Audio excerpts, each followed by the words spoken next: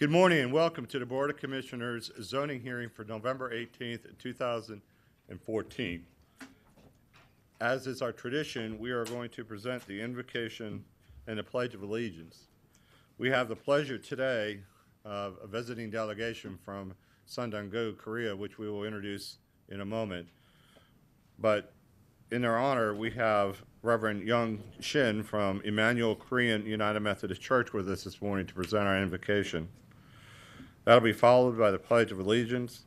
That'll be presented by Officer New, who has been with the police department for over 10 years, but affectionately goes by the name of Fire Marshal Bill. For those that wish to do so, please rise for the invocation and the pledge.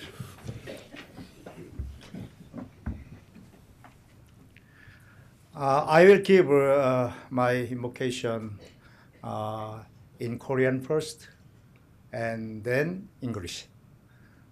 Let us pray. 함께 기도하시겠습니다.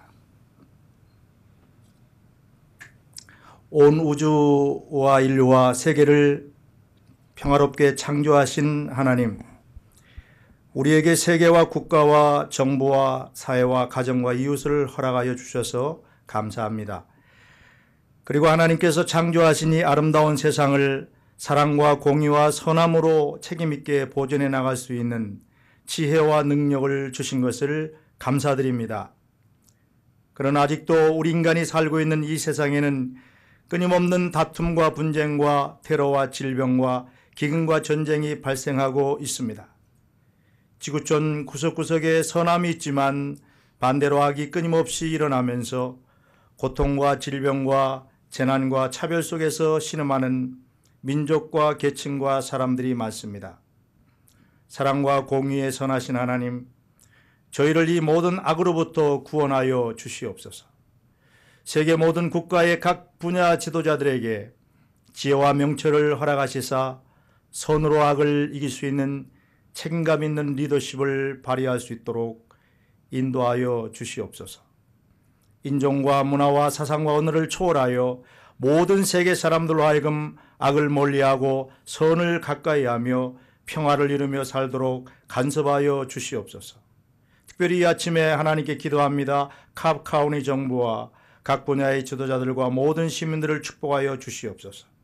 저희들에게 건강과 리더십을 허락하시어 캅 카운티 공동체가 안전하고 건강한 공동체가 되도록 서로 봉사하며 공헌하게 도와주시옵소서. 이 지역의 정부기관과 회사들, 학교들과 병원들 그리고 각종 종교기관들이 발전하고 목적에 합당한 역할을 하게 인도하여 주시옵소서. 카카오니와 자매도시인 한국 성동구 간의 창조적이고 진취적인 관계와 협력이 증진되도록 지도자들과 두 도시 모든 시민들에게 열린 마음과 더 깊은 신뢰가 쌓여나가게 하여 주시옵소서. God of peace, who created the universe, we give you thanks for the neighbors, families, societies, nations, and the world. We also give you thanks for giving us the wisdom and abilities to keep this beautifully created world with the love, justice, and goodness. However, the world that we live still has conflicts, terrorism, disease, famine, and wars. We know there are many good things happening in the world. However, there are still so many evils that cause many people to suffer from disease, disaster, and discriminations. God of peace and justice, deliver us from the evil. Give wisdom and understanding the leaders in the world so that they can become responsible leaders who can overcome the evil with good. Intervene to make all the people in the world to transcend the races, cultures, ideologies, and languages, so that we all seek peace by choosing the good evil over evil. We pray this morning, O God, We pray for your special blessing upon the leaders of Cobb County and its people. Give them the health, good leadership, and ability to serve the community so that Cobb County will become a safer, healthier, and better community for the people that live. Help and lead the government, business, schools, hospitals, and religious organizations to achieve the good purpose. Help the leaders and the people of both Cobb County and the sister city of Songdong-gu to build to deeper trust and have the openness in order to have the creative and progressive relationship and cooperation. In the name of Jesus Christ, we pray. Amen. Amen. Thank you. Join me in the pledge. I pledge allegiance to the flag of the United States of America and to the republic for which it stands, one nation, under God, indivisible, with liberty and justice for all. Thank you, Reverend Shin. It was good to see you again, and thank you, Officer New, a.k.a. Fire Marshal Bill. I'll now call this meeting officially to order. Before we get into the formal agenda, we would like to invite the board down front and Mayor O from Songdong-gu to come forward for a special presentation.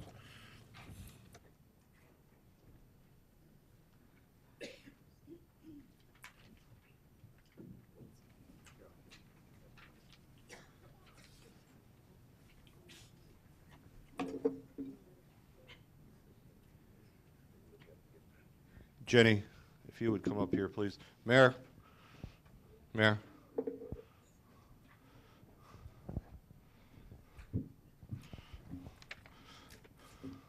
Good morning again. For the folks that are here that weren't here just a little bit ago, at 8:30 we had a ceremonial signing of an MOU between our cities, Cobb County and the Songdong-gu of Seoul, Korea. And this is the mayor of the community. And I believe you had some more words.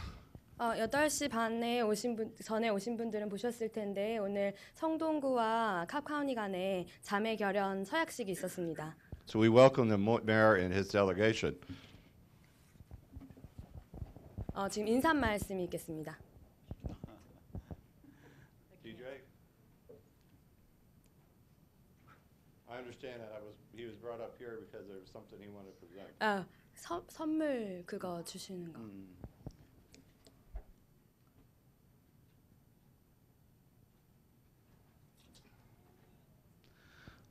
포장을 좀 뜯어야 될 것 같지. They have to open the wrapping.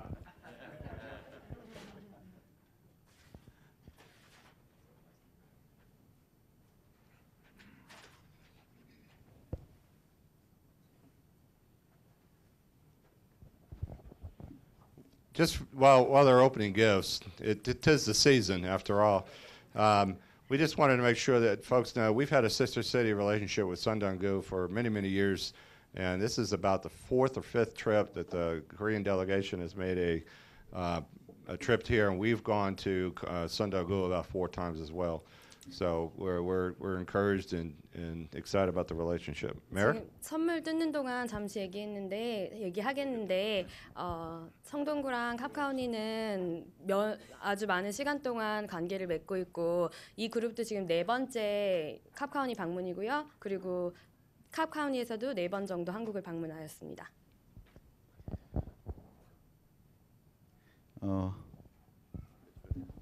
저희가 준비한 선물은 저희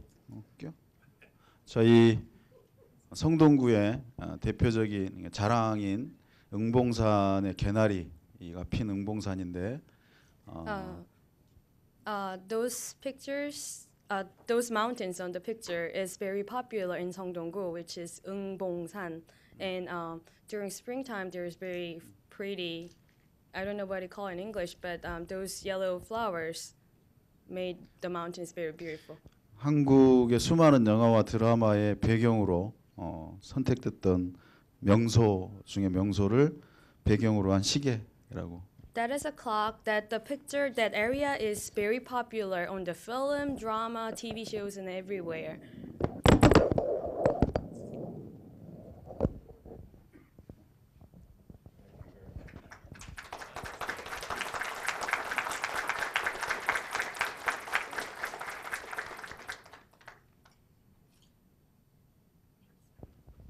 Thank you. And before you get out of here today, we wanted the Atlanta Braves, as we've talked, are moving to Cobb County in 2017. 지금 나가시기 전에 저희가 2017년도에 그 브레이브스 구장을 갖게 된 거에 대해서 잠시 얘기하겠습니다. And you being a former second base baseball player, 지금 저기 구청장님께서 이루수로 활약하고 계시니까요. the Braves are at team meetings this week in California. 브레이브스 그 팀 미팅이 이번 주에 캘리포니아에서 있을 예정입니다. But they wanted us to present to each of you a commemorative coin of the 715th home run from Hank Aaron, who served in Cobb County from 1974 to 2014. 저거는 기념주화인데 아틀란타 브레이브스에서 활약했던 행크 에론이 715회 홈런을 했을 때를 기념하는 주화입니다. So it's a coin with the Hank Aaron 40th anniversary of his 715th home run on the back and the Braves logo on the back. April 8th, 1974. And this is a 39 millimeter, 24 karat gold flash medallion, limited edition we presented to Atlanta Braves. So we want to welcome you on behalf of the Atlanta Braves and welcome you back in April of 2017 to come watch our first game. And if we could have the delegation come up, we have a coin for each one of them as well. 저 기념 주화에는 행크 에런이 715개의 홈런을 한 지 40주년이 됐다는 기념이라고 쓰여 있고요. 그리고 금으로 만들어진 거고요. 그리고 I think that's it. Yeah, and as they come up, like they're going to 다 introduce. 앞으로 나오셔가지고 그 코인 받으시면 될 They'll 거예요. introduce themselves. Chairman. Chairman.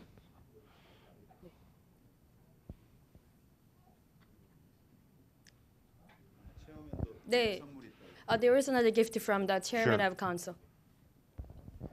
우리 그 성동구에도 선물을 준비했습니다. There is another 네, gift from 맨드라미의 성동구 council. 새똥벌레와 개양귀비와 도마뱀이 들어있는 아주 미술 작품입니다. There's a artwork with the lizard and some kinds of insect. I'm Thank sorry. you. Thank you very much.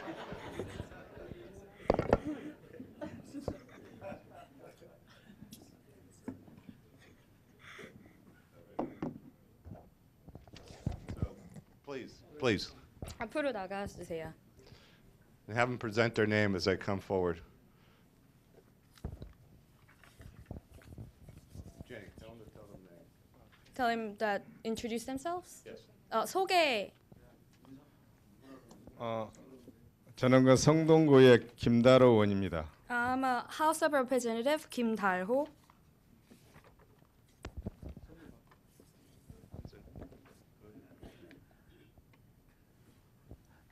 안녕하세요. 성동구에서 온 신동욱 의원입니다. 반갑습니다. House of Representative 신동욱. It's nice to meet you.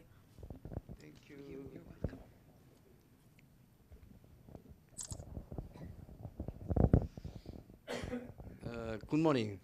I am 성동구 Unification as President.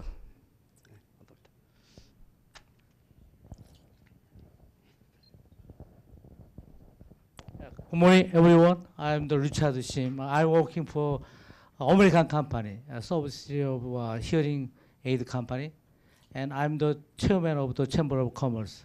Thank you.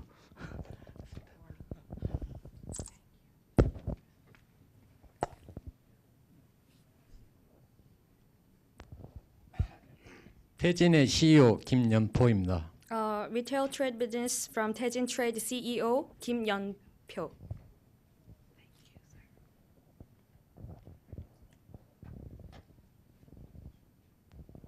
안녕하십니까. 반갑습니다. 핸드메이드 구두 수제화 대표 김현수라고 합니다. 반갑습니다. From Handmade Shoe Town, 김현수.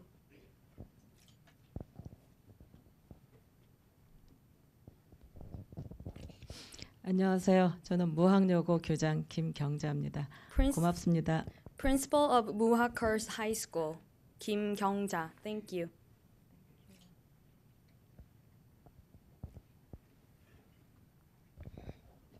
안녕하세요. 성동구 행정관리국장 소판수입니다. 반갑습니다. It's nice to meet you. I'm a director of administration in 성동구 office, 소판수. 성동구에서 온 저 비서실장 송준명입니다. Secretary from 성동구 office, 송준명.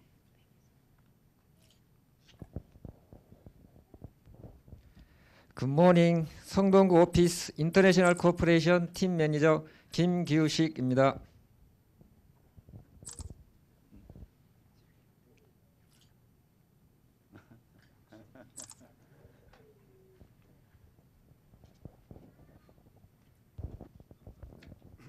안녕하세요. 네, 저 성동구청에서 박태진입니다. 이번 행사를 담당했던 사람입니다. 만나서 반갑습니다. Happy to see you again. Thank you. I'm a coordinator as well as international cooperation team member, Park Tae-jin.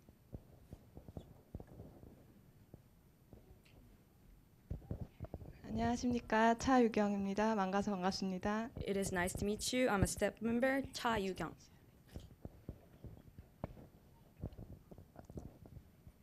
Sonny Park, please come forward. Hurry.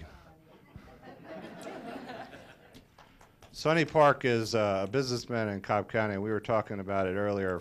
He has had relationships with Cobb County government for over 21 years, we said. And he's been the catalyst for nurturing this relationship with us. He's a good friend and a great friend of Korea, a great friend of Cobb County, and more, as importantly, a great friend of the United States military, as he serves as a board director member for USO. So we're glad you're here. Do I get one too? Yes, you do. Go ahead, Jenny. Jenny. 박상구 회장님은 캅카우니의 경제인이시기도 하시면서 20년 이상 캅카우니에서 도와주신 분이고요. 그리고 지금 저희 한국과 미국의 우호와 협력을 위해서 일하고 계십니다. And then Jenny is a longtime friend. Has served as an interpreter for us for many, many years, both here in Cobb County and in Korea, and is going to graduate this June from Kennesaw State University. We're glad to have her. And Commissioner Gorham wanted me to point out that she lives in District 3. So, Commissioner Burrow, I'm sorry, she lives in 저는 District 3. District 3에 살고 있는 저분의 District에 살고 있는. Yeah, let's take one more group picture of everybody. If you guys would come up front here, and let's take one more good picture. 네. Commissioners, come this way. I don't know. That's a pattern. Stay right there. Thank you.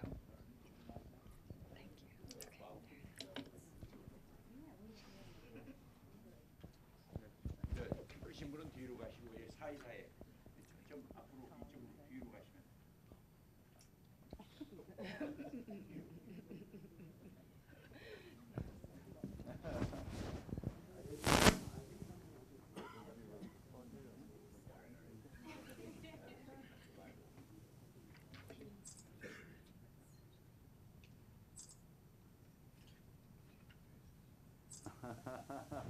Very good. Thank you. We'll see you tonight for dinner. Thank you. Thank you.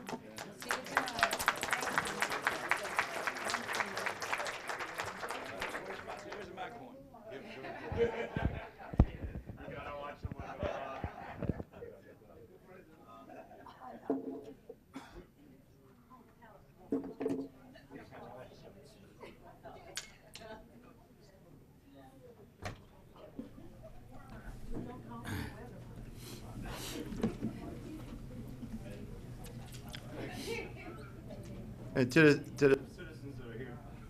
the citizens that are here today, I appreciate your indulgence. At this time, I've been unfortunately I've been called down to the governor's office, and I need to leave. I'll be back about 10:30. I hope if all goes well. Commissioner Ott, serving as vice chairman this year, will conduct our meeting. So I apologize, but I'll be back as quickly as I can. Mr. Chairman, if it would be all right, could Commissioner Ott sit where you are? Because that way he can see the timer. It helps me if he can. Thank you. Absolutely.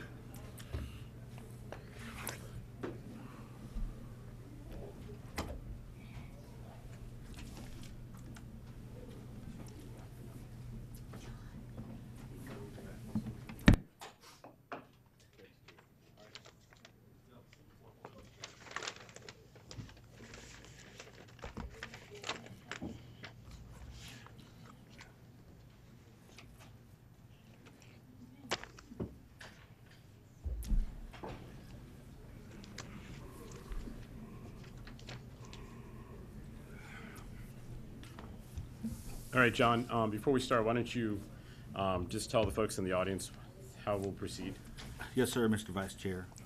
Today's hearing will be conducted with the following process and procedure. Each case will be called in numerical order. When the applicant is requested to stand and signify that they are in attendance. Then we're going to call for any opposition to signify that they are here also, so that they can be counted for the official record. After the counting of the opposition, the applicant and any opposition will be asked to come forward to be sworn in, so they can present testimony to the Board of Commissioners. The applicant will testify first, and then the opposition, if any, will testify second. Each side gets 10 minutes to state their case or concerns. There's not a rebuttal process, and there's not a process to reserve your time, so convey all your information to the Board of Commissioners within your 10-minute time period. Additionally, if more than one person wishes to speak on an issue, you might want to coordinate with each other about what you're going to talk about, because each side only gets 10 minutes and you don't want to cover the same information twice. Then after both sides have had their 10-minute presentation period, the Board of Commissioners will start to discuss the case at hand. From the discussion, they may request one or more speakers to come back to the front for additional information or questions. After that, the board will make a decision to either approve, deny, hold, or continue the matter at hand. There are a number of cases on today's agenda which will not be heard today. First case is other business item number 35, North Atlanta Soccer Association. That case has been continued and will not be heard today. That will be heard on the December 16th Board of Commissioners zoning hearing date. Other business item number 64, DNA Investment Group and Pereira Management LLC. That case has been withdrawn and will not be heard today. Mr. Vice Chair, we did get a letter late last week from the applicant for rezoning case Z75 Pulte Home Corporation. They did ask to withdraw the application, and we would need a vote from the board to do it with or without prejudice. Okay, and just so the clerks have it officially, the chairman did call the meeting to order before we gave out the, but I just want to make sure you have that down. Okay, is there anyone wishing to, I think the representative for Z75 is here. Are they? Mr. Moore is here. Mr. Moore, do you need to come up, or you just would like us to vote? Okay. Since that is in District 2, there's been a request to withdraw Z75, and I'll make a motion to withdraw Z75 with prejudice. Second.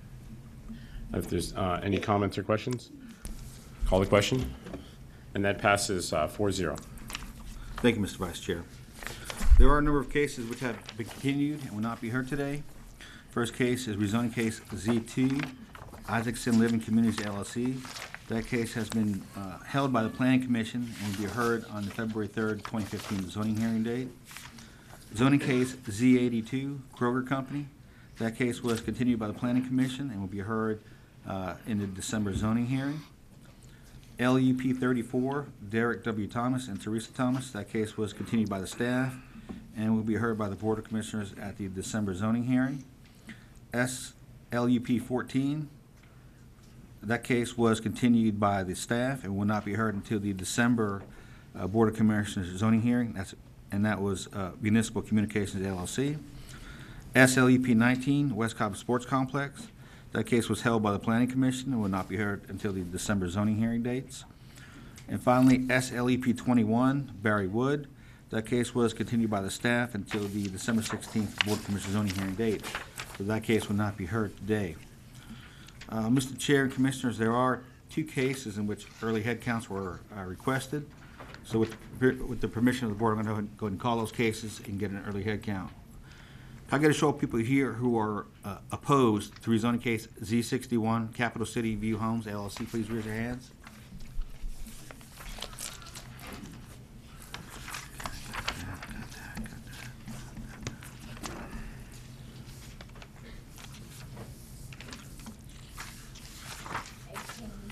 Let the record show there are 18 people here opposed to rezoning case Z61.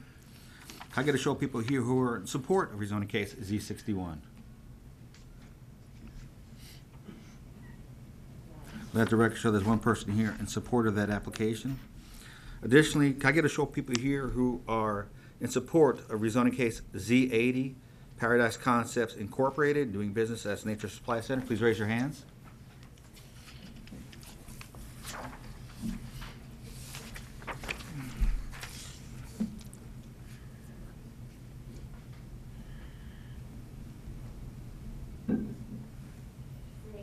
Let the record show there are 6 people here in support of rezoning case Z80. Can I get a show of people here who are opposed to rezoning case Z80? Please raise your hands. Let the record show there's one person opposed to rezoning case Z80. I would like to ask the people in today's audience to please turn your cell phones off or put them on silent mode. They do interfere with the broadcast and presentation, so if you have a cell phone, please turn the volume down on it. And with that, Mr. Vice Chair, I'm ready to start the consent agenda. Okay, go ahead and read the consent agenda. Thank you.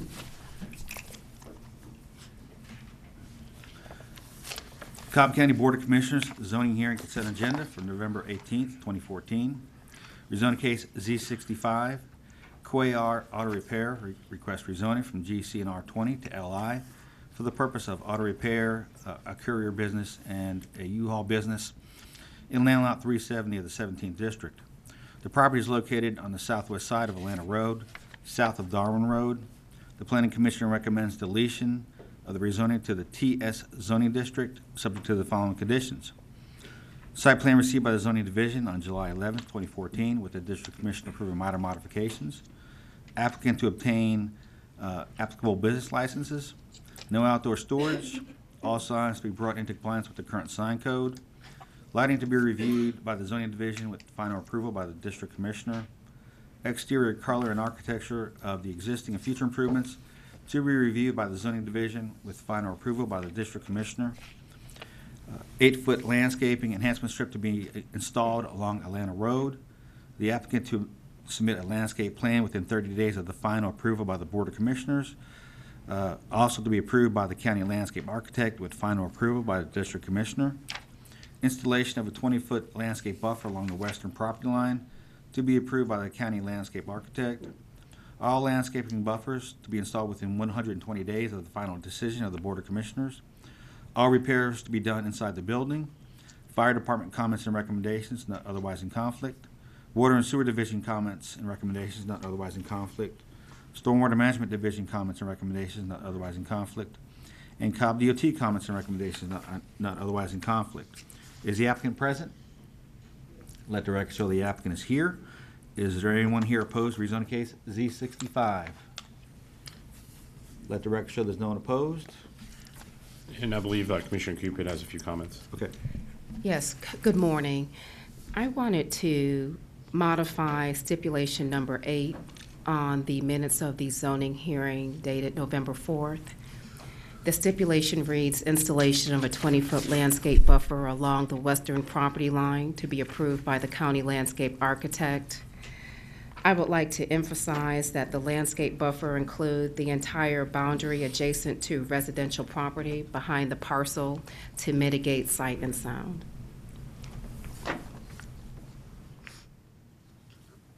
The clerks copy that? Okay. Thank you. Okay, John, go ahead and do the next one. Thank you. Rezoning case Z79, Jack Cooper Holdings Corporation, request rezoning from R30 to LRO for the purpose of combining existing portion of residential having encroachment from LRO in land lots 275 and 296 of the 20th District. The property is located on the south side of Kennesaw Due West Road, east of Ackworth Due West Road. The Planning Commission recommends approval of the rezoning to the LRO zoning district, subject to approvals for the 20-foot strip of property along the western property line to be zoned LRO, with the balance of the property to remain R30. Cobb DOT comments and recommendations, with the first and second recommendation being effective upon future development of the property. Owner developer to enter into a development agreement pursuant to OCGA 36-1 or 3671-13 for dedication of system improvements to mitigate traffic concerns. Is the applicant present? Let the record show the applicant's representative is present. Is there anyone here opposed to rezoning case Z79? Let the record show there's no one opposed. And just for the clerks, and the the printed minutes that we have from the Planning Commission, it says OCGA 36-1-13. I think it's supposed to be 71. Yes. Is that correct, John? That's right. So if you could just change that in the minutes. Okay. Rezoning case Z81, Jonathan Leake. Request rezoning from R20 and NS to R20 for the purpose of a single-family house in land lots 373 and 374 of the 16th District. The property is located on the northwest side of Blackwell Road and on the east side of the railroad tracks. The Planning Commission recommends approval of the rezoning to the R20 zoning district, subject to the District Commissioner to approve the location of the barn and house prior to permitting, follow all zoning code related to livestock, property to be combined into one lot, the remnants of the one-story structure to be removed, Water and Sewer Division comments and recommendations, Cobb DOT comments and recommendations, and Stormwater Management Division comments and recommendations. Is the applicant present? Let the record show the applicant is here. Is there anyone here opposed to rezoning case Z81? Let the record show there's no one opposed. Rezoning case Z83, Quintus Development LP. Request rezoning from OS and CRC to UVC for the purpose of mixed use of retail and residential in land lots 509, 510, 571, and 572 of the 16th District. The property is located on the west side of Chastain Meadows Parkway, east of I-575, and north of Ernest Barrett Parkway. The Planning Commission recommends approval of the rezoning to the UVC zoning district, subject to the following conditions. Site plan specific to the site plan received by the zoning division on September 4th, 2014. Pedestrian access to the retail to be provided from within the apartment community. Secure controlled access for residents. Fire Department comments and recommendations. Water and Sewer Division comments and recommendations. Stormwater Management Division comments and recommendations. And Cobb DOT comments and recommendations. Is the applicant present? Let the record show the applicant is here. Is there anyone here opposed to rezoning case Z83? Let the record show there's no one opposed. And that completes the consent agenda, Mr. Vice Chair. Good. Commissioner Burrow. Yes, John, did you include the STIP letter dated November 14th? Is that the letter from Mr. Kevin Moore? We can't include that as a condition. Yeah, I'd like to include that. We'll make that change. Okay. That completes the reading of consent agenda. Any comments or questions by the commissioners? Could I have a motion? Motion to approve. Okay. Do I have a second? Second. Okay. Call the question. And that carries for approval of the consent agenda 4-0. Now, John, I believe there was a request to hear LUP 35 first. Is that correct? Yes, sir. If it pleases the board, we're here that case. Okay. Let's if that's okay with the rest of the board, let's pull that forward. Yes, sir. LUP 35, Keith Heinrich requests a land use permit for the purpose of allowing more vehicles than the county code permits in land lot 74 of the 16th District. The property is located on the west side of Robina Drive, north of Delphinium Boulevard. The applicant is present. Is there anyone here opposed to LUP 35? Please raise your hands.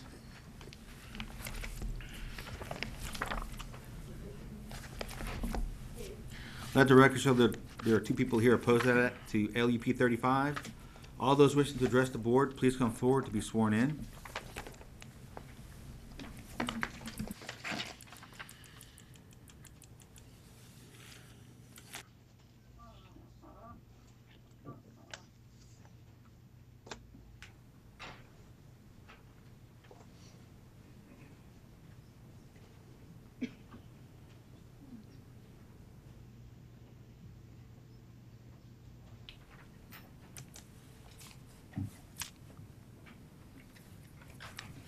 Good morning. If you could state your name for the record and then go ahead and begin.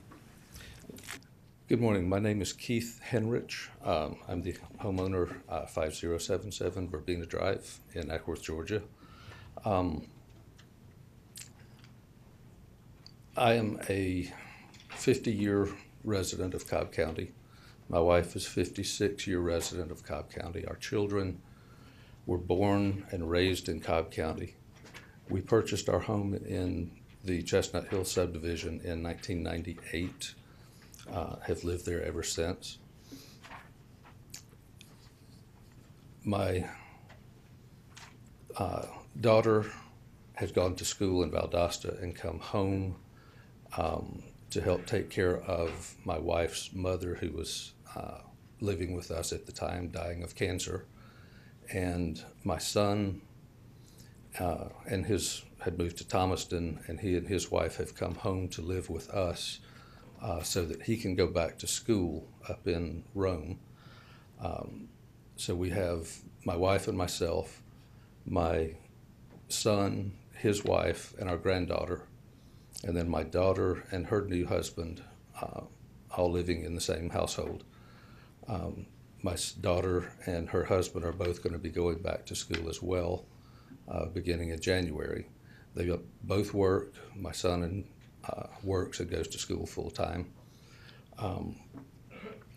My daughter is also going back to school in nursing school. So we have 5 adults in the house who need vehicles to be able to get back and forth to school and to work. The citation or the case concerns having too many vehicles. We have 7 in actuality. The one we inherited from my wife's aunt after she passed away. When she could drive, my wife was using that vehicle, but she has since not been driving because of health issues. I have a Chevy Tahoe, which is needed in order to carry my wife's electric power chair.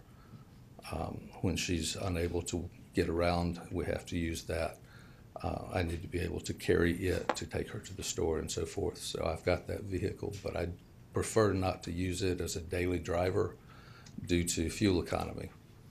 So I have a smaller Toyota Highlander that I use for the majority of my driving. And then my son and his wife each have their vehicle, and my daughter and her husband each have a vehicle. So that's a total of 7. Since, actually prior to the hearing 2 weeks ago, we had moved the Buick, my wife's car that she inherited, to storage off-site, leaving us with 6. I have made arrangements to move another vehicle, either the Tahoe or the Highlander, which I am not using that particular day, off-site, which would leave us with a total of 5 vehicles, which are needed to be available at the property.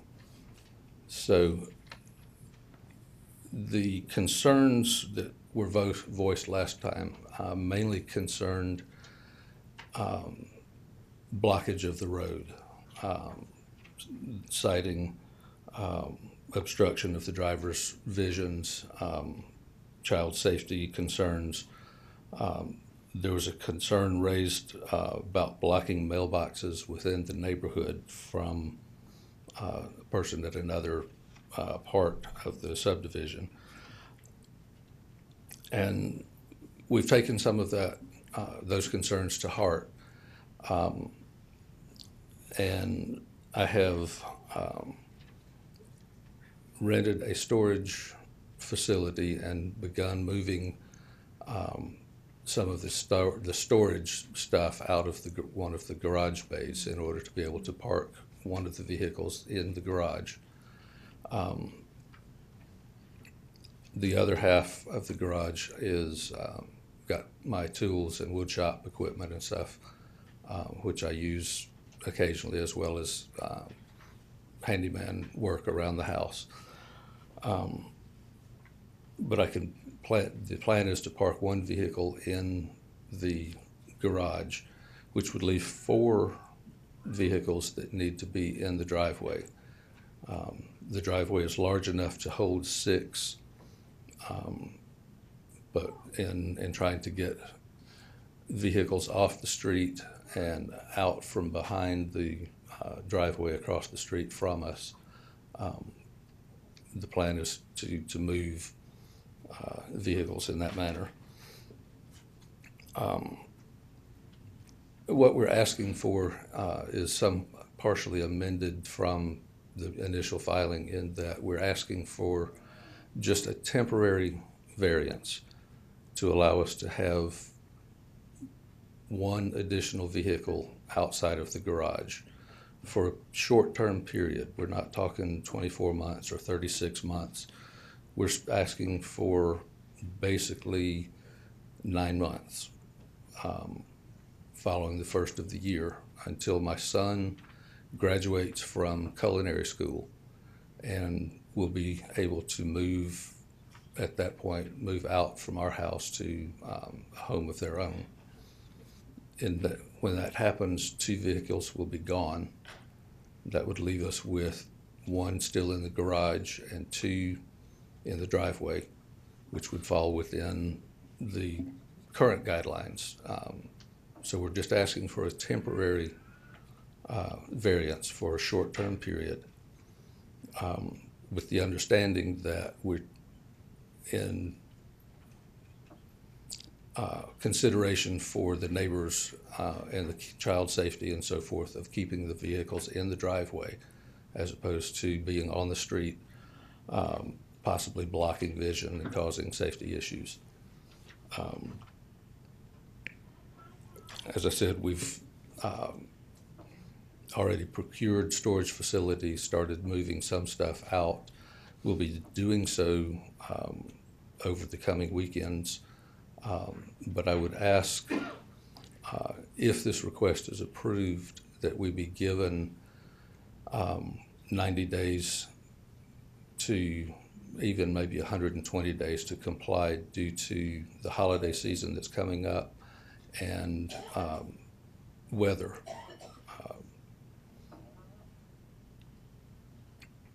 So that would make that request of the commission. I have the plan to contact the HOA to request permission to put in a small dumpster unit, so that some of what's in the garage that is trash and needs to be gotten rid of can be put in the dumpster. But I have to find their guidelines to see what's allowable before I can even make that application. We're not trying to be bad neighbors. We're not trying to cause problems in the neighborhood, but with the need of my family members to be at home, both for their ability to go to school and work, but also to help take care of my wife, for a short time period, the additional vehicles are needed. So I would, again, just make that request of the commission. Okay, thank you, Mr. Henrich. Yes, opposition, please come forward.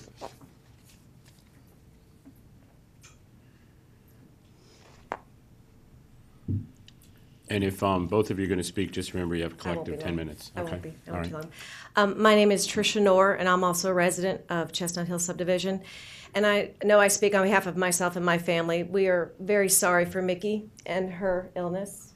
And in no way are we doing this to be derogatory or taking it against her. We're very sorry for her health issues. And this really isn't an issue of that for me in particular. I'm also a resident of Chestnut Hill since 1989, or 98, sorry. That makes me a 16-year resident.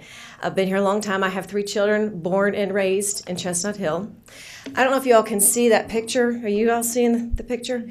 If you notice, there's no sidewalks in the neighborhood. Some neighborhoods have sidewalks on the side. Ours does not. It is a 2-lane road, and certainly if a car is parked on the sidewalk, it is very difficult to walk.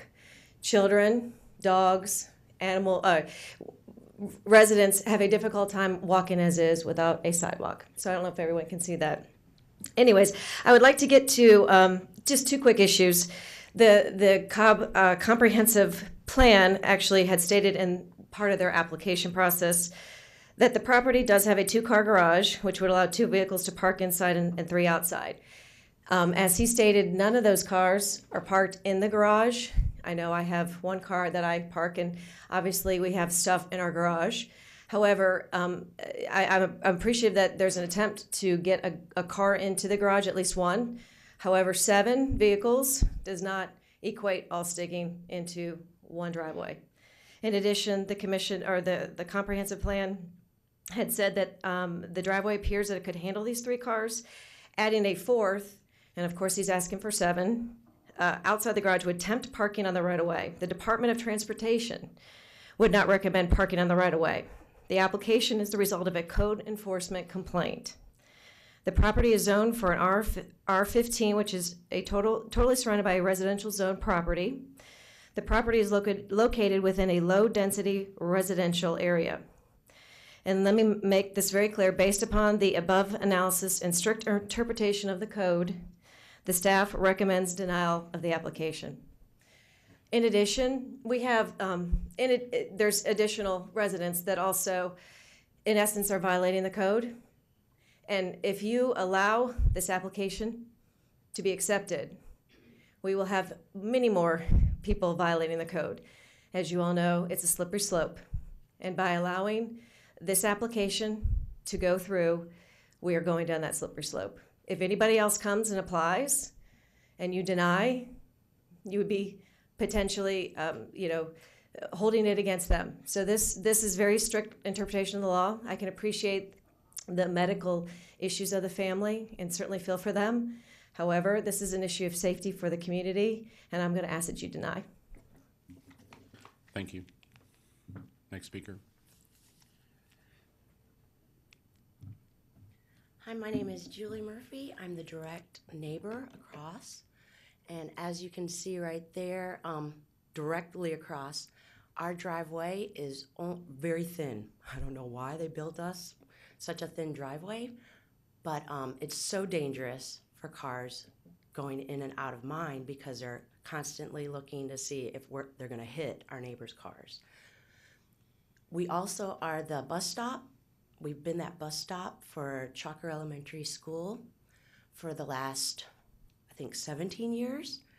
And all the parents in the mornings when it's so dark outside and they're trying to get in and out of their driveway is just a hazard for the kids. Again, we're sorry, Mickey, for the issues that you're having right now.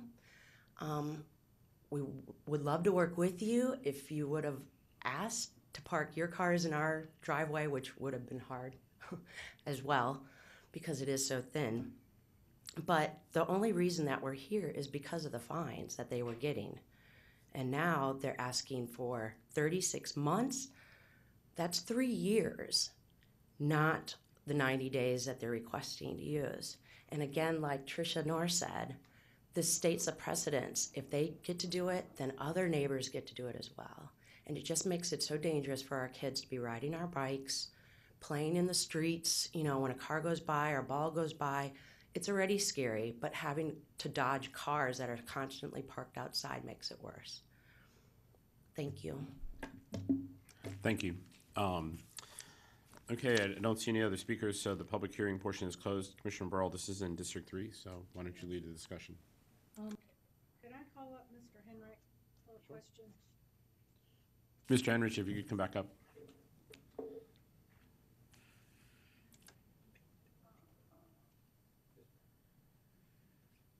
Yes, sir. Yes, ma'am. You said you were cleaning out one side of the garage for one car? That's and the correct. other side is for your tools? Is there any room in the backyard for a tool shed that those tools could go into so that you could have room for both cars or 2 cars in the garage? That has actually been one of my desires for many years, to put a building back there to move all of my workshop and stuff into. We have not made application to the HOA for approval of such a building for a number of reasons, dealing partially with finances as well as things that have changed due to my wife's health. I would love to put a building back there, but it would require approval of the HOA to do so, and that will take time. Okay. But it could, Yes, it is ma'am, an option. It is an option, and one I would actually love to be able to do. Okay. That would allow for the 2 cars in the garage. Yes, ma'am. And bring you into compliance with 3 in the driveway, 2 in the garage. Correct, yes, For the ma'am. 5 limit. Right, just for the 5, and correct. again, that's just a short term. Okay. All right, that's all. Thank you. I'm ready to make a motion. Go ahead, make a motion. But I just first want to say that it is a safety issue with the school bus stop there and with so many cars in the driveway and the street. It is an impact on your neighbors and the whole neighborhood as well. I do sympathize with your issues, medical condition, and the recommendation from the Planning Commission and staff is denial. You are required, or you are allowed 5 cars total, 3 outside and 2 in the garage or carport. So I'm going to make a motion to deny with, and ask that code enforcement give you 90 days to come into compliance. Okay, I have a motion. Do I have a second? Second. Okay, I have a motion and a second. Any further discussion? Commissioner Warren? No. Okay, call the question. And that passes 4-0 for denial. Okay, John, let's move back to the continued cases, which I believe the next case is Z48. Yes, sir, Mr. Vice Chair. Rezoning case Z48, David Pearson Communities Incorporated. Request rezoning from LRO to FST for the purpose of detached single-family townhomes in land lots 629 and 630 of the 16th District. The property is located on the south side of First Drive, east of Sandy Plains Road. The applicant's representative is present. Is there anyone here opposed to rezoning case Z48? Please raise your hands.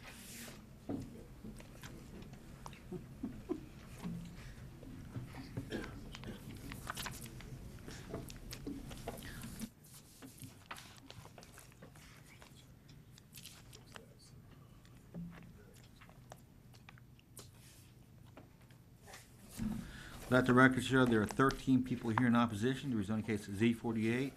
All those wishing to address the board, please come forward to be sworn in.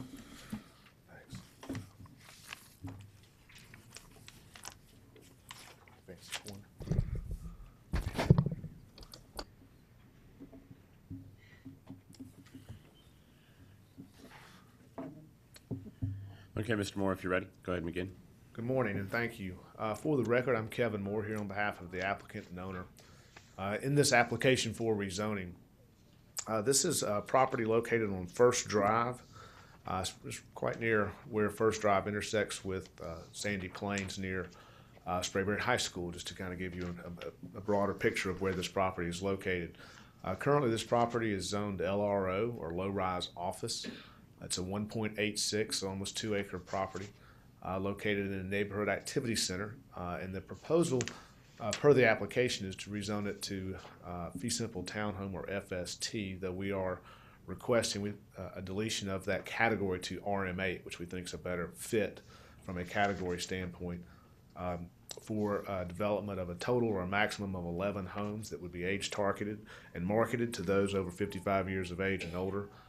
Which is reflected in that commitment's reflected in our stipulation letter, which is dated November 14th, 2014.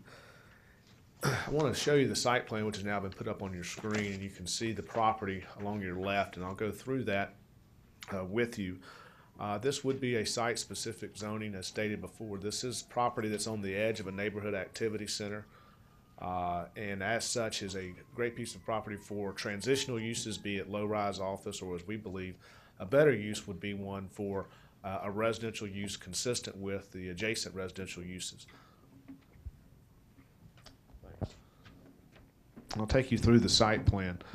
At the top is First Drive, and just to get you some again to familiarize yourself with the area, as you saw on the previous screen, areas going in this direction are zoned O&I and commercial as you approach the intersection with Sandy Plains. Directly across the street from the property here, across First Drive, is property that's zoned office institutional across the entire length of this frontage on First Drive.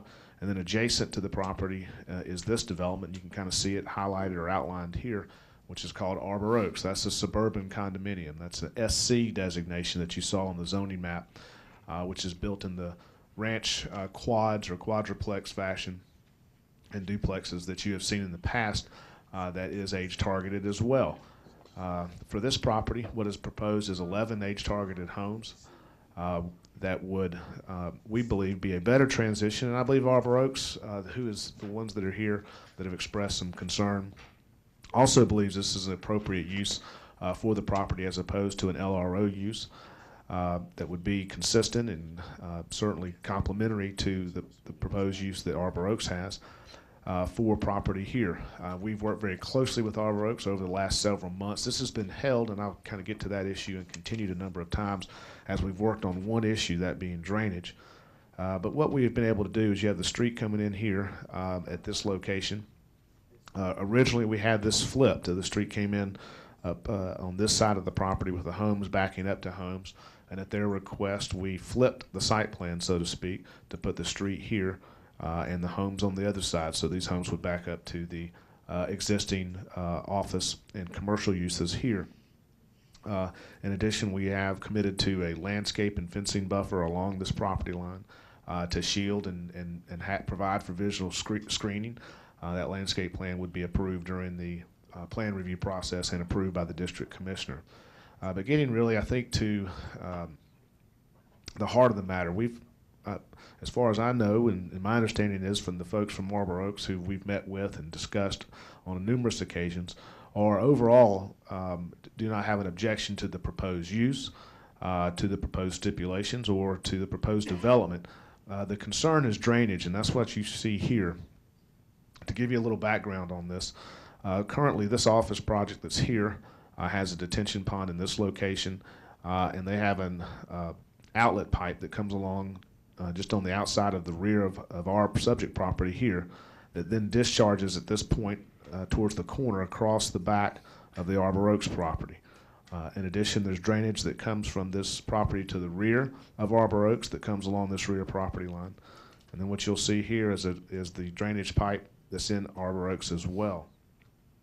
What we've been asked to do and also required to do from Cobb County is that for our purposes is to have the underground detention for the subject property to pick up the office water that's draining here, because at this point it simply discharges here. It does not discharge into a drainage easement that's been established in their favor, but rather just discharges across over the top of the ground in that location. We've been asked to tie in and pick that water up and take the water to the detention pond that's existing on Arbor Oaks.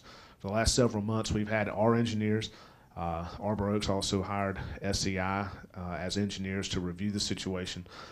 They've provided comments, we've provided comments, and Cobb County's provided comments, all of which we're in agreement with as far as tying this in to provide for a drainage solution along the back that would not allow simply water to be discharged across the overground surface area of Arbor Oaks. The concerns, though, with that would be how exactly that would go, make sure that the detention pond is not overloaded, which our engineers have assured us that would not occur with this type of drainage solution. The other issue being one of landscaping. That is, once this pipe is put in, knowing that there's an existing pipe here now that's part of the drainage system for Arbor Oaks, that there be replantings and any disturbed areas replanted and restored as far as along the rear of these homes, which is certainly understandable. We have committed to that. In our stipulation letter, what we've stated is that this final landscaping plan for any disturbed areas must be a detailed landscaping plan that shows replantings and restoration. That plan would have to be presented during plan review in detail. It would be approved by the district commissioner, so that would have another pair of eyes on it, as well as provided to the Arbor Oaks Homeowners Association for input and review as well. And that way, at that final junction of where you have final engineering, final design work, where everybody can have a chance to then take a look and see what is exactly back through here and how that would need to be replanted and restored. That can be done at that time, and there plenty of opportunity for input for that. Also, as it relates to the exact drainage system that would be employed here in terms of the exact measurements of the pipe, the exact locations, and exactly how that would work, that's some final engineering and design that would need to be coordinated both with Arbor Oaks, their engineer, our engineering team, Cobb County Engineering, during plan review as opposed to during zoning. And so again, we've attached this as part of our stipulation letter to say this is the concept. It's subject to final review and final hydrology, final engineering. It's subject to approval by Cobb County Stormwater after their final review, subject to final approval from the district commissioner, again, so that all of this can be explained. And also a copy would be provided to the Arbor Oaks Homeowners Association and an opportunity for their input and review as well. So that you can have really everyone at the table at the time when you have that level of design and engineering completed.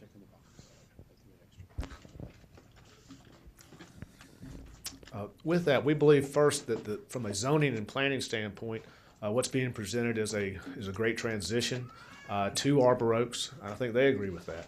I think the project and the product is one that would look great for this area, would be a welcome addition to First Drive.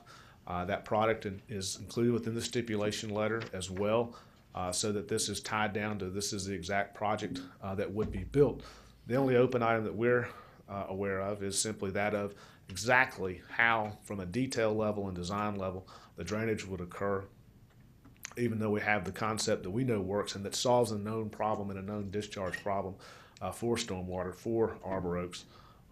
It does resolve that issue, but the detail level of that from a nuts and bolts standpoint needs to go through full hydrology, final engineering. But we put in place the measures to secure that has appropriate review on several levels, appropriate input on several levels, and final approval by the district commissioner and Cobb County Stormwater. With that, I'm here to answer any questions. We have our project engineer also here, can answer any questions that I might not be able to. We respectfully request your approval of this rezoning application, again, to the RM8 category, which we think is better suited for this area than FST, with the stipulation letter dated November 14th. Thank you very much. All right, thank you, Mr. Moore. Opposition, please come forward.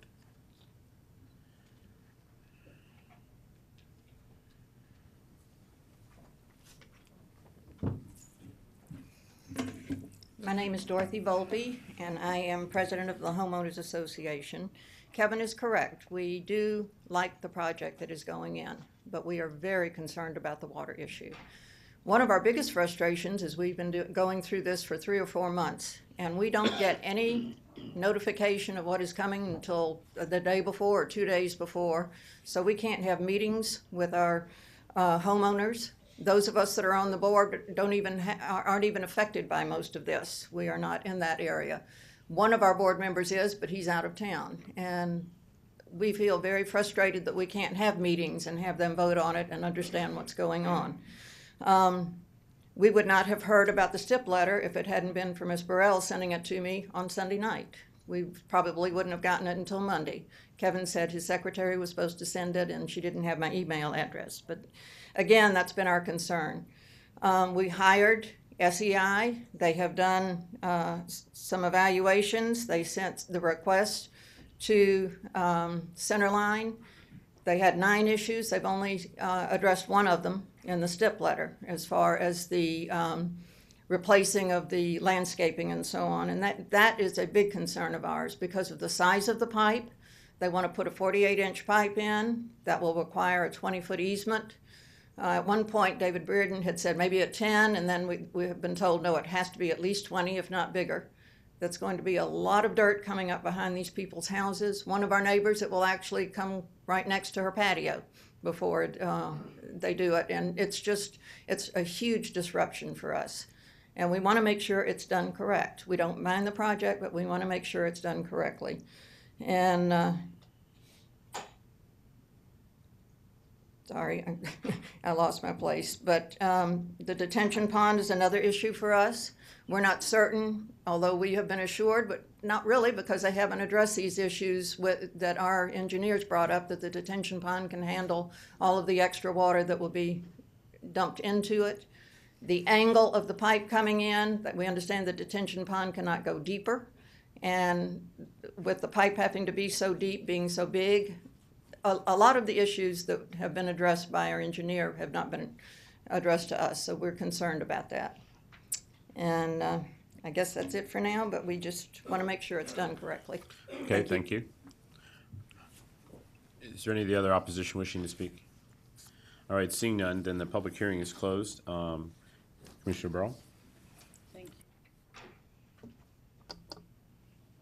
you. We have had several meetings, and this was held by the Planning Commission in October to give time to work out the drainage issue. I know that the community would rather see the residential than commercial in this area. And I think the project is a good project and a good fit for this area. But I do understand the concerns on the drainage. And I have discussed with Dave Braden, our stormwater management, from our stormwater management division manager. Would you like to come up and go over a few things with us? Dave Braden with the Stormwater Management Division. I am not the manager of that division, by the way. Well, I'm sorry. Don't want to give Bill his props. So. No, I thought you both were a manager position. Sorry. Okay. First of all, the 48-inch pipe will be replacing the 18-inch pipe that's currently in place, That is correct. and it will be underground. That's right. The 18-inch pipe that is there currently is severely undersized. It was not part of the original development for Arbor Oaks, and I could never find a record of it ever being permitted, but there was originally a swale through the back of that property that, to carry all of the offsite runoff, was subsequently replaced with an 18-inch pipe, which is too small. So this pipe will be sized correctly. Okay. And explain how it flows down and connects to the dark pipe line on the back, on the rear of the property of Arbor Oaks. Right. Explain how the detention pond on the proposed site, how this, the angle here that comes behind there connects. And is that existing, or will that be underground as well? The proposed detention pond? Is that what you're saying? Okay. The solution they have proposed here is, first let me preface that by saying that with the proposed residential development is actually less intense than the underlying zoning of LRO. So they'll be limited to 75% impervious coverage, which is less than what they would have with the underlying zoning. But the entire site drains in this direction into Arbor Oaks. The entrance drive will be here, and they're proposing to put underground pond right here in that drive. The outlet control structure will be located right here. As I said before, the site pretty much drains like this currently. And I used to work, in my previous life, I used to work in this office complex here. So I've been in this area and live in this area for a long time. The Sandy Plains Executive Center has always drained through this property, even before Arbor Oaks was built. for some reason back 20, 25, 30 years ago when it was built, their detention pond is here. They discharged to this point right here. It flowed from there overland through the back of this property. And that's the reason that that swell was placed in the back of Arbor Oaks, was to pick up all of this area. But it's obvious, even then, it would have been a drainage problem in the back here. But replacing with this 18-inch pipe is causing even more problems. So at the applicant meeting, one of the things I suggested in the very beginning is we need to find a solution that can pick up all of this offsite area that currently drains through here, the new development that's here, pick it up and carry it directly to this pond with a pipe that is adequately sized. And I believe they've done that here. Of course, we'll have to review that completely in plan review to make sure that not only this pond is properly sized, this pipe is properly sized to carry it, but also a routing through their existing pond to make sure that it still has adequate conveyance to carry the flow through there as well. Okay, and they have agreed also to replant in front of where they're gonna dig up to replace the pipe. Yes, if I don't know if you want to pull up the ortho photo, but this little triangular area right here, as well as along the rear property line, is currently wooded. Mhm. So there's no way to get a pipe through there without taking some trees down. But they do not need to clear a 20-foot swath through there to get this through to get the pipe in there. They only need to clear what they need to get the pipe through. So we don't need to clear an entire easement. And I believe we can probably live with a 10-foot easement through Arbor Oaks, since it is going to be a private development. So I think that's something we can work with at plan review as well. Okay, but that won't all come out until plan review. Correct. Okay, and, I'm sorry. When you're done, I just have questions. Okay. And did you go through the comments from SCI, the letter dated October 31st? I did, but From- I did, for some reason, I don't have a copy of it in front of me. I want to submit a copy for the record as well. And you can, but most of that is, will be determined in plan review. That's correct. We need to make sure we've got So- detailed analysis and plan review. One of my concerns was whether they have enough slope to get the pipe that long of a distance. And I believe that we still have minimum cover over the top of the pipe. So it looks like if they stay with 1% slope, which is our minimum slope, that we should be able to do that. So. Okay. So all that will be addressed in plan review. Correct? Yes. Okay. And then I'd also like to submit for the record, well, did you have a question first about this? I do. Dave, the easement for the existing pipe, is that a public easement or a private easement? The The one through the existing rear of Arbor 18 Oaks? Right. No, there is no easement. There is. So the 18-inch pipe is just a swell, so there's no easement today? There wasn't. It was a Okay, private- it and was- the it was a detention... private conveyance, that's All right. right, so the detention pond, is that private or public?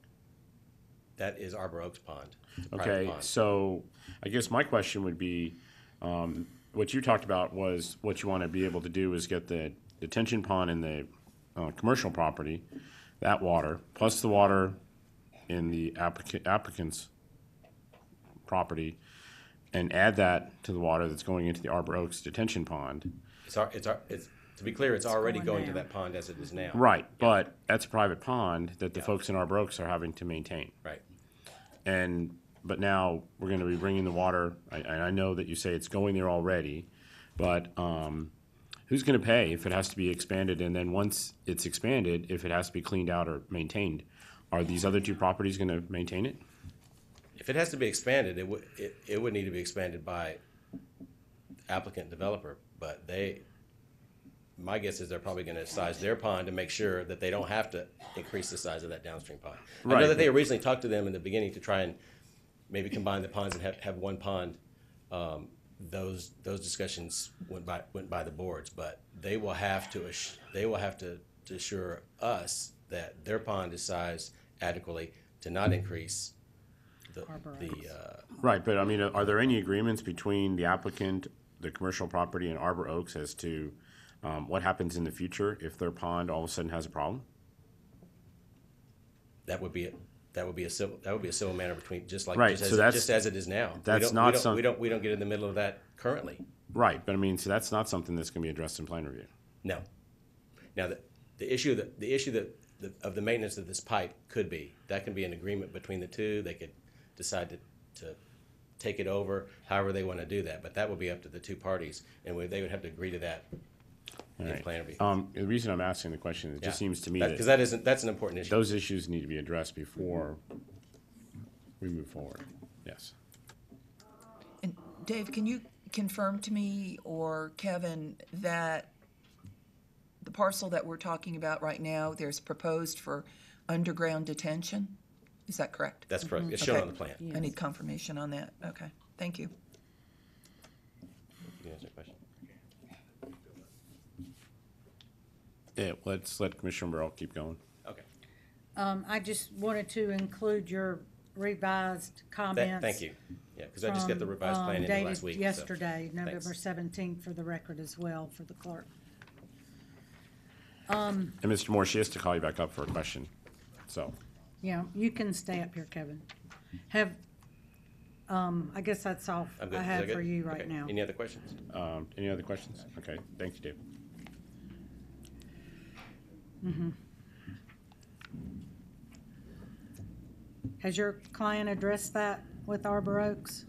The, as far as having an easement agreement, but for the pipe as well as for use of the detention pond, that would be, in order, at plan review, while the county doesn't get in the middle of it, like Mr. Braden said, it is a requirement at plan review that an easement agreement for off-site drainage be obtained. They won't, you have to show evidence of that, and that's something we have discussed with them, that once we have all the final pieces of it together, we're gonna have to have an easement agreement with them that addresses the very two issues that Commissioner Ott identified. That is the pond and the easement itself, because we're not gonna simply just let that water, just start discharging water without a proper easement. That would expose them to some liability, obviously. So that would have to be obtained, and we need to make that a condition. We can make that a condition so it's very clear that an easement agreement with Arbor Oaks has to be obtained before permits can be issued. But that's been the understanding and discussion all along. Well, I That think would have that's to be one done. of your revised steps as well. I don't think it specifically says Not easement that, agreement, but as far as all the but the drainage plan and input all of and that. agreements prior to permitting. But it would, Commissioner Ott's correct in that would have to be obtained, but it would be obtained as part of that as well. Okay. Well, I guess I will add that as a condition as well, as a couple Do you have any more others. questions for Mr. Moore? No. Anyone else? I do. Certainly, Commissioner. I know we shouldn't get into the weeds as far as the marketing of this property, Yes. but I do have a few concerns that I think can be addressed by proper disclosure of things. I'm very concerned that we have an 11 residential parcel to which there's private streets to be maintained and also underground detention. Yes. And as I said, I can't control the market and if someone wants to live there, but I think there needs to be proper disclosure of that fact. And on the stipulation letter, item number 6, the homeowners association shall be solely responsible for the upkeep and maintenance of all common areas, including the entrance areas and the private streets. I believe it should be disclosed that the maintenance of the underground detention system should be included on that. And perhaps maybe indicated on the deeds of the parcels there, if that's an appropriate approach. But you have 11 residents that may be 55 years of age and older, and full disclosure needs to be, because that's a huge undertaking for streets in an underground detention. Secondly, on stipulation number 2, and this is if the district commissioner is agreeable to these, the subject property shall be developed for age-targeted residential development, on and on. Would the applicant be willing to include easy living standards as part of the package, which is like a no-step entranceway, wider doorways, whatever, possibly including those in some of the models, or to be included in those models. Yes, to all of the above. Okay. And Because of course, that's that, clearly our intention, so there's, right. that's clearly what we're doing. So When we yes. had, an influx of senior living stuff, we made that kind of a stipulation that we would include easy living standards. There may be a more up-to-date term for that, but it would be nice if we had some of those accommodations within these residences. Yes. Okay, And yeah, as and well I as to the agree. disclosures, that's not an issue whatsoever. Thank you. Okay, so, we'll add that to number 2, the easy living standards for seniors, and then on number 6, we're gonna add maintenance of underground detention and disclosure on the deeds. Or deed restricted, however you word it. Okay?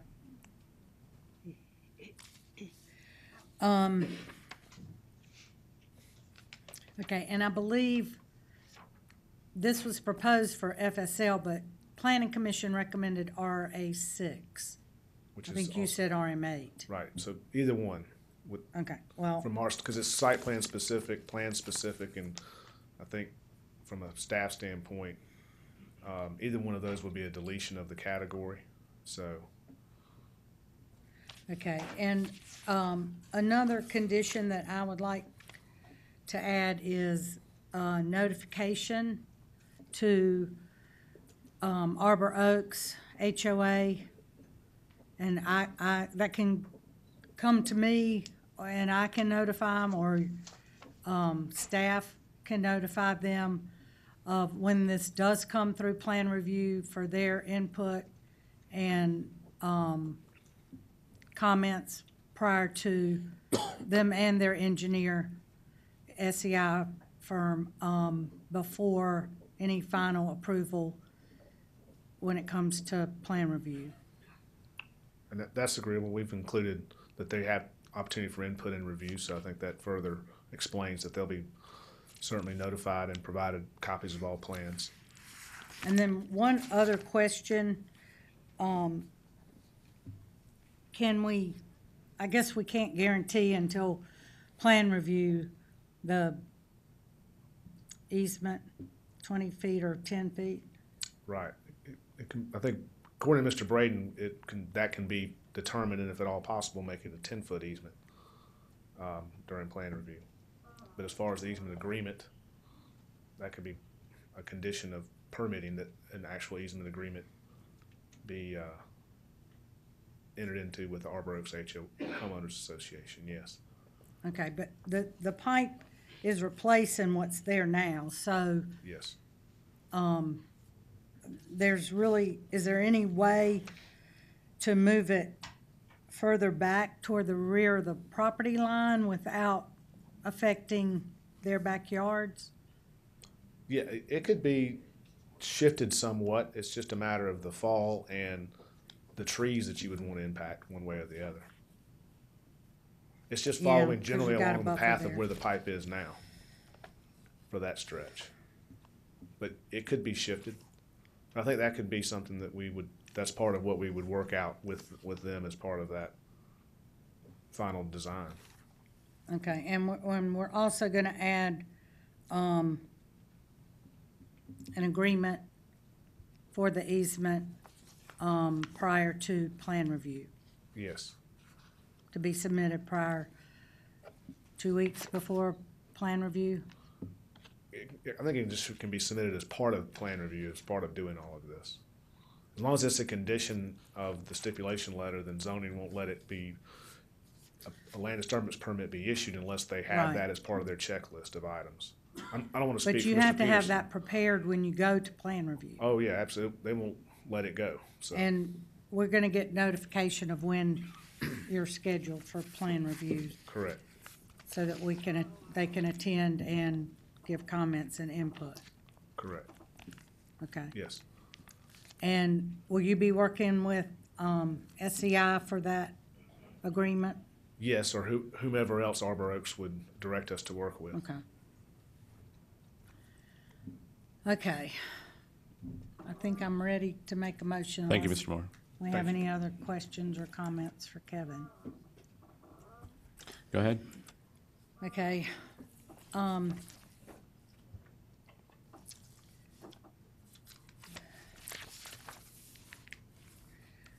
I'd also like to include the revised stip letter dated November 14th from Kevin Moore with the additional conditions that were added as part of my motion, and the other two items that I sent over for the record. I'd like to make a motion to approve Z48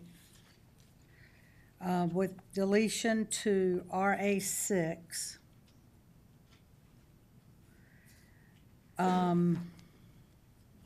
Subject to the two changes on stip letter dated November 14th from Mr. Kevin Moore to number 2 and number 6.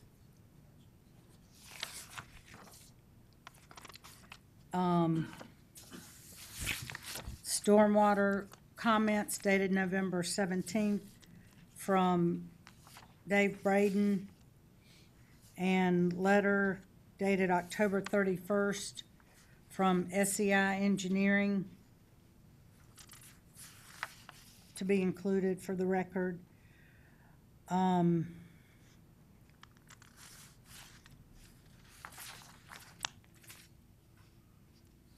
And also add a notification from staff to me and Arbor Oaks of scheduled a plan review meeting, and no land disturbance permits or building permits be issued prior to the easement agreement being finalized and approved. All planning commission comments, staff comments, not otherwise in conflict. And this is site plan specific.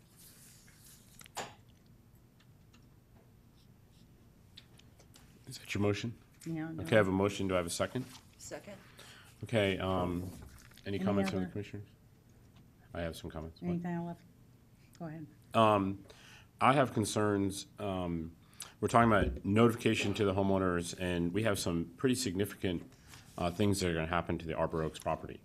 We have a swale that has been filled in with an 18-inch pipe that there's no easement for, so an easement has to be worked out on that. It's going to have a significant impact on their view of their property. We also have a detention pond, which is privately owned by Arbor Oaks, which there basically has been no discussion between the applicant and Arbor Oaks as to exactly how all that's going to work.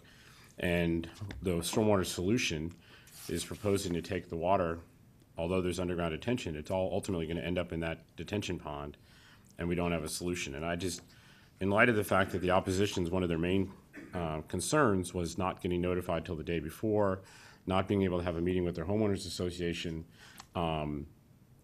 which is absolutely imperative for any agreements to come up with on things that are going to affect the easement going through their property and their stormwater detention. I would prefer to see this held and have all that worked out prior to plan review instead of pushing it all to plan review. So I can't support a motion for approval today. Okay. Any other? Any other comments? Okay, we'll call the Okay, question. well, Oh, I can hold it. I can Well, it's up to amend you. my I mean, you can motion to make- hold it. Is You that want to amend your agreeable? motion? Okay.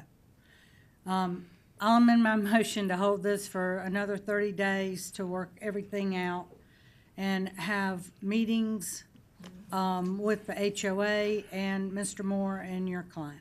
Can we add to that before they come back in front of this board, easement that fee. they have they don't necessarily have to have them signed, but they can show us that easements are in the works, addressing the pipe, and then also that there is some framework for, how the detention pond's gonna be dealt with.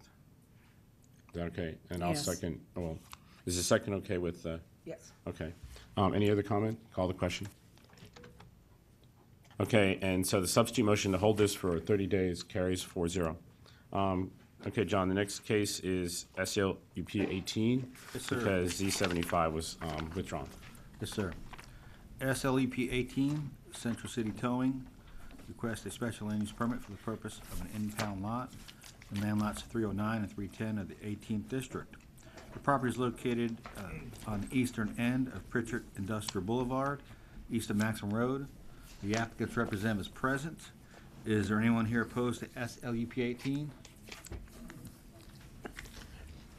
Okay, I don't see anyone in opposition to SLUP 18. So, Mr. Sams, you know what this means, right? Mr. Sams? Garvis? Yes, sir. You know what this means, right? Yes, sir. Abbreviated? I will, So sir. that Commissioner Cupid has time to make her comments. Good morning, Mr. Chairman, members of the board. For the record, my name is Garvis Sams, the law firm Sams, Larkin, Huff and Bally, and I do represent Central City Towing. This is an application heard, considered, and approved by the Planning Commission. Following staff's recommendations for approval, there's been no opposition at the Planning Commission, and the last 2 times that we've appeared before you and the application has been continued. In fact, it was on your consent agenda for September the 16th. We did continue at the Commissioner's request and have revised the site plan in accordance with instructions that we received from her. The property at issue shown here is a 3.25 acre tract of land located on the eastern end of Pritchett Industrial Drive, as you can see, which is that industrial park that the arrow is pointing to right now. Most of that industrial park and that drive are in Douglas County. That's the line that you see right there between Douglas and Cobb County. The property at issue is already zoned in the heavy industrial classification, has been for years. If you look at the property in terms of the site plan itself, you're going to see that it's traversed by a number of easements and also traversed by a number of streams as well. To orient you, again, this is Pritchett Industrial Drive coming here. The county Cobb and Douglas line is here. The subject property is outlined in this oddly configured shape, as you can see. Easements and streams traverse the property. It has probably not been developed on because of that very fact. However, as you can see outlined here, what my client proposes is a special land use permit for purposes of an impound lot that will have a total number of 50 cars at a maximum. Right now, north of this, if you look either at this site plan or you look at the aerial photo which is being shown, this is Plateau Excavation. Plateau Excavation, of course, develops sites, and on the site right now they have 18-wheelers, front-end loaders, the heaviest kind of earth machinery you've seen, like the kind that's clearing the Braves property right now. All manner of piping and whatnot. In any event, their only point of ingress and egress is an easement that traverses the subject property here and gets to Pritchett Industrial Park Drive here and goes on out to the Douglas County side of the development. To look a little more closely at the property at issue, again, here's the Douglas Cobb line. This is the subject property. We're going to be developing in this small corner here. The balance of the property, as you just saw in the site plan, a whole right here, this entire line is going to be a 100-foot undisturbed buffer. There's a vast change in topo from this site, which is Misty Glen subdivision, to this site. This is heavily wooded, impenetrable if you saw the photographs of it in terms of being able to see it. Again, you can see the Plateau Excavation construction site heavily utilized, and its only point of ingress and egress is, of course, by way of our property. Now, we did have and spoke with some residents in Misty Glen subdivision because, after all, we have some contiguity to that subdivision here. They have a trailer park on the other side here. Again, remember, we've got the 100-foot buffer that's going to be here.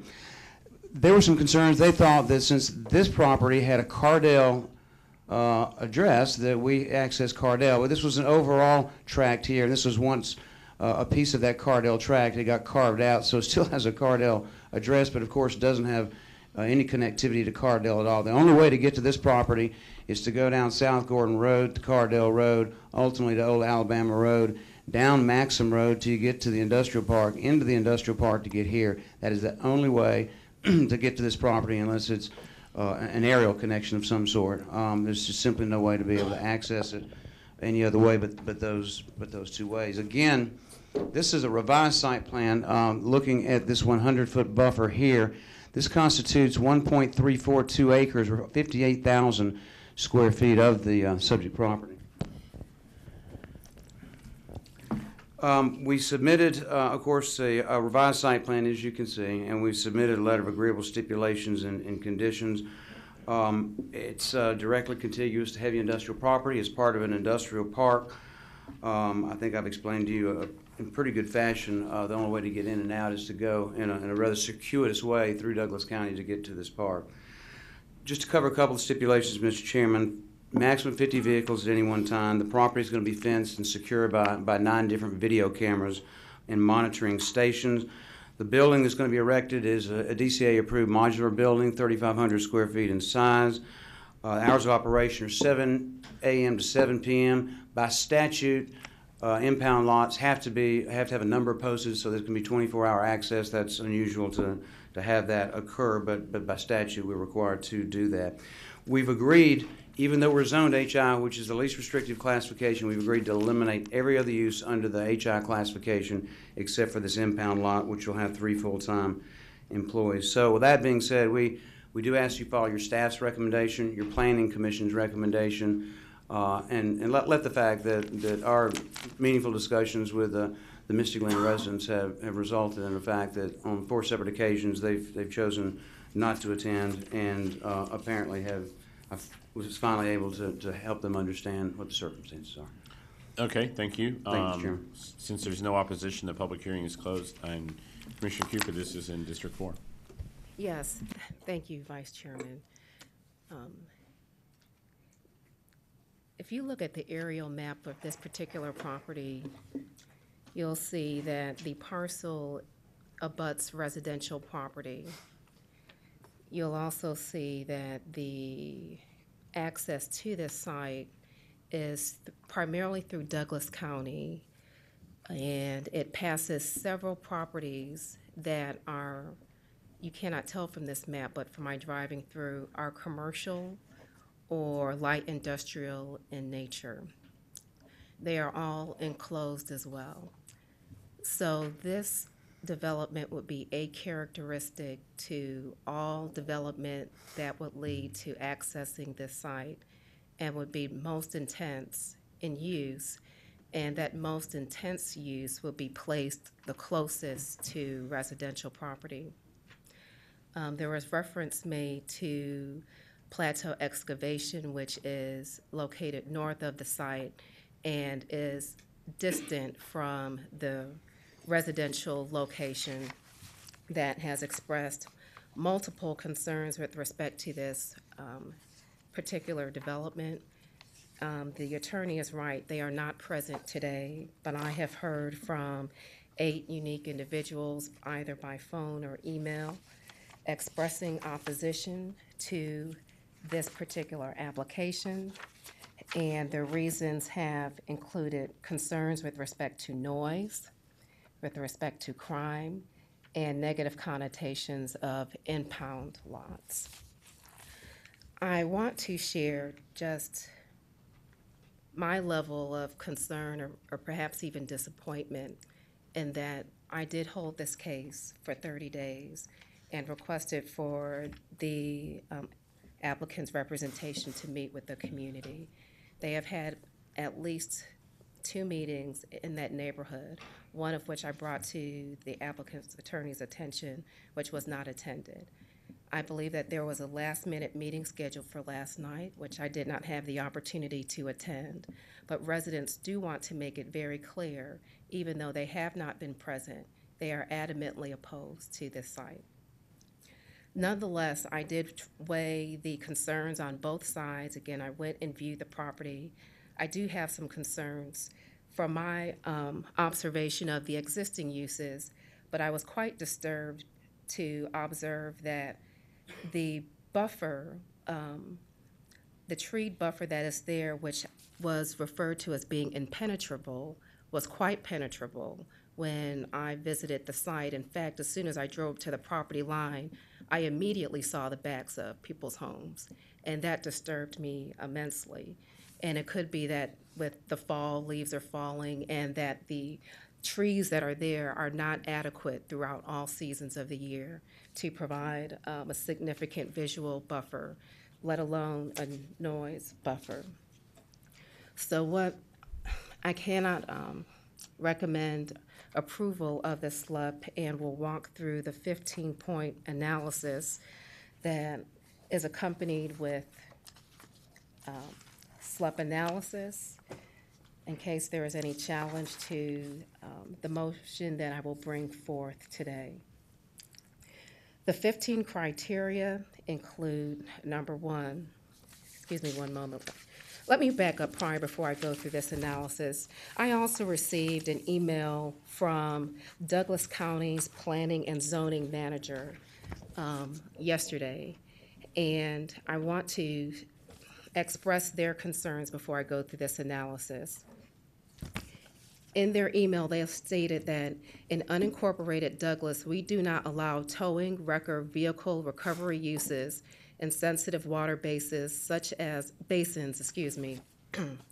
such as the Sweetwater Creek Basin, for the fact that vehicles may leak fluids that may be absorbed into the groundwater or flow directly into creeks that flow into Sweetwater Creek. In addition, the City of East Point's water reservoir is located in this basin and roughly 3 miles from the subject site in Sweetwater Creek State Park. In addition, the proposed use will access the site via local county roadway, and they would require that access be from a state numbered route or other minor major arterial route if located in unincorporated Douglas. They further stated that the proposed use is adjacent to residential. This is a very intense industrial type use, generally undesirable when abutting residential. Forgive me for those who are present because the SLUP analysis is long, but is required in case there is a legal motion to challenge the motion that I'm going to make today, and I'm going to walk through this criteria, reiterating some of the points that I've already made. The 15-point criteria begins with number one, whether or not there will be a significant adverse effect on the neighborhood or area in which the proposed use will be located.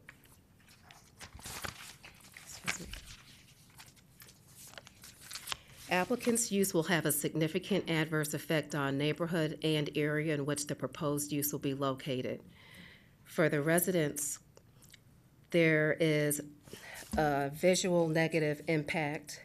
Residential property abuts the location where towing will occur, possibly on a 24-hour basis. The tree buffer is not adequate and cannot be remedied with action taken on the subject property due to the significant elevation of the homes to the property and a buffer that protects the stream that is behind the subject property. Noise will also create a significant adverse effect due to the inadequate barrier that cannot be mitigated by the natural buffer that is present. Third, there is a negative environmental impact. Harmful environmental impact of operating such a facility close to residential properties has not been determined. That there will not be emission of fumes or other types of toxic material. With respect to the commercial property, from my count of about 10 properties along Pritchett and Industrial, all of their operations take place in enclosed facilities. The site which is being proposed today is an extremely intense use which would take place outdoors and diminish the character of the business operations along the corridor that include a fitness gym, a graphic arts company, a landscape company, a battery operator, automated door manufacturer, and other commercial and light industrial uses. These properties would also be subject to noise and poor visual character of the property. The applicant has yet to address how noise, light, and environmental hazards would be mitigated, other than sharing that there is a tree buffer which weakly hides the view of residential property, let alone can provide a sound barrier. Point number 2, whether or not the use is otherwise compatible with the neighborhood. Again, all businesses along Pritchett Industrial are enclosed commercial or light industrial businesses. An impound lot is an intense outdoor use with unpredictable, endless traffic patterns that are acharacteristic to the type of businesses along the street. Moreover, according to Cobb County ordinance, impound lots must be enclosed by a chain-link fence with barbed wire running at the top. No other business on the corridor is completely surrounded by such a rudimentary type of fence, which is more of a safety deterrent than a visual aid to the appearance of a business. The type of security that is needed for an impound lot is due to its higher vulnerability to criminal activity. Existing businesses without need for such a sensitivity can now become subject to such an activity within proximate distance. The adjacent residential property, while elevated and not accessible by car from Pritchett Industrial, could be accessed by foot and also made vulnerable to criminal activity. Furthermore, it is not reasonable to permit an intense outdoor land use of an impound lot with its traffic, noise, odor, and possible emission of fumes to be adjacent to a residential community, which is a much lesser intense land use. These owners have no reasonable buffer between them and a potential invasive nearby land use. Finally, the future land use map indicates that this area is to be high-density residential, which indicates the county's future intended use of this area. This intense and intrusive land use is not compatible to the direction that the county has indicated this area is headed in. Number 3, whether or not the proposed use will result in a nuisance as defined under state law. OCGA 41-1-1 states a nuisance is anything that causes hurt, inconvenience, or damage to another, and the fact that the act done may otherwise be lawful shall not keep it from being a nuisance. There will be hurt and damage already identified by Douglas County. Again, unincorporated Douglas County does not allow towing wrecker vehicle recovery uses in sensitive water basins such as Sweetwater Creek for the fact that vehicles may leak fluids that may be absorbed into the groundwater or flow directly into creeks that flow into Sweetwater Creek. In addition, the city of East Point's water reservoir is located in this basin and roughly 3 miles from the subject site in Sweetwater Creek State Park. It is an unreasonable interference for residential property owners to be subject to the coming and going of wreckers and towed cars at all hours of the day and night with accompanying noise, light, odor, and possible fume emissions. It is also unreasonable interference for established commercial and light industrial businesses to have such traffic passing by their properties. Number 4, whether or not quiet enjoyment of surrounding property will be adversely affected. Quiet enjoyment would be adversely affected. The tree buffer does not hide the view of the rears of residential homes. The poor visual buffer would make it unlikely for the trees to provide a sound barrier. Buffering at the property is poor at best. As soon as I drove to the back of the property line, I immediately saw the backs of houses. Cobb County Code also requires impound lots to have adequate lighting to deter theft, trespass, and break-ins. The amount of light adequate to deter such activity could impact the quiet enjoyment of houses that are close by. Number 5, whether or not property values of surrounding property will be adversely affected. The heavy outdoor use of the site can negatively impact property values. Again, businesses on Pritchett Industrial are commercial or light industrial in nature. They are also enclosed. Customers and clients that patronize their property could be impacted by having a wrecker service in close proximity that is acharacteristic to any of the other surrounding uses. Towed vehicles could be transported in front of these businesses at all hours of the day.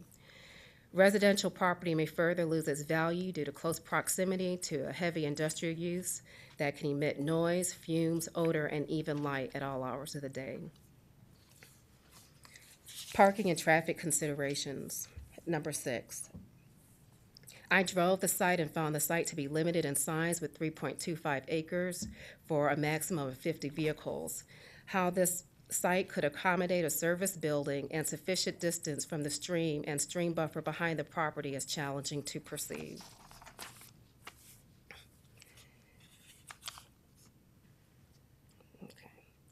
Number 7, whether or not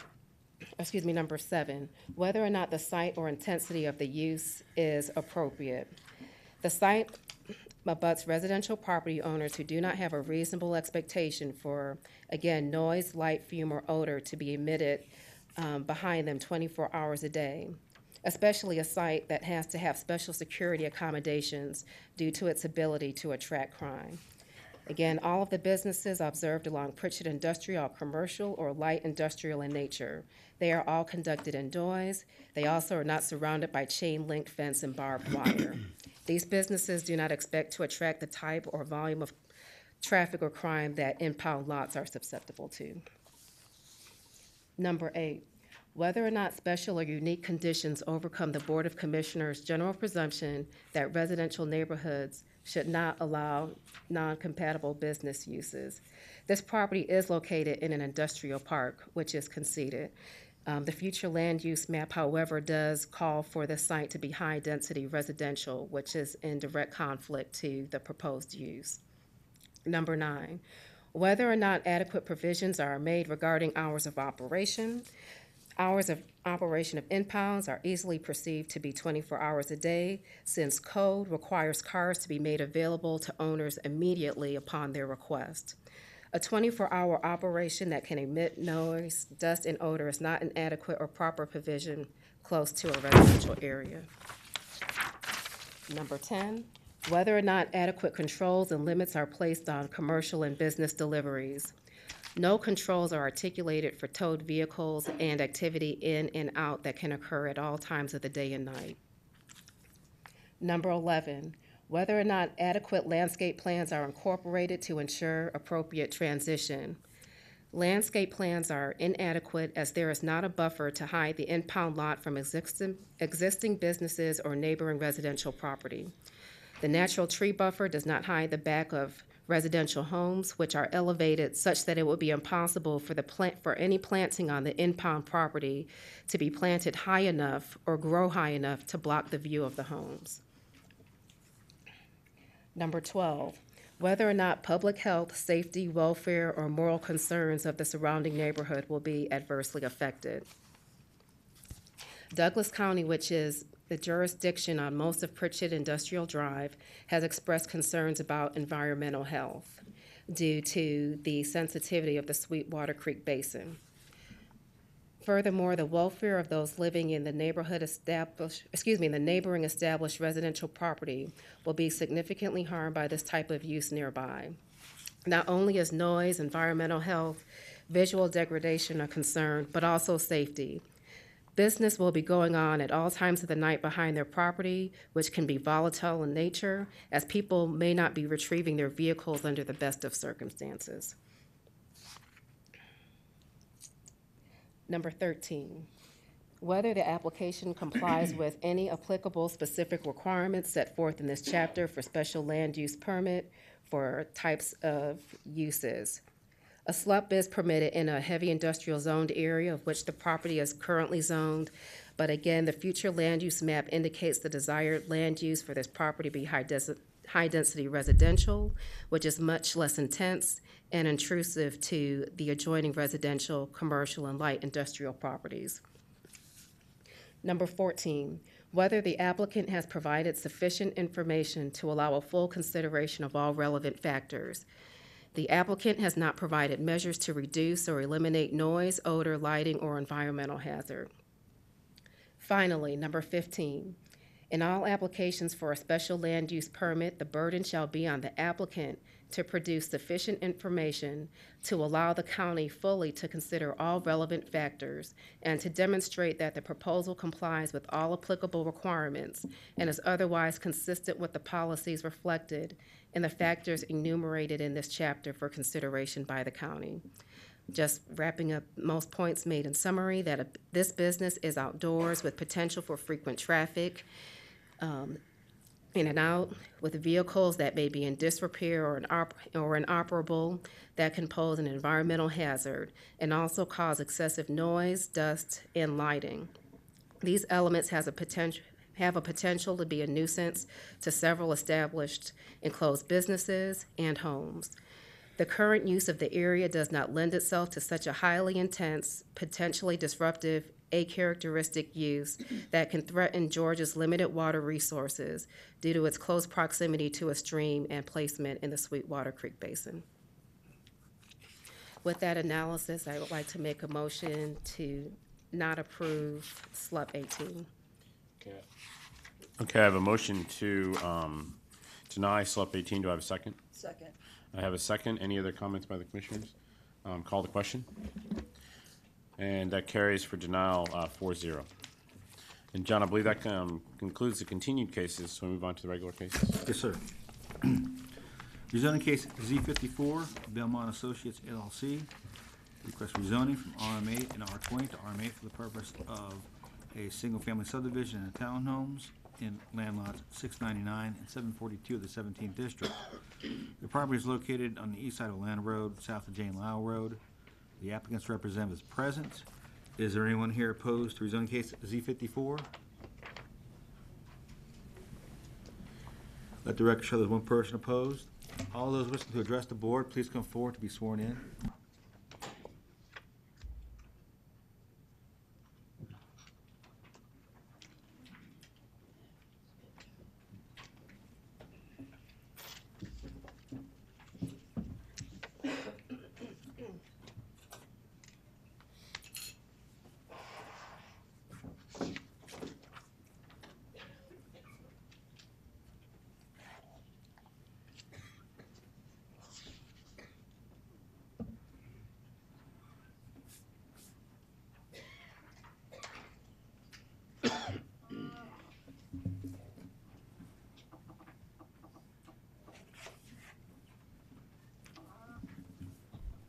Whenever you're ready. Thank you, Mr. Chairman. Good morning again. For the record, my name is Garvis Sams, the law firm of Sams, Larkin, Huff and Valley, and I represent Belmont Associates concerning this application for rezoning. The clerk is handing out to you some exhibits that were filed concurrently with our latest revised site plan, our latest revised stipulation letter, which I'll be covering as a part of the presentation.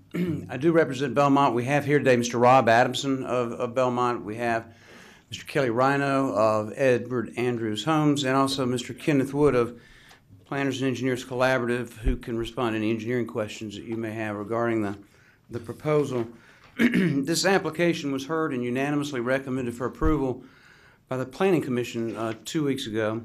Since that time, we've revised the master site plan, and as I said, revised the stipulation letter, which was submitted on November the 12th, which was last Wednesday.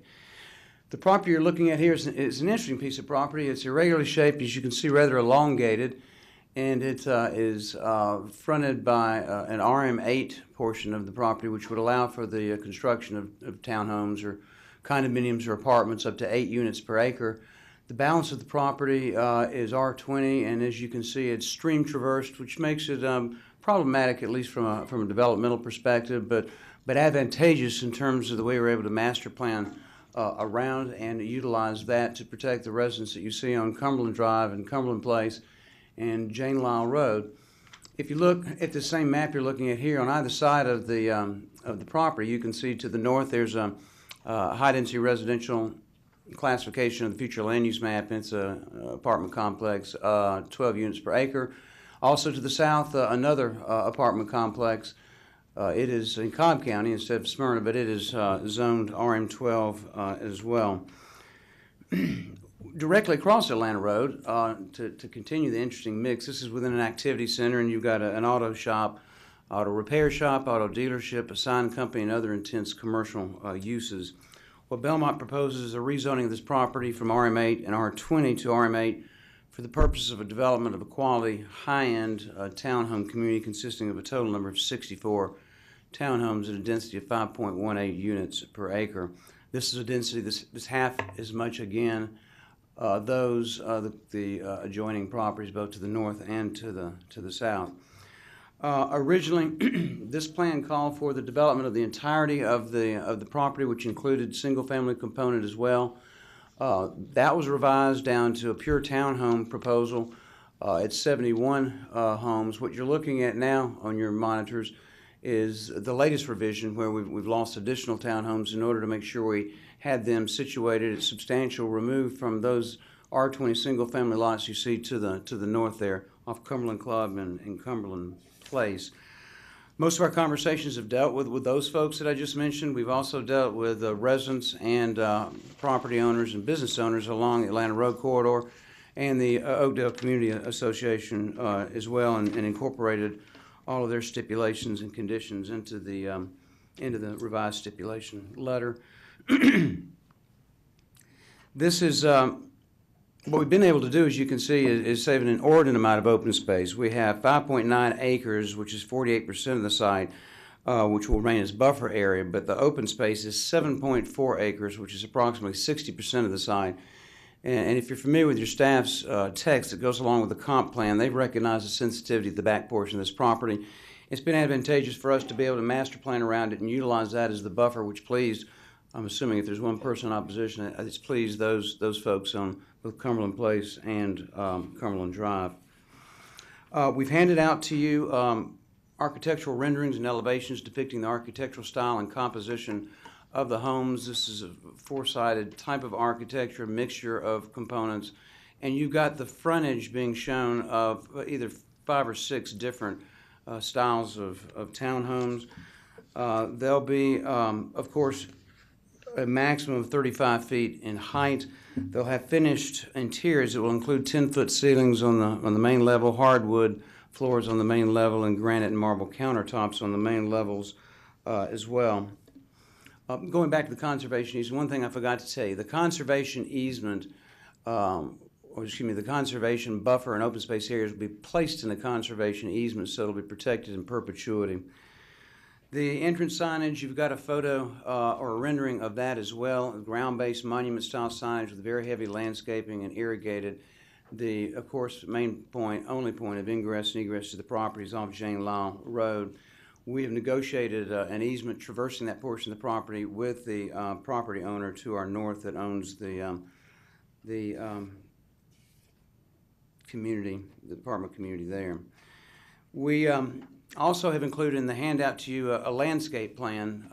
Now, the landscape plan, of course, shows 2 options, one of which is not a good option because it brings the landscaping down the hill. The frontage on our property is rather precipitous drop from the street frontage. Also, we've got a guardrail along there. When we met with Commissioner Ott, Commissioner, you'll recall the photographs that we showed you that reflected, of course, that precipitous drop off the front. But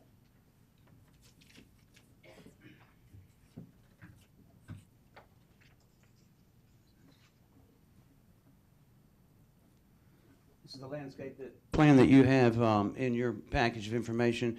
This would not be the kind of landscaping that you'd want to see. It would be down the hill. It wouldn't be effective. Bringing it up the hill, this is the guardrail that you see here. This is on the crest before it starts falling deeply. And you can see right here, this is the approximate overhead power line here.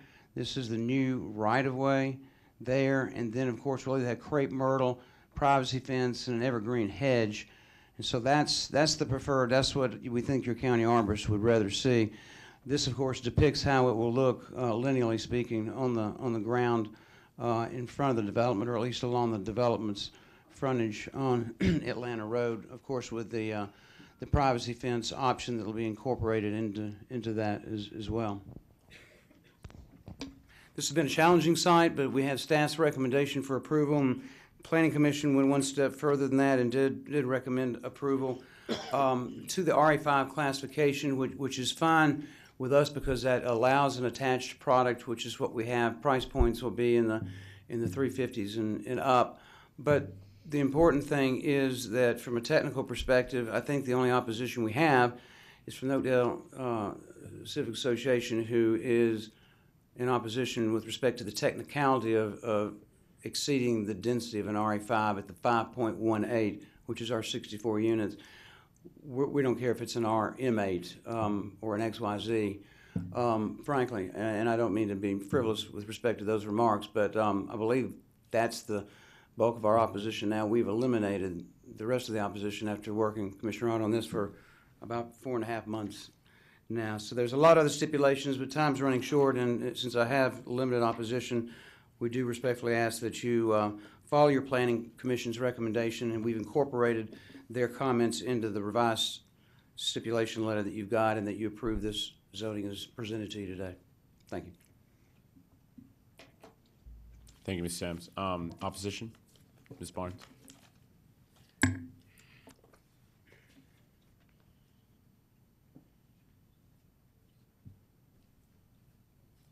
Good morning. I'm Mary Rose Barnes with Oakdale Community Association. We appreciate the accommodations that the applicant has made to the neighbors through the months, particularly regarding the significant Atlanta road buffer and no work on Sundays. We do appreciate that. Those of us who've lived through construction zones know how important Sundays are. We would make one further request as far as stipulations. I talked with a neighbor recently who would requested that construction traffic be eliminated from the eastern part of Jane Lyle Road that is a local road they use for their getting in and out of their subdivision. They would make that request that all the traffic would come from it. Construction traffic come from Atlanta Road to the entrance to the neighborhood. Our main concern is the application remain RM8 as Mr. Sam has presented it. We respectfully disagree with Planning Commission's recommendation this property be rezoned RA5 in order to coincide with a medium-density residential land use designation. At 5.114 units an acre, there is no compelling reason for the BOC to change the land use designation from MDR to HDR. Even if it were to be deemed HDR, there would be no negative impact on surrounding properties as it already sandwiched between two high-density apartment complexes, as Mr. Sams has said. On the other hand, allowing an RA5 zoning with a density of over 5 units per acre would create a precedent to other non-conforming properties to be approved RA5. As you know, an RA5 development that it adheres to the code cannot be built at a density much higher than 4.2 UPA. The land use designation does not need protection. The RA5 zoning category needs the protection. It is an RM8, rightfully described, and it should remain RM8. As Mr. Sams has said, he doesn't care what the category is, but we care because we live in the neighborhood and we want to protect our code. We respectfully request that you accept this application under our RM8 as accepted. Thank you. Thank you, Ms. Barnes. As presented, excuse me. Okay, not seeing any other opposition, the public hearing is closed. Since this is in District 2, I'll leave the discussion. Mr. Sams.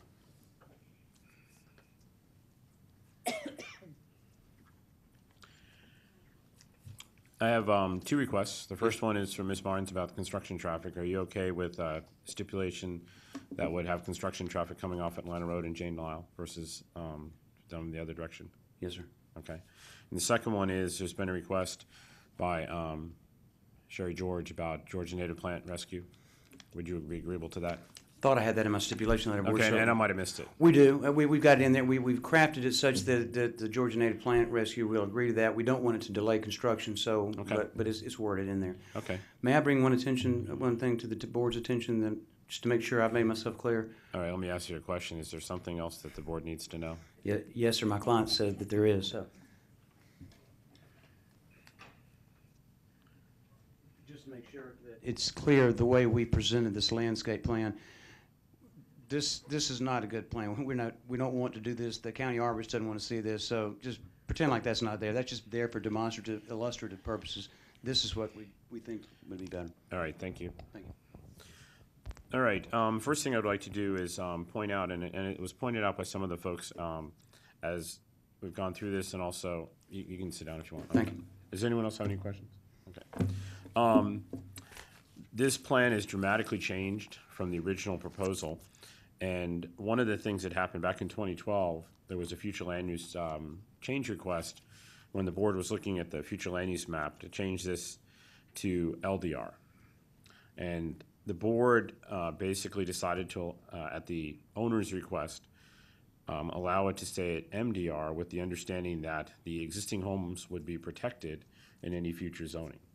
And through the course of the many discussions on this property, I believe that that's where we've gotten to with this most recent plan. As the fellow board members can see, all of the development now has been moved towards the Atlanta Road end, and all of the single-family homes on Cumberland Drive and Cumberland Place now have green space or undisturbed land behind them.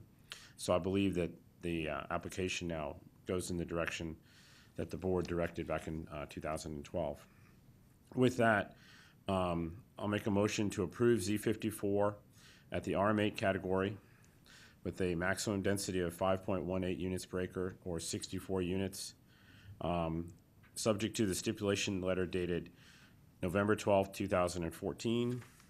Also subject to the handout submitted today, November 18th, 2014, with the following changes to the stipulation letter. Number 3, just to kind of review for the board, I'm going to add the Planning Commission comments, which read to revise to read at a maximum density of 5.18 units per acre. Further, no structures will be built on either side of the entry on Jane Lyle Road. A change to number 5, Planning Commission recommended revised to read, the townhome shall be a maximum of 3 stories in height.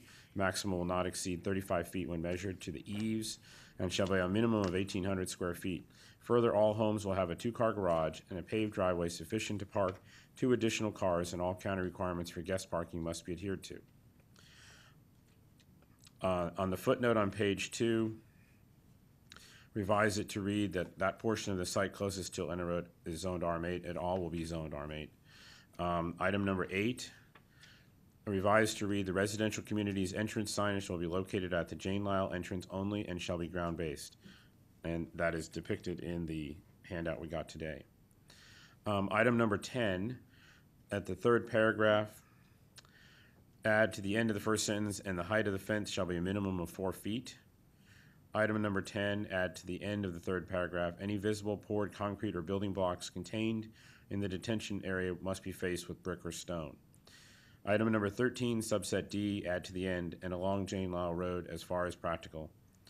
And then item number 18, subset D, strike out the word outside and revise to read no work on Sunday unless approved ahead of time by the district commissioner. In addition, the site plan to be submitted with the handout today, November 18, 2014. The elevations to be in relative conformity to those attached to the handout dated November 18, 2014. The landscape plan as similar to the one attached in the handout dated November 18, 2014, with District Commissioner and County Arborist giving final approval. The applicant to enter into a landscape agreement with the county for the landscaping along Atlanta Road, and just for emphasis, that is the top one depicted, which would not be going down the hill, as was discussed. District Commissioner to approve the final site plan, and Garvis Sam's email dated November 1st, 2014, which was a discussion with Ms. Barnes. All other staff comments not otherwise in conflict. And the final stipulation, as discussed, the construction traffic to come in off of Atlanta Road and Jane Lyle. And that would be my motion. Do I have a second? I have a second. Any more discussion? I have one question. What's the maximum number of units, did you say? It'd be 64 as submitted, yes. I do have a comment. Is it your desire to instruct staff for the comprehensive land use plan for 16 to look at this as a ZD? I would prefer, well, when it comes in at RM8, it's going to stay as MDR. Currently, it's MDR. What had happened in 2012 was because it was a huge amount of R20, they had come in and requested that we move it to LDR. So now with it going to RM8, MDR will be appropriate. It is appropriate? Yes. Okay, thank you. Any other comments? Call the question. And that carries 4-0. And we'll take a 5-minute break.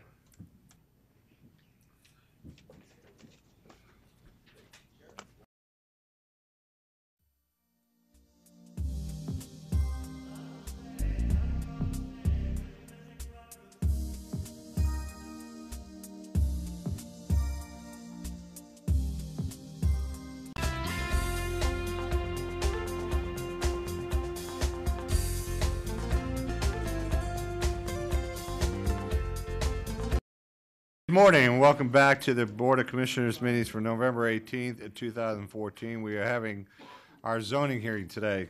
Right before the break, we concluded with Z54, and I want to thank Commissioner Ott for leading our meeting while I was gone. We want to move to Z61. There's a number of people here that evidently were part of the count initially. If we follow the regular agenda, it would be here sometime next week before we got to that. So we thought we'd move that forward in consideration of those folks that came out. So if you would please call Z61. Yes, sir, Mr. Chairman. Thank you, John. Rezoning case Z61, Capital City View Homes, LLC. Request rezoning from R20 to RA5 for the purpose of a single-family residential subdivision in land lot 8 of the 1st District. The property is located on the northwest side of Woodlawn Drive, north of Powers Road. Earlier, there were 18 people here opposed and 1 in support. The applicant's representative is present. All those wishing to address the board, please come forward to be sworn in. And Mr. Chairman, there's Yes, been sir. some discussion during the break, and I believe both the applicant and the major opposition are in agreement to hold this for 30 days. Mr. Day? Thank you. Mr.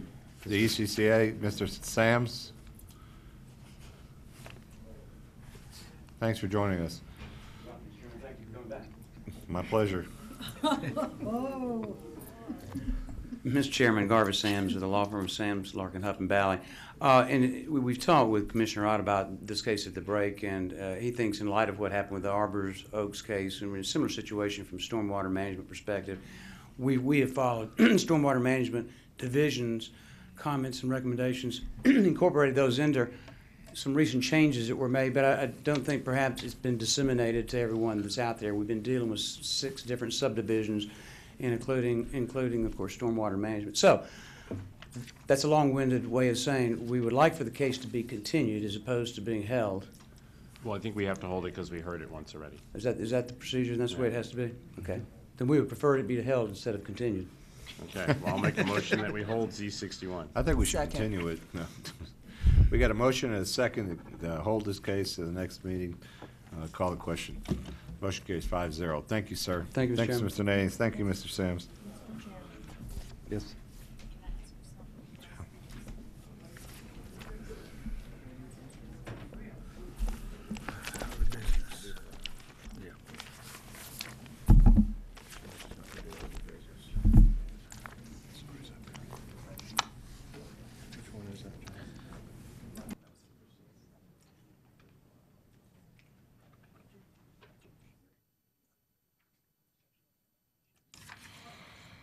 Z66, John.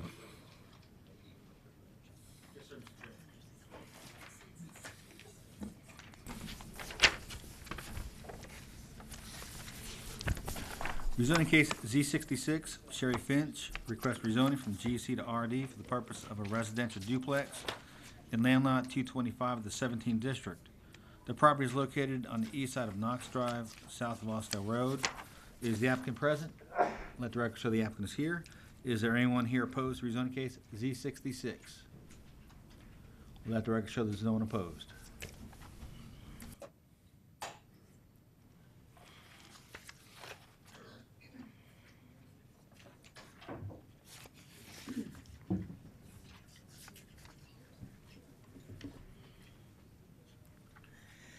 Good morning, Commissioners.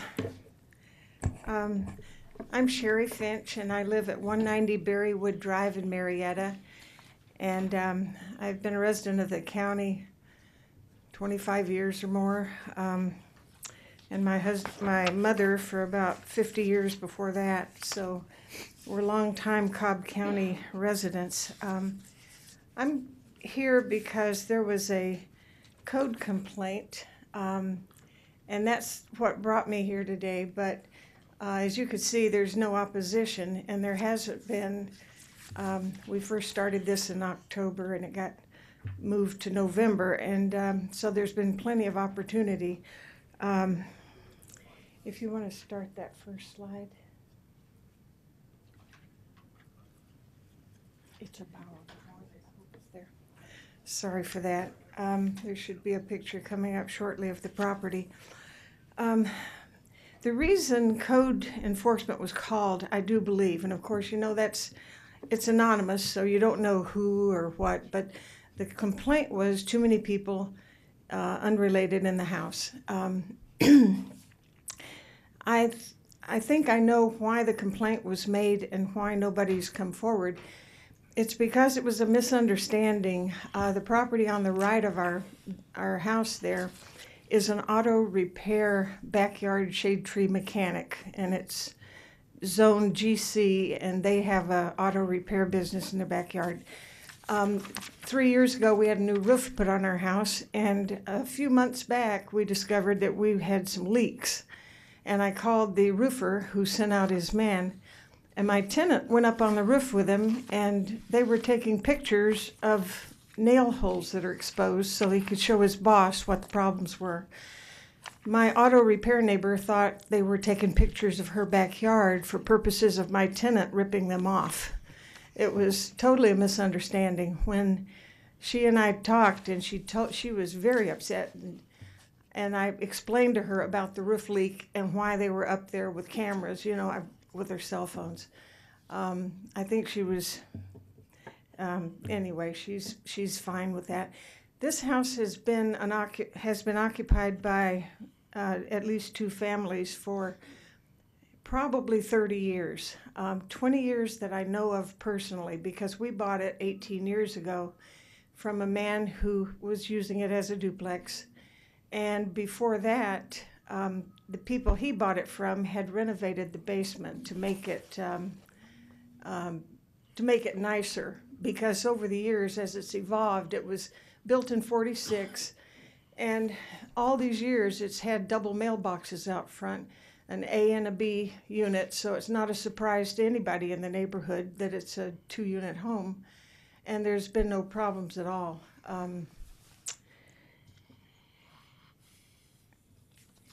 Let's see, I guess the next slide. Knox Drive, I'm sure you're all familiar with that area. Bounded on the west, you see, by Austell Road, and on the east by South Cobb Drive. And this is a little triangle that's in between. And it's really a pretty transitional street because it's short. It goes from Austell Road down to Cochran, and there it dead ends. There's a jog, and the new street is Pittner that goes south. On the south side of Cochran is all single-family neighborhood. But in this triangle up here where Knox Drive is, and along Knox Drive, you see those pink circles? Those are all apartments. There's a huge one, and the dark spot there, that's our property, which is half an acre. Apartments behind us, apartments up at the end of the street, apartments across the street behind the houses that are there. And on Knox Drive, there are 56 addresses. 3 of them are businesses. One of them is that blue circle is right next to us. That's a 1/4 acre that's used as an auto repair business. There are 40 apartments. That's just at the top on the east side of Knox Drive, 40 apartments. Down the street, indicated in the pink, there are 4 rental houses, including ours. And of the total of only 13 houses, there are 9 that are owner-occupied. 3 of those are Habitat houses, which are the nicest houses on the street now. Mine used to be the nicest house on the street. But so this area is not exactly single family. You can see that the street is really a mix. It was zoned general commercial. If you can go to the next slide. This area is part of that Smyrna Osborne Enterprise Zone, and off the screen to the east, not very far, is Dobbins Air Base.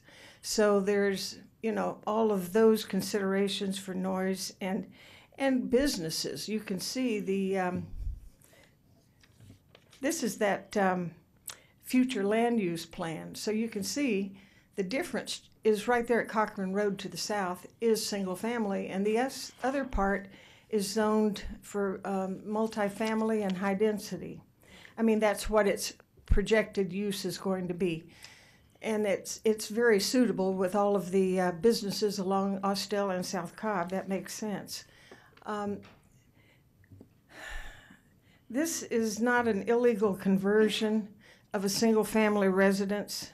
I know the Planning Commission was concerned about that because of Kennesaw State University and houses along there. They're afraid people are going to rush to make duplexes out of their homes. And I can see that's a concern, but this property is zoned GC, and it has been since 1972. And it's been operated openly as a two-family rental house for 20 years that we know of personally. And at the time we bought it, I went to the county to find out what GC was. I didn't know.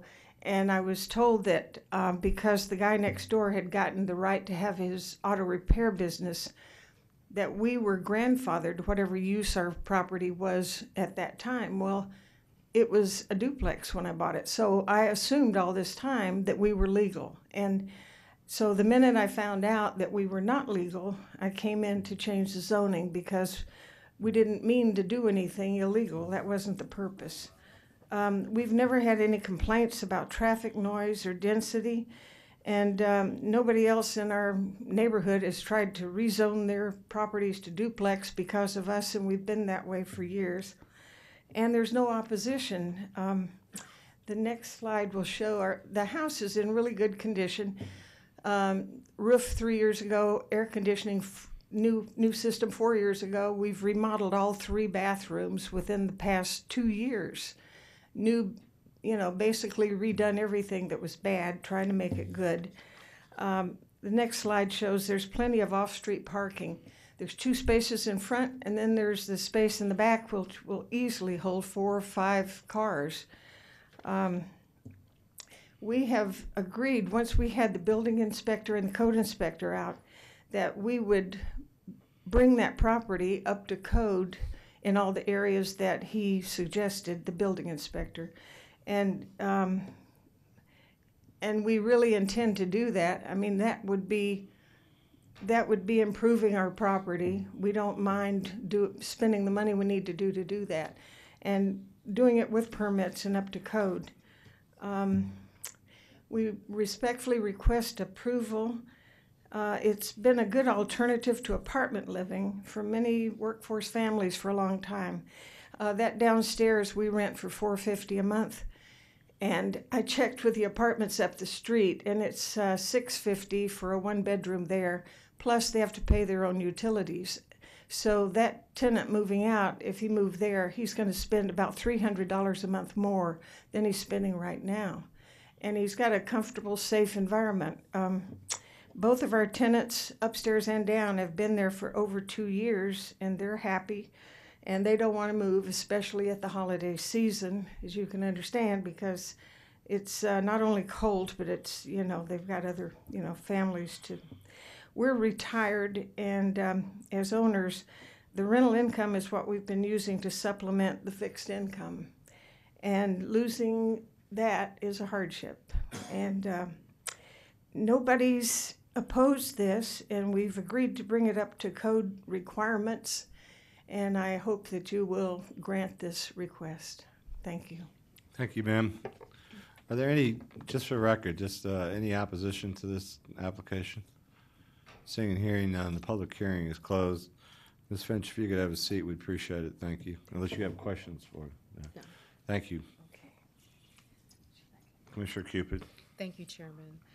I had the opportunity to view the properties along Knox Drive and Cochrane Road, and appreciate the work that's been done on this subject property, and just want to share that I do concede that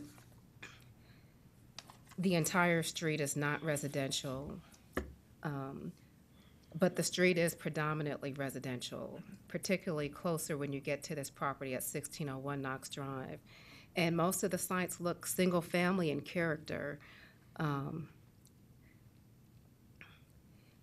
So while I acknowledge that some of the properties may be rental properties, it's unclear, at least from driving by or looking at the properties, that those are indeed rental units to perhaps multiple families. They all look single-family that are closer to 1601. They look more single-family in nature.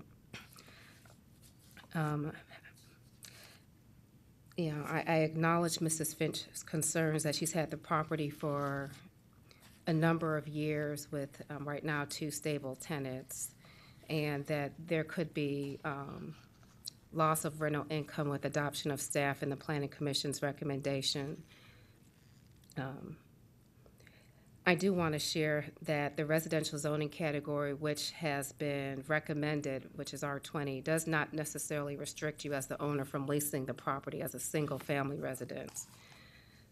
My major concern that I had was a report that I received from building inspection about the second residential living establishment in the property and how that did not go through building code. And right now, there's no confirmation that that area is safely habitable as a separate residence. And so I have grave concern about approving this for a duplex without all of those concerns being properly addressed. And while the applicant has stated that those will be,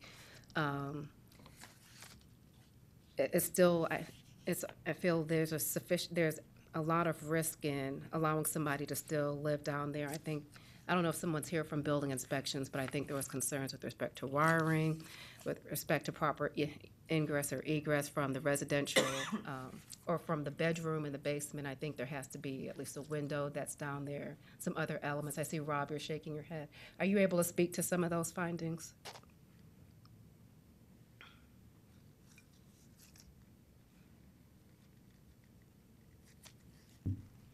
Yes, ma'am. Commissioner Cupid, our building official, Mr. Lee McLeod, did have the site inspected. There indeed was concern about the basement level room or occupancy area not having a required fire safety exit, i.e. a window that somebody could get out of in the event of an emergency. I think what was a bigger concern is that there was some work that had appeared to have been done that would now be inaccessible for any type of inspection. So it would be very, very difficult for Lee or his inspection staff to be able to verify that, one, it was properly installed, or two, if it was ever permitted, Commissioner. Okay. And those were, we had asked Mr. McLeod to do so, and those were the concerns that he communicated with Mr. Peterson and I, ma'am. Okay, and those were observed just in the lower living space, not throughout the home. That's correct, Commissioner Cupid. We did not inspect, we inspected just the area that was brought to the attention of the Planning Commission and staff, ma'am, which was the lower area. Okay, thank you, appreciate that. Due to safety being the predominant concern, in addition to just the general single-family character of the street, I would like to make a motion to adopt the Planning Commission's recommendation to rezone or delete rezoning to the R20 zoning category, subject to the following stipulations: that the use is for single-family use only. And I want to actually modify the stipulation here that applicant to come into compliance with applicant to come into compliance with single-family use within 45 days. Let's change that to 60 days because of the holiday. 60 days of the Board of Commissioners' decision. That this is subject to site plan received by the Zoning Division on July 28th, 2014, showing front setback encroachment. That the applicant is to obtain appropriate building permits and bring into compliance with all building codes within 90 days of the Board of Commissioners' approval. And subject to all staff and staff comments and recommendations not otherwise in conflict. Thank you. We have a motion. Is there a second? There's a second by Commissioner Ott. Any comments? Call the question. Motion carries 5-0. Thank you. Z is 73. Well, wait a minute, before we do that, excuse me.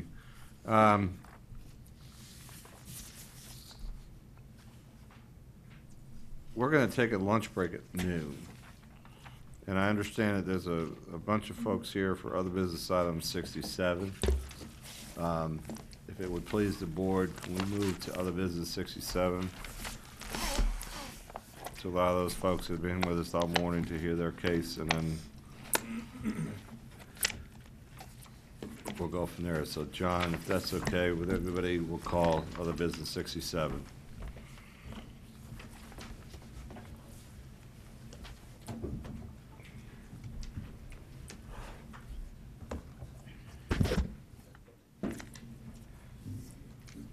Good morning, Mr. Chairman, Commissioners. Other business item number 67 is to clarify and give staff direction regarding zoning application for the enclave at Cripple Creek subdivision regarding rezoning application Z132 of 2006. The property is located at the southwesterly intersection of Northbooth Road and Cripple Creek Drive and land lot 217 and 288 of the 16th District. By way of background, the subject property was rezoned RA5 with stipulations in 2006. The project sat partially developed during the recent recession and was lost by the original developer. One of the original 2006 stipulation reads, maximum 10% rental clause to be included in covenants. It's been brought to staff's attention that this clause was not included in the covenants. The declarant and original developer are defunct and no longer involved with this project. Almost all the houses have been built and sold. A number of the houses have been purchased by have been purchased as rental properties by a third party. Since the declarant is gone and there is not an entity to serve notice of violations or citations regarding the stipulation, also Cobb County normally does not normally get involved with private covenants. This stipulation causes a conflict with the county's policy of staying out of private covenants and enforcing zoning stipulations. Staff would need clarification and direction from the Board of Commissioners regarding keeping this zoning stipulation, deleting this zoning stipulation, or amending the zoning stipulation. The Board of Commissioners' decision is attached to review, and at this point, we'd ask the Board of Commissioners to conduct a public hearing and consider the proposed clarification and direction for staff. Thank you. At this time, we'll open up a public hearing for other business item number 67. Anyone wishing to speak for or against, please come forward to be sworn in.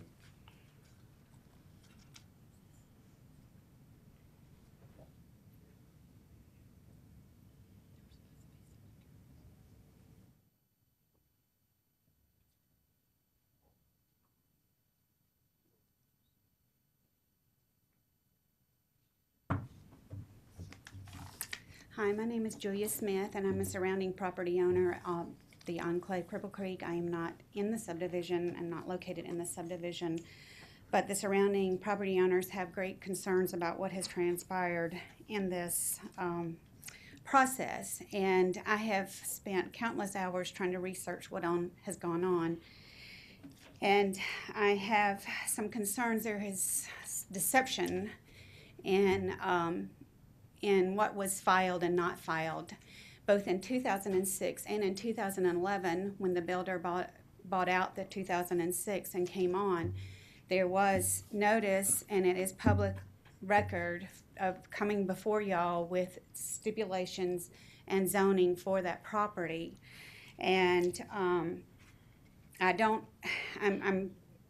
really do not understand when you have a written public notice that it was approved and consented by all parties, that these mandatory HOA and the 10% rental clause was just conveniently left off and not recorded at a later time.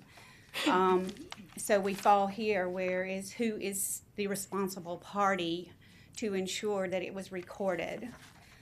Y'all approved it based on those stipulations. That's from what I can see, that's part of your final plat specifications. You have these things in your documents.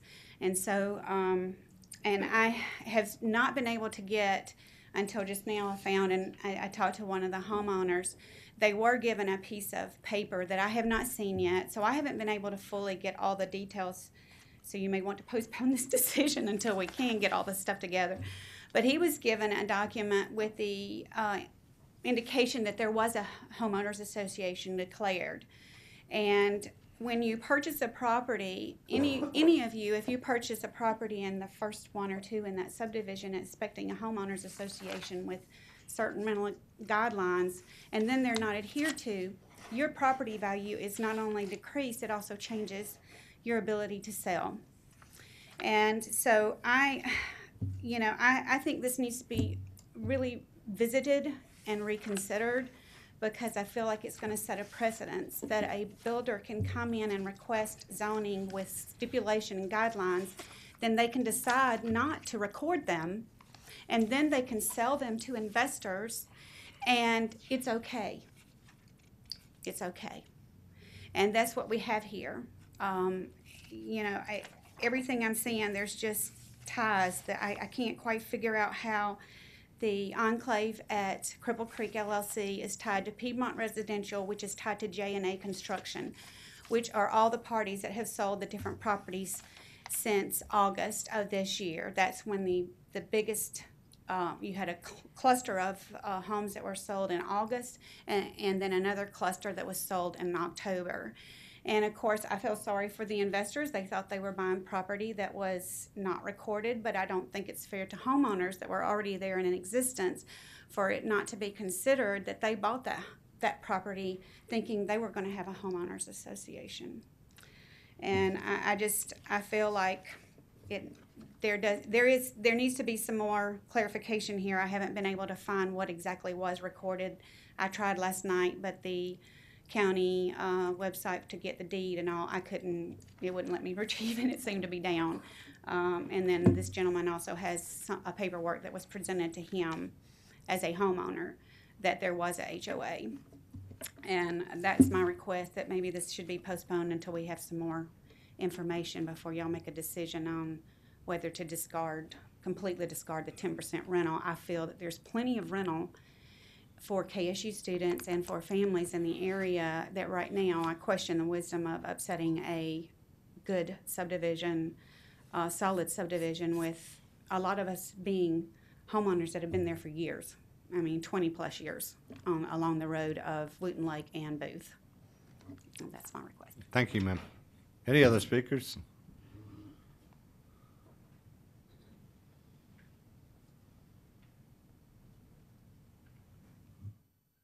Morning, Commissioners. Kevin Kennedy. I'm here on behalf of FREO Georgia LLC. They're the owners of 12 of the lots of the 18 that are within this neighborhood. I think Mr. Peterson did a pretty good job of explaining the progress here. In 2006, it was rezoned, and there was a stip that was attached to the rezoning that said, essentially, developer getting this rezoning, you have to put a covenant in your declaration saying that there's a 10% leasing cap. Unfortunately, that developer went out of business and they never did it. The original declaration for Enclave at Cripple Creek appeared to get recorded some point in 2011, and at that point, whoever recorded it did not include any leasing restrictions. And that was done by the Abraham Law Group, and I'm not sure if they did it on behalf of, well, actually, I do have the submission page here. It was done on behalf of Enclave at Cripple Creek LLC, which it appears as recently as February of this year is no longer an entity. FREO Georgia has bought 12 of these properties of the 18 in there within the last, within the year. And they bought them understanding that there was no leasing restrictions on the property. The plat that was recorded and the zoning stipulations in that plat in 2011 did not have a 10% leasing cap on that. The governing documents that were recorded did not have a leasing cap on those. So FREO Georgia took title to these properties completely without notice of any proposed leasing cap that was that was required during the rezoning process of a now defunct entity. The fact that the issue here seems to be something of enforcement. The rezoning approval that stated that Ovation Homes, you have to put in a leasing restriction into your governing documents. The fact that they never even did governing documents, it would seem that they would be the ones who enforcement would have to, that code enforcement would probably have to go against, or the board to seek enforcement of that. But at this point, they're defunct, and they haven't been part of this process since I want to say early or late '06, early '07. So to damage a new owner that's taken title to these properties completely without any knowledge, and to seek enforcement of a zoning stipulation that the entity who would be enforceable against is no longer around, it doesn't seem to sit right. And so we'd ask that the board remove the zoning stipulation from the rezoning approval back in '06 and moving forward, so that this area, this community that was left, ravaged by the building depression and has been revitalized now and has been able to be built, it will be able to continue. My client is FREO Georgia. They don't typically, it's not their goal to lease any of their properties to college students. They're long-term property investors with long-sighted goals, and with the respect to these properties, they're seeking to have single families in those properties. It's not going to be a frat house. It's not going to have college students living in those properties. That's not their intent here. So we'd ask, because of the complete lack of notice on these issues for FREO Georgia when they did buy, that the zoning step be removed from the properties. Thank you, sir. Appreciate it. Anybody else quickly? We have 44 seconds.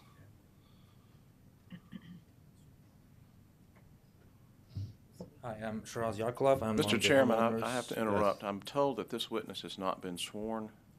We need to Which do that. one? This witness right now. Okay. We could, I have we could sworn. accomplish that. He has? No, he did not step up. You swore. Okay.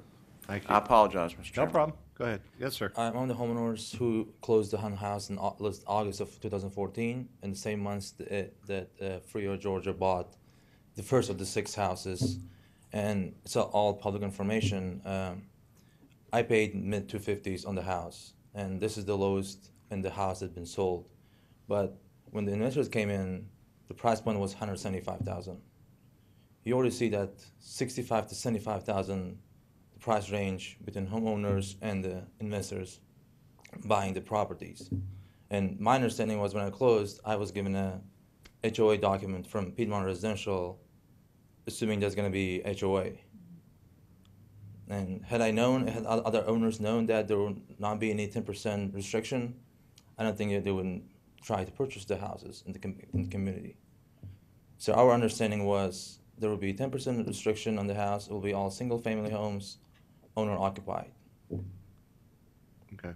Thank you, sir. Just to add to her points. Thank you. And also, I can present a copy of the HOA documentation that was given by the builder. Do you have it with you? I don't have it with me, Okay. but All right. I can present. Thank you. Thank you. And also, in addition to that, when we're talking to the current developer who FREO purchased from with JA Construction, who had them build the houses for them, and we talked to them, it's like, oh, it'll be a lease purchase option. It'll be no leases, it'll be a lease purchase option. And I understand that they tried to get CEOs from the zoning commission. They were withholding to issue CEOs for the rest of the remaining 6 houses because of that issue, but they somehow got around that and got CEOs to sell the rest of the remaining 6 houses. But when we talked to the current tenants, they said there was no offer of lease purchase. It was only lease, but the builder was claiming, and Okay. FREO would be a lease purchase. But Thank you, sir. Thank you. Thank you. Public hearing is closed. John, what is staff's recommendation? Before I give a recommendation, Mr. Chairman, can we get a show of people here who are opposed to this amendment? 6. Let the record show there are 6 people here opposed to that, Mr. Chairman. Thank you. Mr. Chairman, the staff recommendation, based on the fact that this clause was not included in the covenants, and given the fact that our county code still restricts the amount of unrelated people that can live in a single-family house, the staff would recommend that the Board of Commissioners delete the 4th bullet regarding the rental clause. Thank you. Commissioner Burrow.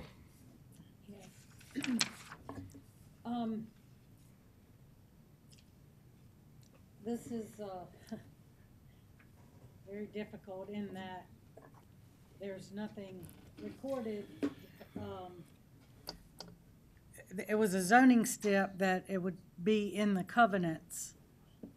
Why not just 10%, no more than 10% rental, period?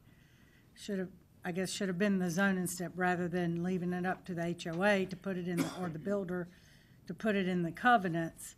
However, it wasn't recorded, it is not in there, so how do we enforce that? If I could, real quickly, the minutes from the Board of Commission decision on 9/16/06 for this particular case, one of the stipulations subject to is a maximum 10% rental clause to be included in covenants. So it was a Right. stipulated agreed to, I know, the zoning stipulation. right. Well, that's not what you just said. No, I said it was a zoning stipulation, but it was never done by the builder or the HOA when it was recorded in the Okay. covenant. That's not what I heard, so I'm sorry. I'm sorry, well, that's what I meant to say. It is a stipulation that was approved by the Board of Commissioners at the time, but the 10% rental clause was never included in the covenants from the builder or the HOA at the time. That was completely left out, although it was a zoning stipulation and should have been done. But now, how do we enforce that if it's not part of the covenants? Are you asking Joe Now, for, I'm sorry, go ahead. I thought you were done. No, go ahead. Okay. I was gonna ask, if I was asking you if you're asking Joe for an opinion. Well, I'm getting to that. Okay, sorry. And as John mentioned, we can't control covenants and HOAs. However, this is generated from a zoning stip that we should be able to control. But now, with 12 of the 18 units being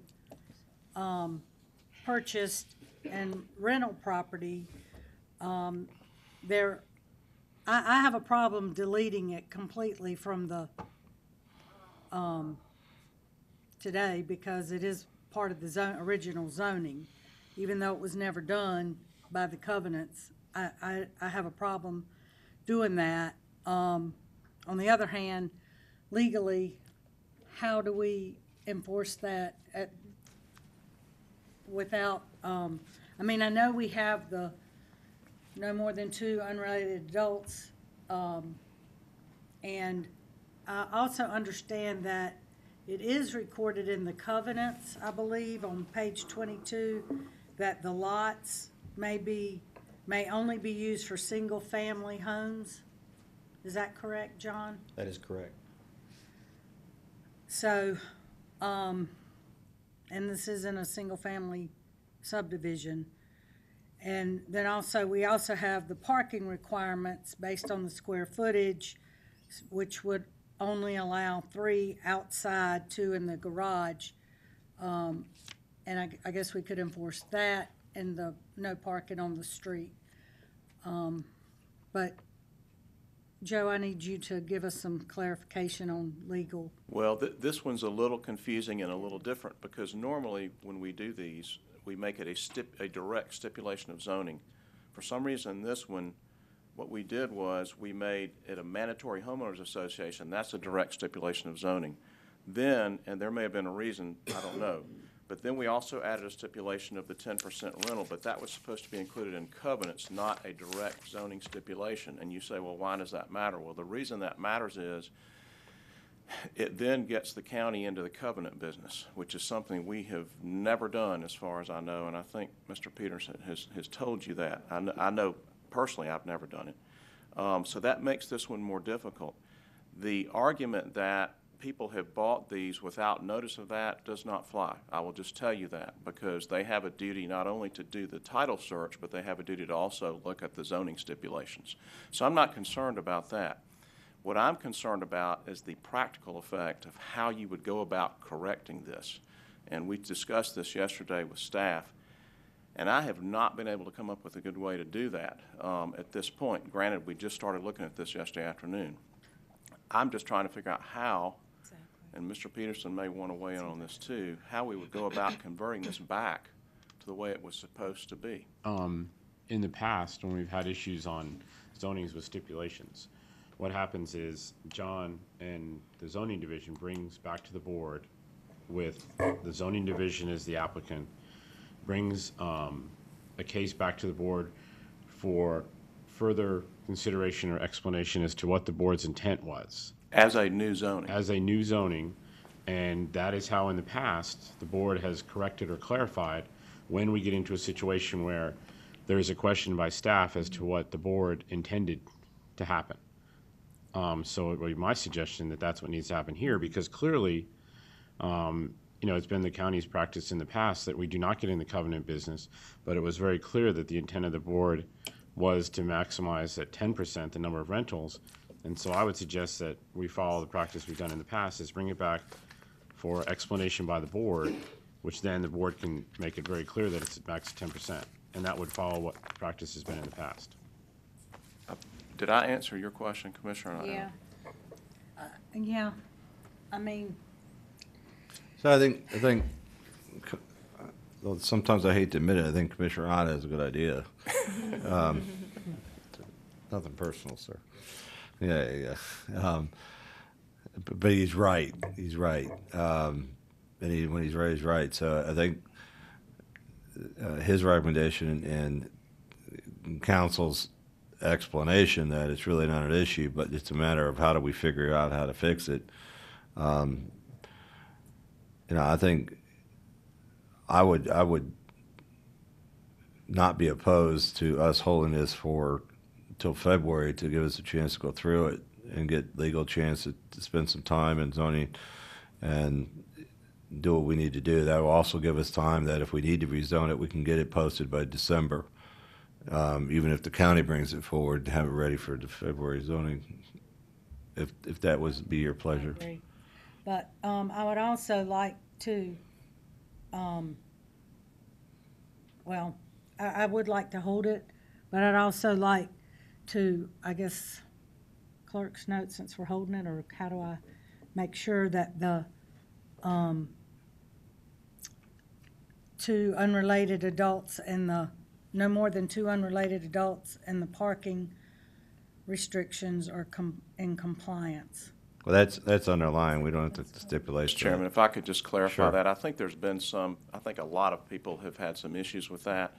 Whether this is rental or not, those things all, as Commissioner knows, those still apply. Right. All right. I just want to make sure that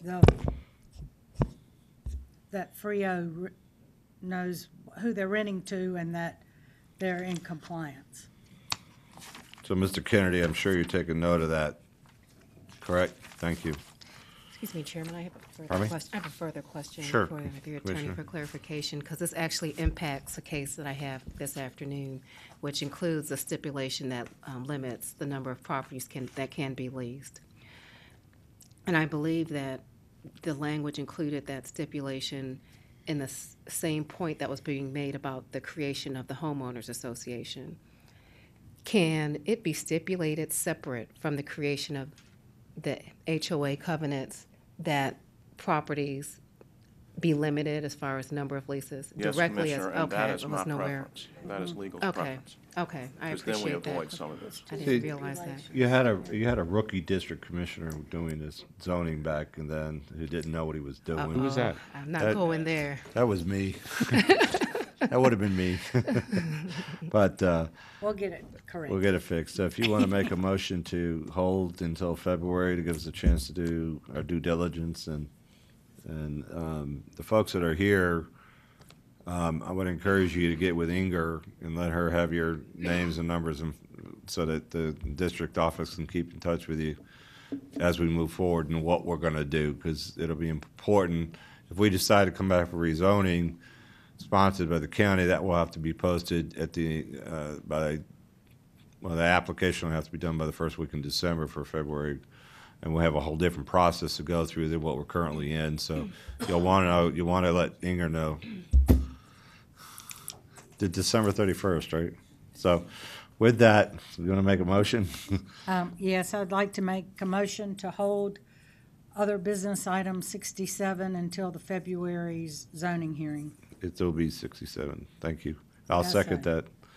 I'll second your motion to hold OB 67. That's what I said. Okay, you're on my deaf side.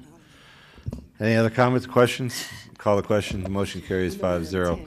So we're going to take a 1-hour break Okay, for go eat lunch, lunch. and we'll be back at 1:15. Continue with our agenda.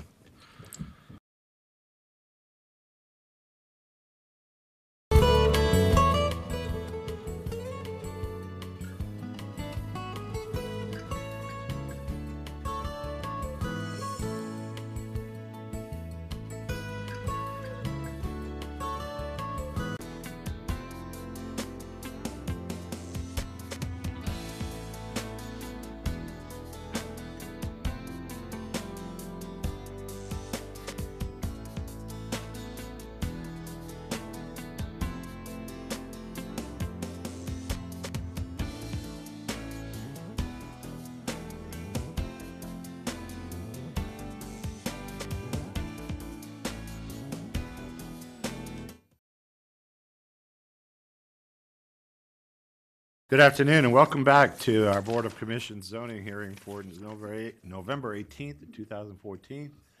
John Peterson is absent.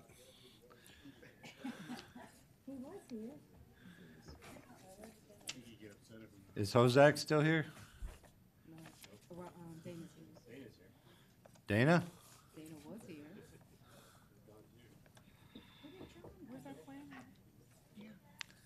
So Thanksgiving's coming. Doug Braden's here. I made him a manager earlier today. There you go.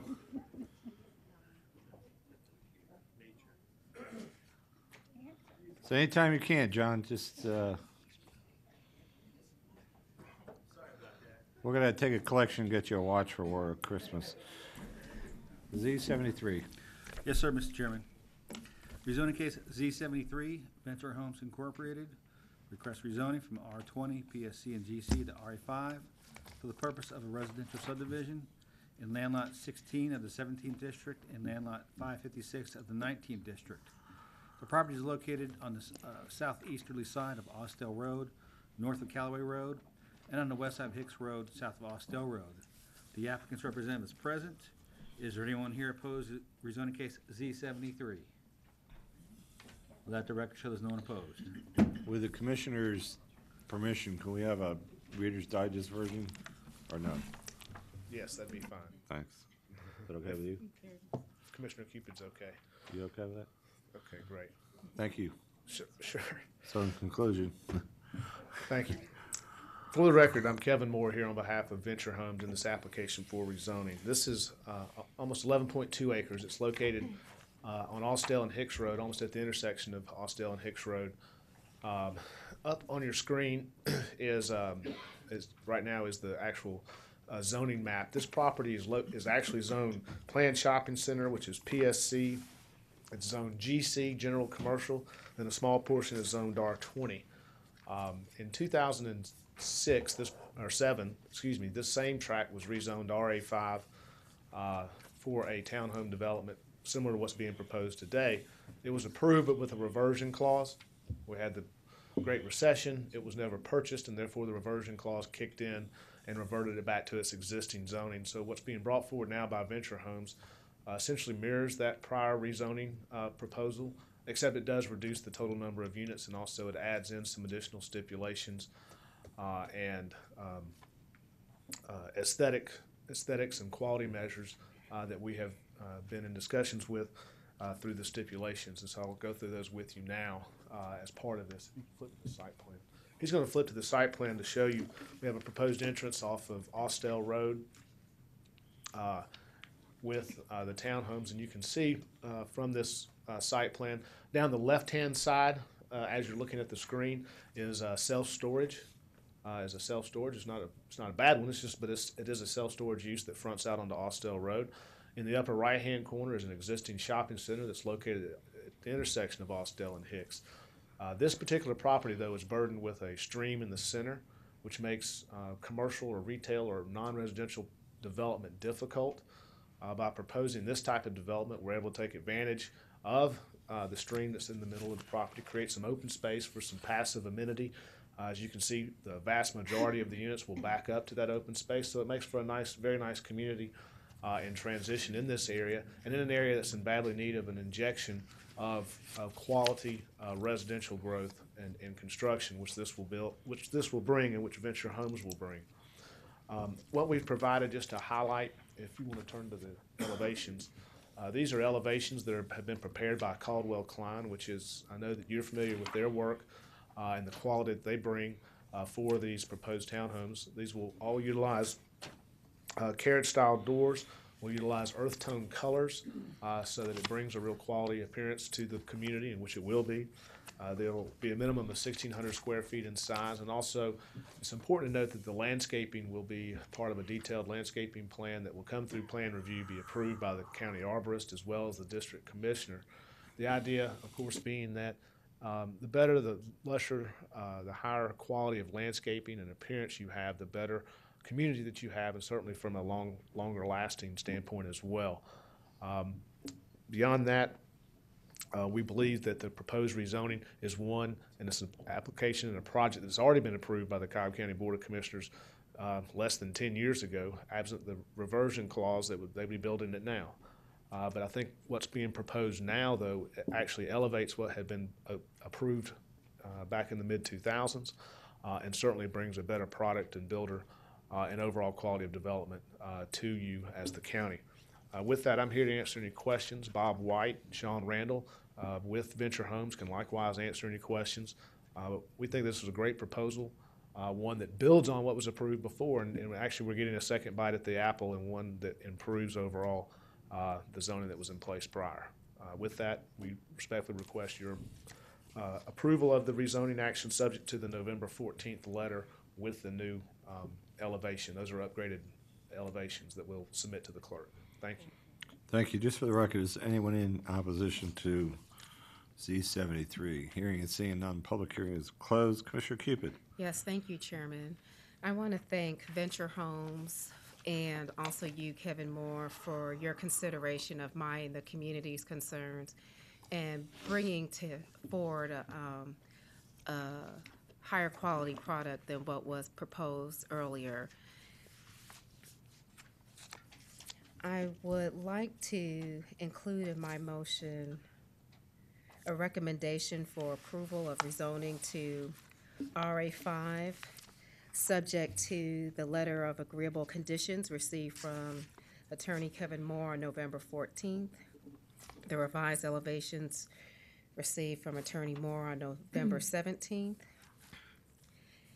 and an email received from Robert White, President of Venture Homes, dated November 14th, which provides installation of sidewalks in front of homes on both sides of the street, identification and initiation of a walking trail for use by owners, provision of landscape plans for the entrance and rear lot line screening of Hicks Road, utilization of a colorist for selection of an earth tone color palette for exterior colors, and, as was shared, the building of Caldwell Klein elevations that use a minimum of 50% masonry of brick, stone, stucco, and cement shake. I'd also like to adopt the Planning Commission's recommendations, subject to the following revisions. First, I would like to modify Planning Commission Bullet 1, which refers to the letter of agreeable conditions dated on October 30th, to now refer to the letter of agreeable conditions dated November 14th.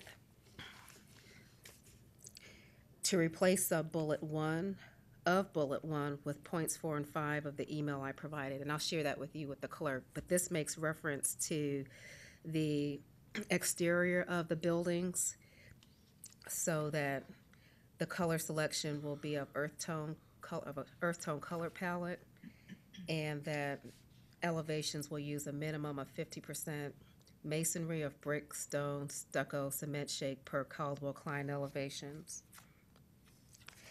Also add that colors are to vary between adjacent homes. Referring back to the Planning Commission recommendations, I would like to maintain sub-bullets 2 and 3 of bullet number 1. I would like to remove bullet number 2 with respect to building an entrance onto Hicks due to concerns shared from residents in the area about additional traffic onto Hicks Road.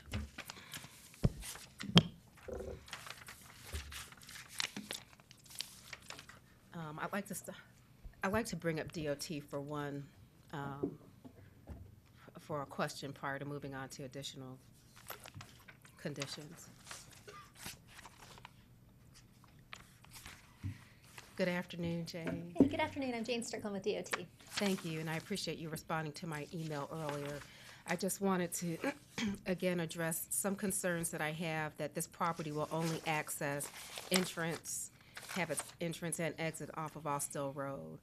Austell Road is a pretty busy corridor, particularly during rush hour. And I know that there's a curb cut that goes into the property, but I do have concerns about people in the property who are trying to make a left out of the property, that if they're unable to during rush hour, they could make a right on the Austell Road, but the closest opportunity to get a U back around is at the intersection of Austell and Windy Hill Roads. And was curious to know what DOT's evaluation was of traffic going, thank you, in and out of that development. Well, there is a median break, so that the state would allow a full access. Okay. There's room for a U-turn at the intersection with Windy Hill, if necessary. And that's what my concern was, because there are only 2 lanes at Windy Hill and Austell Road, where sometimes if a U-turn can be facilitated, sometimes there'll be a 3rd lane. It might be a acceleration lane that allows people to turn into, but here it's a very limited radius for cars to turn onto. And I don't know if there can be some type of future evaluation of a traffic light should traffic patterns indicate a need to exit somewhere else on the Austell Road, but it just seems like making a U-turn at that very busy intersection would be a challenge. It would be up to Georgia DOT whether they would allow a traffic signal, and it would have to meet the signal warrants provided by the MUTCD. Okay, how could that be initiated if warranted as the development comes about? I guess they would have to petition the state to evaluate the it. community itself, but that would come from request to our DOT. Or our DOT can request it if we think that it's going to meet warrants. Most likely with the number of homes, it would not meet signal warrants. Okay. That is a concern of mine, but it doesn't overcome the concern of current residents, because there's also considerable traffic on Hicks Road making a left out of there as well, but. Commissioner Gomes. Yeah. That was going to be my suggestion. Instead of a full access on Hicks, what about a limited left-hand turn only out the back portion onto Hicks for those individuals who may not want to brave Austell and make that left-hand turn? Yes. So that might be a consideration where you could limit it to a left-hand turn exit only off the back side of the proposed development. And something else you could do, because we did something similar on Powers Ferry Road in Wildwood. The main entrance is in Wildwood Complex, but we have a gated exit out of the townhome complex onto Powers Ferry Road. Okay, so it'll But prevent it only comes cut out through one way. You traffic. can only come out and go right. So one of the concerns with this option is the increased cost to the development. And I would just like to get some feedback from the applicant with respect to this consideration.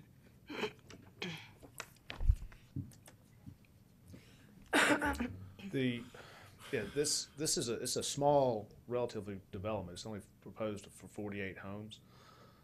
Putting another entrance onto Hicks or access or just exit, from a cost standpoint, it adds a good. You still have to dress it up. You cannot not dress it up and make it look nice. You can't just have a road cutting in there. Number one, so there's a good bit of expense involved. Also, from the community that we did hear from when we sent the letters and we talked to them, that was the only thing they said was we don't want to see access out onto Hicks, and they had asked for us to have a nice visual screening along Hicks. That's why that came from, the combination of that, and we felt that doing just either some sort of limited access on Hicks would just lead to confusion for people coming and going. Drivers wouldn't pay attention to it. If there's an entrance or an access there, they'll do whatever they want to do there. And from DOT's standpoint, it might require a left-hand turn lane onto Hicks, in Hicks as well, which is something they were not interested.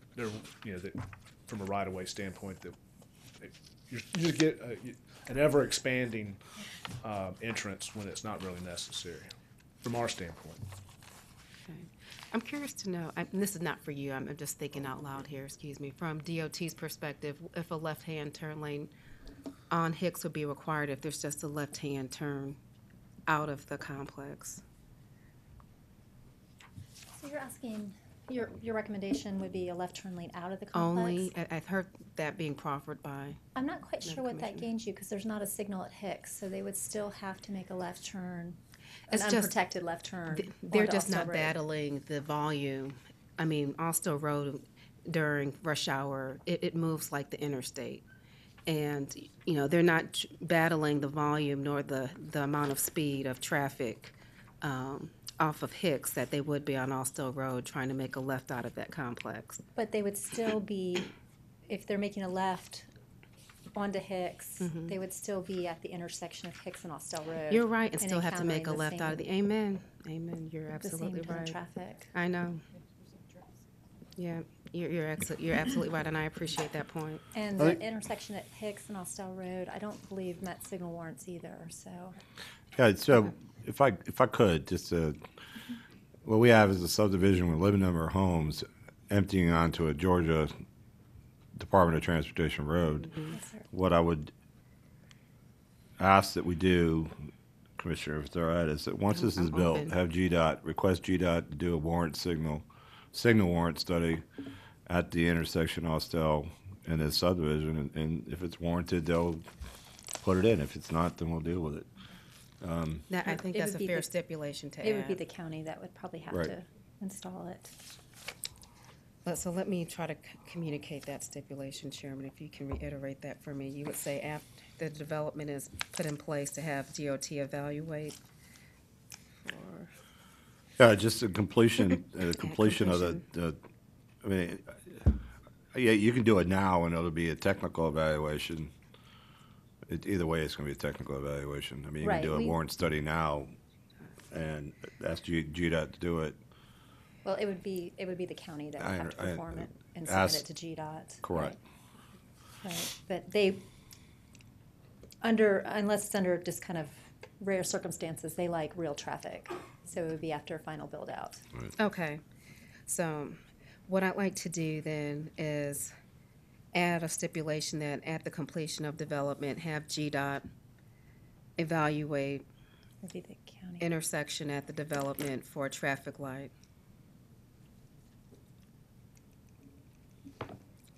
Okay. Thank you, Jane. Okay, thank you. And with that, that would entail removal of, let's see, Second bullet. yeah, the second bullet. Give me 1 second, I'm just losing my.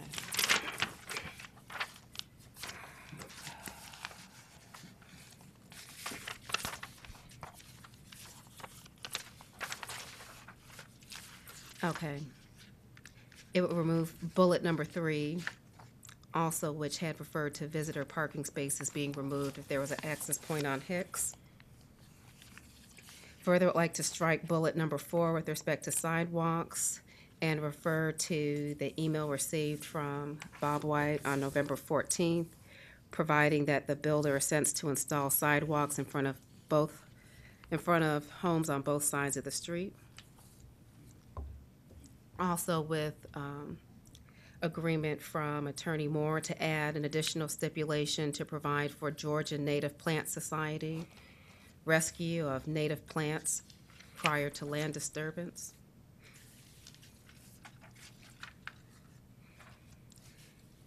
In contemplation of the last discussion that we had prior to the break, Attorney Moore and I spoke about limiting the leases on the property to 10% of the units.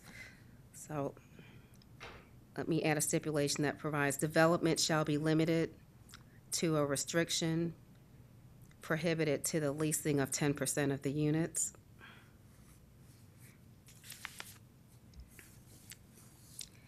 And then include all other staff comments and recommendations not otherwise in conflict. I'll second your motion. Thank you. Any comment or call the motion? Passes 5-0. Thank you. Z76. Yes, sir. Rezoning case Z76, Venture Homes Incorporated. Request rezoning from LRO to FST6 for the purpose of a residential subdivision in land lots 924 and 927 of the 19th District. The property is located on the east side of Floyd Road, south of the east-west connector. The applicant's representative is present. Is there anyone here opposed to rezoning case Z76? Okay. I'll let the record show there's no one opposed.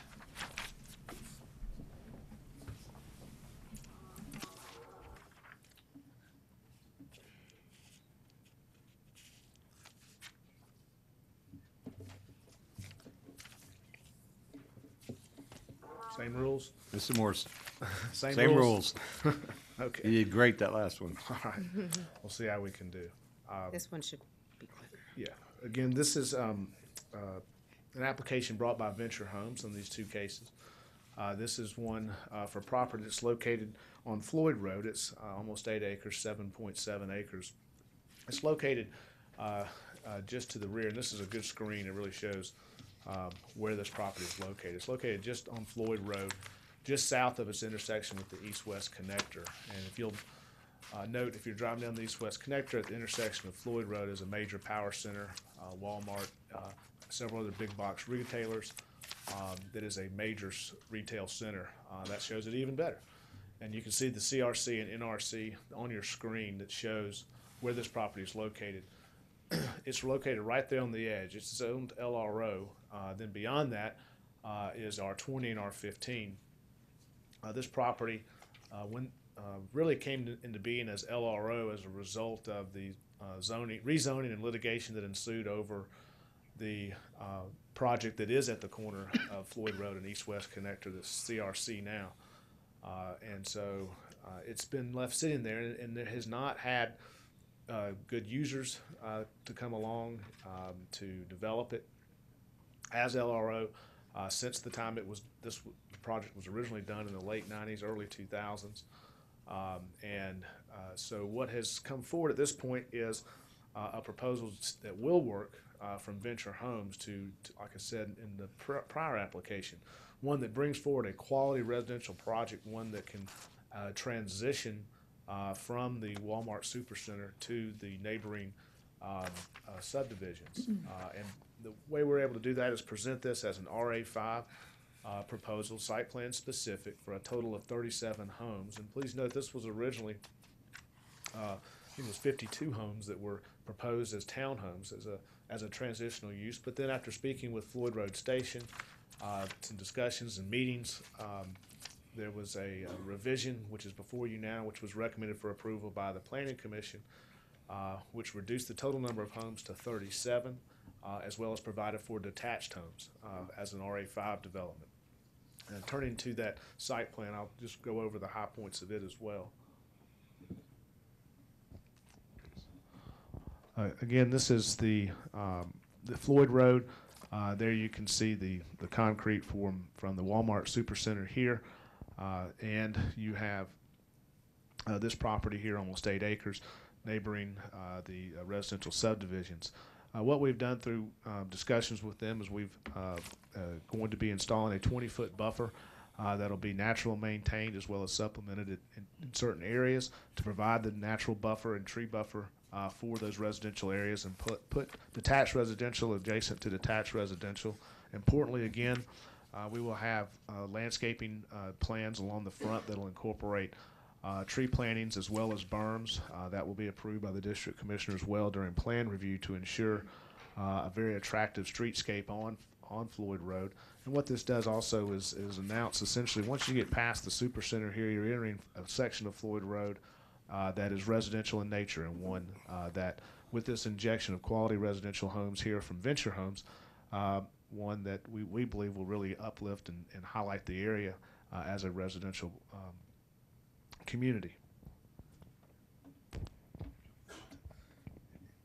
He's now going to flip to the actual the elevations again.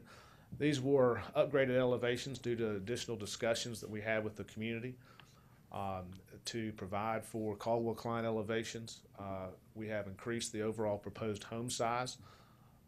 Initially, these were proposed at a minimum 1,600 square feet. We now have included in the revised stipulation letter dated November 14th that a minimum of 50% of the homes will be 2,000 square feet and greater.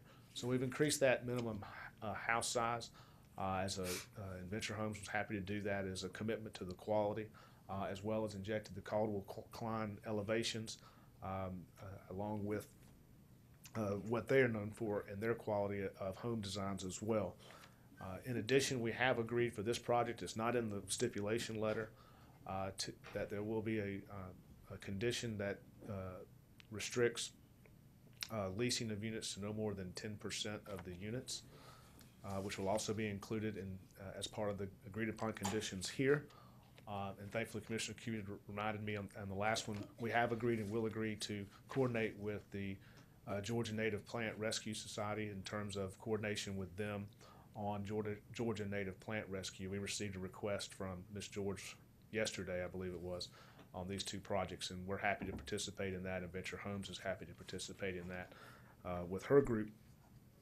Beyond that, we have included all of the stipulations that have been requested of us by adjacent neighbors. I think you can see that by them not being here today, and work towards what we think is a great project and one that we're respectfully requesting your approval of the zoning subject to this letter and the additional couple of stipulations I noted for you here today.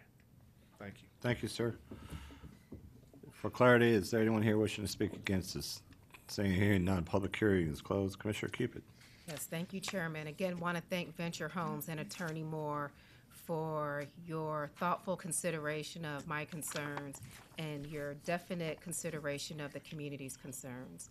This was originally proposed to be fee simple townhomes which were attached. Now we have single-family homes based off of the feedback provided from residents, and I know that they are appreciative of the changes that have been made to the site. With that, I would like to move to adopt the Planning Commission's recommendation to delete to RA5 zoning, excuse me, subject to the revised letter of agreeable conditions from Attorney Kevin Moore, dated November 14th, and the email received from Venture Homes President Bob White, which states, assent to installing sidewalks in front of homes on both sides of the street, using a colorist for selection of an earth tone color palette for exterior colors, the building of Caldwell Klein elevations that use a minimum of 50% masonry of brick, stone, stucco, and cement shake, and that 50% of homes shall have a minimum of 1,800 square feet, and 50% shall have a minimum of 2,000 square feet. What's the date of that email? November 14th. Thank you. I'd also like to include planning recommendations, again modified to reflect the revised letter of agreeable conditions received November 14th, to remove the sub-bullet of to remove the sub-bullet of bullet 3, which refers to the exterior finish, and replace that with the email from Robert White, which refers to the exterior of the homes. Excuse me. To modify sub-bullet number 2 of bullet 2, which refers to item number 5 of the revised letter of agreeable conditions. We need to strike that. Okay, excuse me, that sub-bullet refers to item number 6, and that was per the old November 4th letter. Right. It should now refer to item number 5 on the new revised letter. Also modifying sub-bullet number 3, so that reference to item number 10 now refers to item 9. Modify sub-bullet 4, so item 11 now refers to item 10. Modify sub-bullet 14, so that sub-bullet 5, so that item 14 refers to item 13. I'd also like to revise bullet number 5 to state a maximum of 37 homes. Understanding that the number of homes could be reduced based on additional stormwater evaluation. For there to also be subsequent removal of bullets 6 and 7.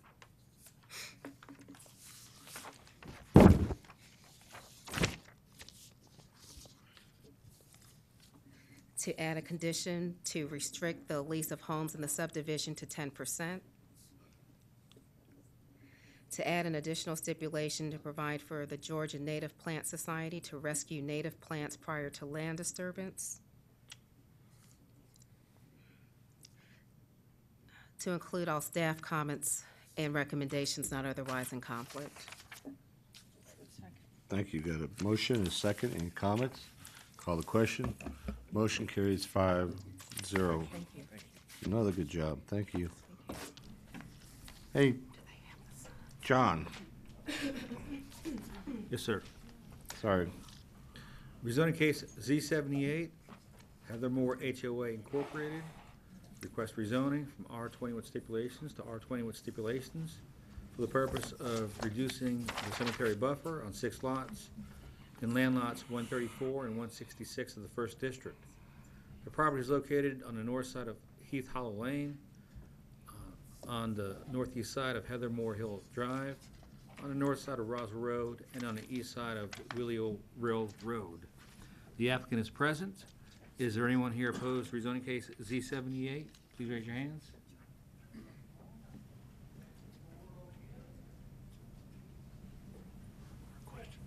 Let the record show there are 6 people here in opposition.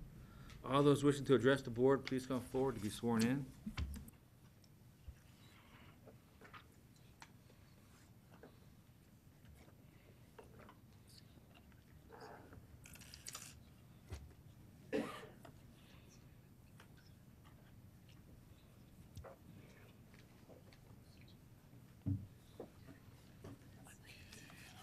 See ya.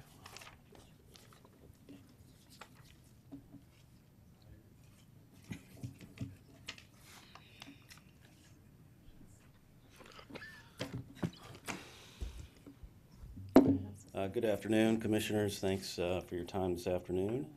My name is Nick Bandari, and I am a resident of the Heathermore neighborhood in East Cobb County. I've been a Cobb County resident for about 40 years now.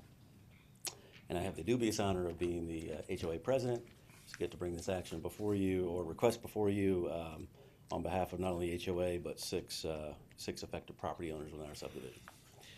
In 2004, as you know, and I think actually Commissioner Lee was on the panel at the time, the subdivision plat was approved with various stipulations. One stipulation in particular was a little bit challenging and had to do with the cemetery, Willio Rill Cemetery, actually affiliated with the Willio Baptist Church in Roswell. And one of those stipulations had to do with the protection of a cemetery on that property that is adjacent to 6 of the home sites with our neighborhood, as you see here in the photograph. There was some doubt at the time whether or not grave sites may have been outside the actual cemetery chain link fence. A study was submitted at that time confirming there were no grave sites actually outside the perimeter fencing of the cemetery, so all were within, with all the headstones and grave sites were marked clearly inside the buffer, inside the cemetery fence. The stipulation, the plat was approved at that time with the stipulation that a large 50-foot buffer that would cut into the 6 residential lots would be maintained in a natural and undisturbed state. The buffer today, if you were to be there, contains a mixture of living and dying trees, debris, poisonous, non-poisonous plants, poison ivy, poison oak, as well as other non-poisonous variety plants, and of course insects and rodents that may or may not be welcome. There's also no particular screening of the cemetery in place vis-a-vis a fence or sufficient trees to actually screen the cemetery view or the chain link fence, particularly in winter months, as you might imagine. So in the previous meeting with the Planning Commission, it was pointed out by the opposition that any allowance or accommodation made to the contrary of affecting the buffer in any way, and there are 3 particular requests we want to make. They're all mutually exclusive with each other. Was not necessarily in the best interest of the county. I mean, we respect what the CPC, the Cemetery Preservation Committee, is trying to do, and certainly balance the interests of the cemeteries of Cobb County, along with the needs of the residences or businesses that may surround those cemeteries. So we respect that. The original developer of the property did go bankrupt approximately 2010, with about half of our neighborhood plots remaining undeveloped or non-built. So the HOA members, including myself and others, have taken it upon ourselves to develop the rest of that neighborhood and then build structures and homes. Some of those are going up currently. We have always tried to maintain the integrity of the neighborhood in terms of the house itself, making sure it fits with the character of the rest of the neighborhood that was pre-existing, and thus support the property values and the previous constituents of the neighborhood. So while we're more than agreeable to maintaining the 50-foot building setback, which was approved for home structure, we would respectfully ask for the following. Allow for a privacy fence to be erected on the title holder's property, assuming no objection by the church that is affiliated with it. The fence, of course, would be subject to normal property line boundaries.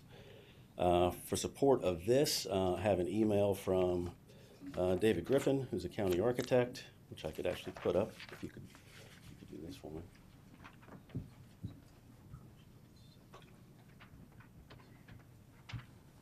Just so you can see it. So this is an email communication from one of the builders of our lot lot 16. A request from that builder on one of the properties that abuts a cemetery. The question was posed to David Griffin, and the question is, can we erect a fence on the perimeter of the property abutting the chain link fence? And the response from Mr. Griffin was, it's okay with us if it's okay with the cemetery. I also have an email. We have been in contact with the church. So the church that actually owns the cemetery and runs the cemetery and maintains its upkeep. I've talked to some of the folks there, and they did actually send me an email today, which actually expresses their acceptance of what we're trying to do. So I'm going to actually put this up.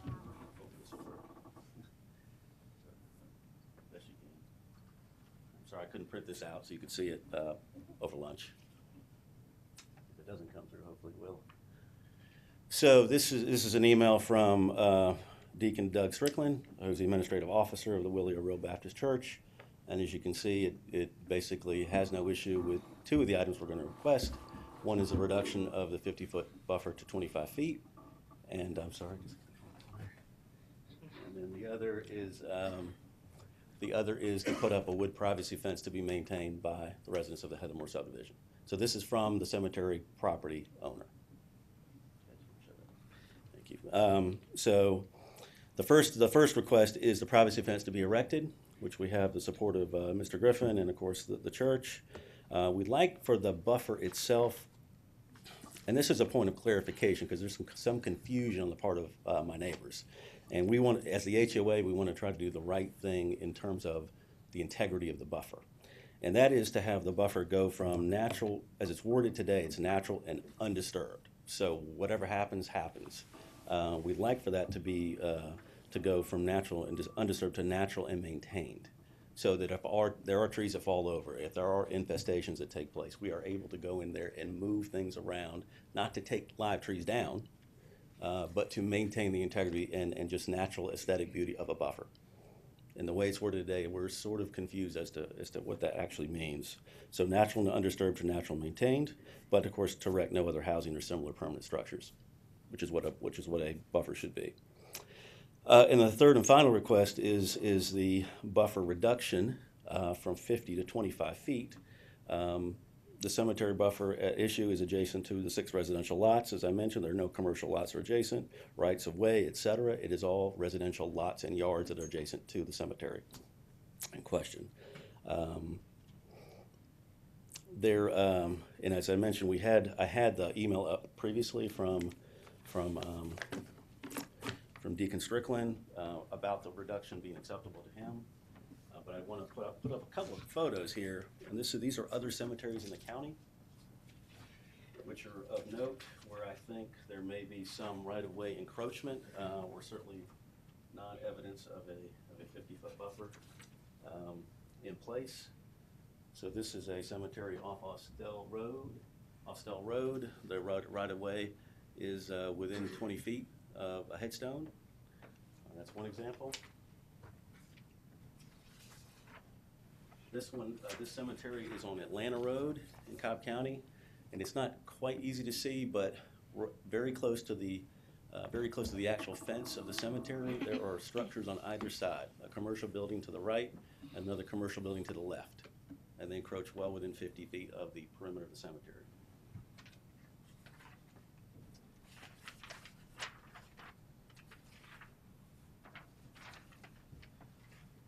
This is off Johnson Ferry, just north of Lower Roswell Road. There's signage here for a commercial building within 10 feet of a cemetery, along with a right-of-way being 10 feet from the cemetery headstones. And just want to kind of close with this one. This is a commercial structure on Memorial Place in Cobb County. That is the front of the structure, so it's a pizza place, and there's a bar next door, etc. And this slide is the rear of that same structure. The rear of the structure is adjacent to a cemetery, well within 50 feet. So I just wanted to point this out. There are some precedents for buffers being encroached upon, some for building hardships, I understand that. So I think we're trying to make use of we're trying to balance out the need of the homeowners, their ability to have the buffer, ability to have the buffer be a place between themselves and the cemetery, the privacy fencing, and then go to the natural undisturbed state and have the permission of the church, which was important for us. So that's what we. Thank you, sir. Thank you. Opposition, please.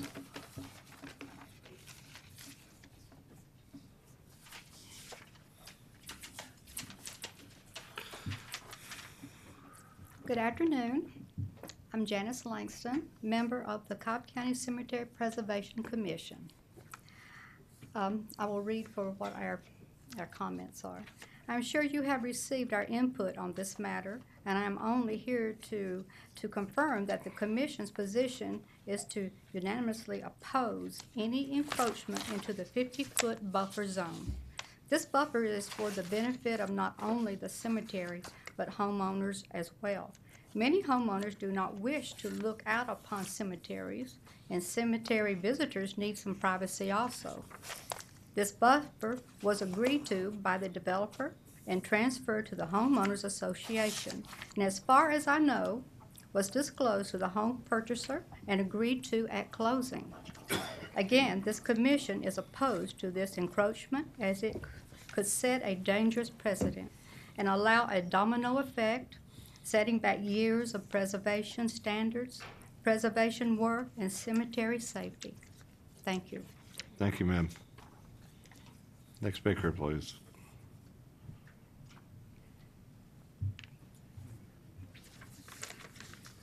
Good afternoon, Commissioners. My name is Jill Flam. I am the case manager for Z78 for East Cobb Civic Association.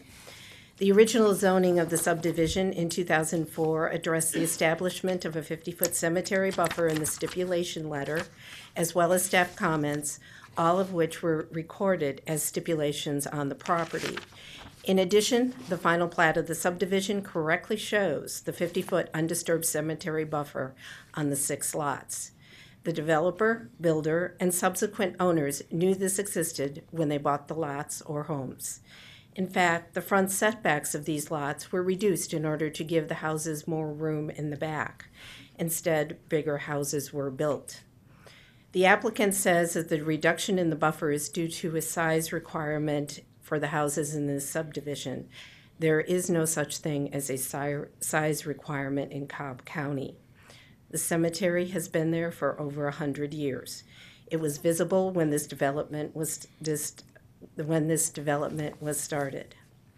This zoning, if approved, would set a bad precedent for Cobb County. Cases such as this were the reason that the Cemetery Preservation Code and development standards were established to begin with. The code should be upheld. ECCA recommends denial of this petition. Thank you very much. Thank you. Any other speakers, please? Seeing none and hearing none, the public hearing is closed. Commissioner Burrow. Thank you, sir.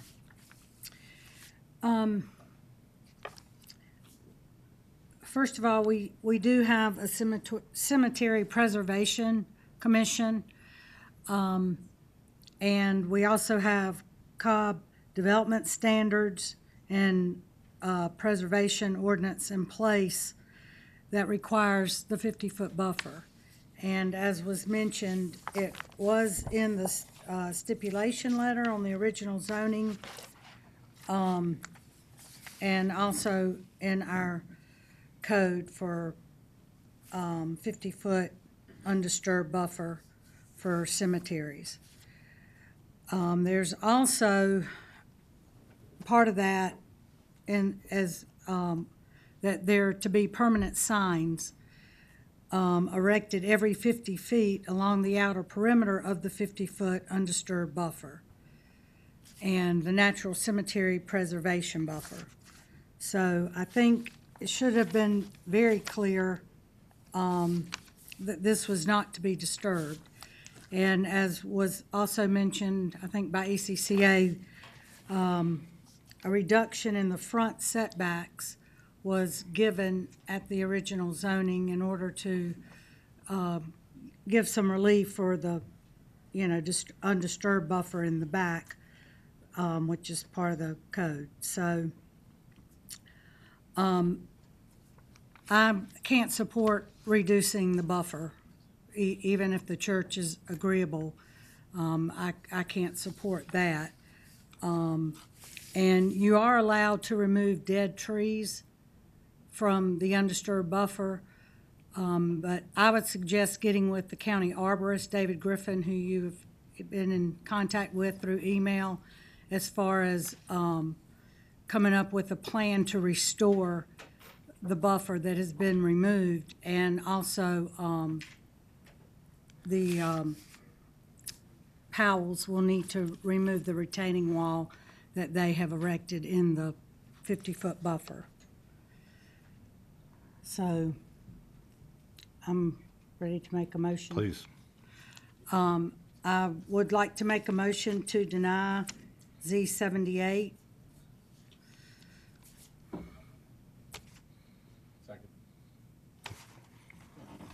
I can't add any stipulations to it. Well, no, you can give, if Clerk's you're making note. them remove the retaining wall, you probably need to give them an amount of Yeah, time. 90 days to come into compliance with the cemetery buffer.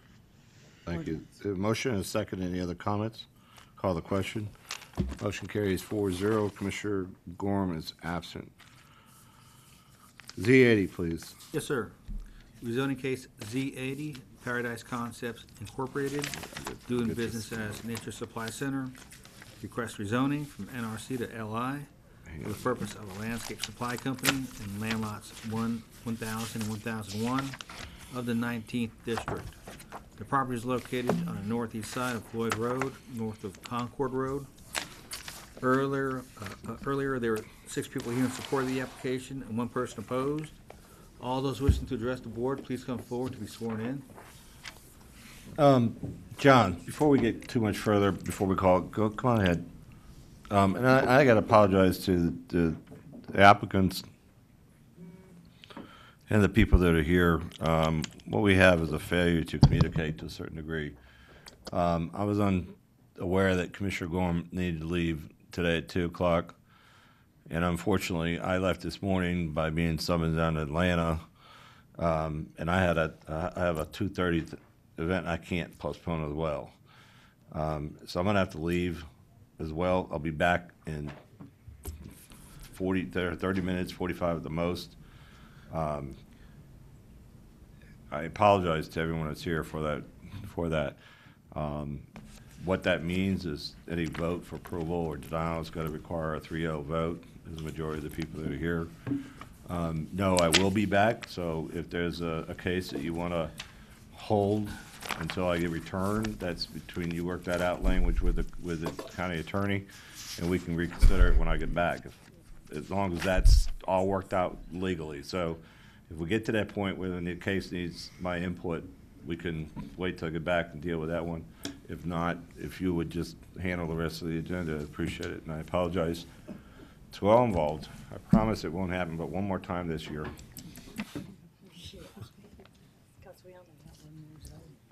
Musical chairs.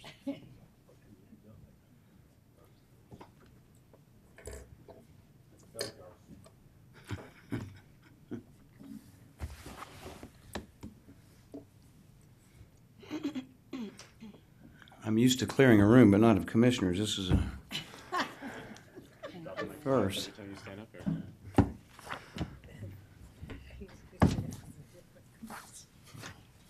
Good afternoon, Mr. Vice Chairman, members of the board. For the record, my name is Garvis Sams. I'm with the law firm of Sams, Larkin, Huffin, Bally, and I represent Paradise Concepts, doing business as Nature Supply Center in connection with this application. I have Mr. Parks Kennerly and his partner here today, and we had some people here earlier today that an early head count, 8 were in favor of it, and I think Ms. Robin Meyer of Mapleton Improvement Coalition is here. She registered as in opposition, but it's a marginal opposition, I think, and of course we'll let her explain that. This was heard, considered, and approved by your Planning Commission and rezoned or recommended for rezoning to a conditional NRC 2 weeks ago. Since then, the Mapleton Improvement Coalition has penned a letter of support to you to follow, we think, the recommendations of the Planning Commission, and we're fine with that. I think there may be a couple of stipulations that Ms. Meyer may take exception to. We have submitted a letter as of November the 11th accepting the Planning Commission's recommendation and all their input.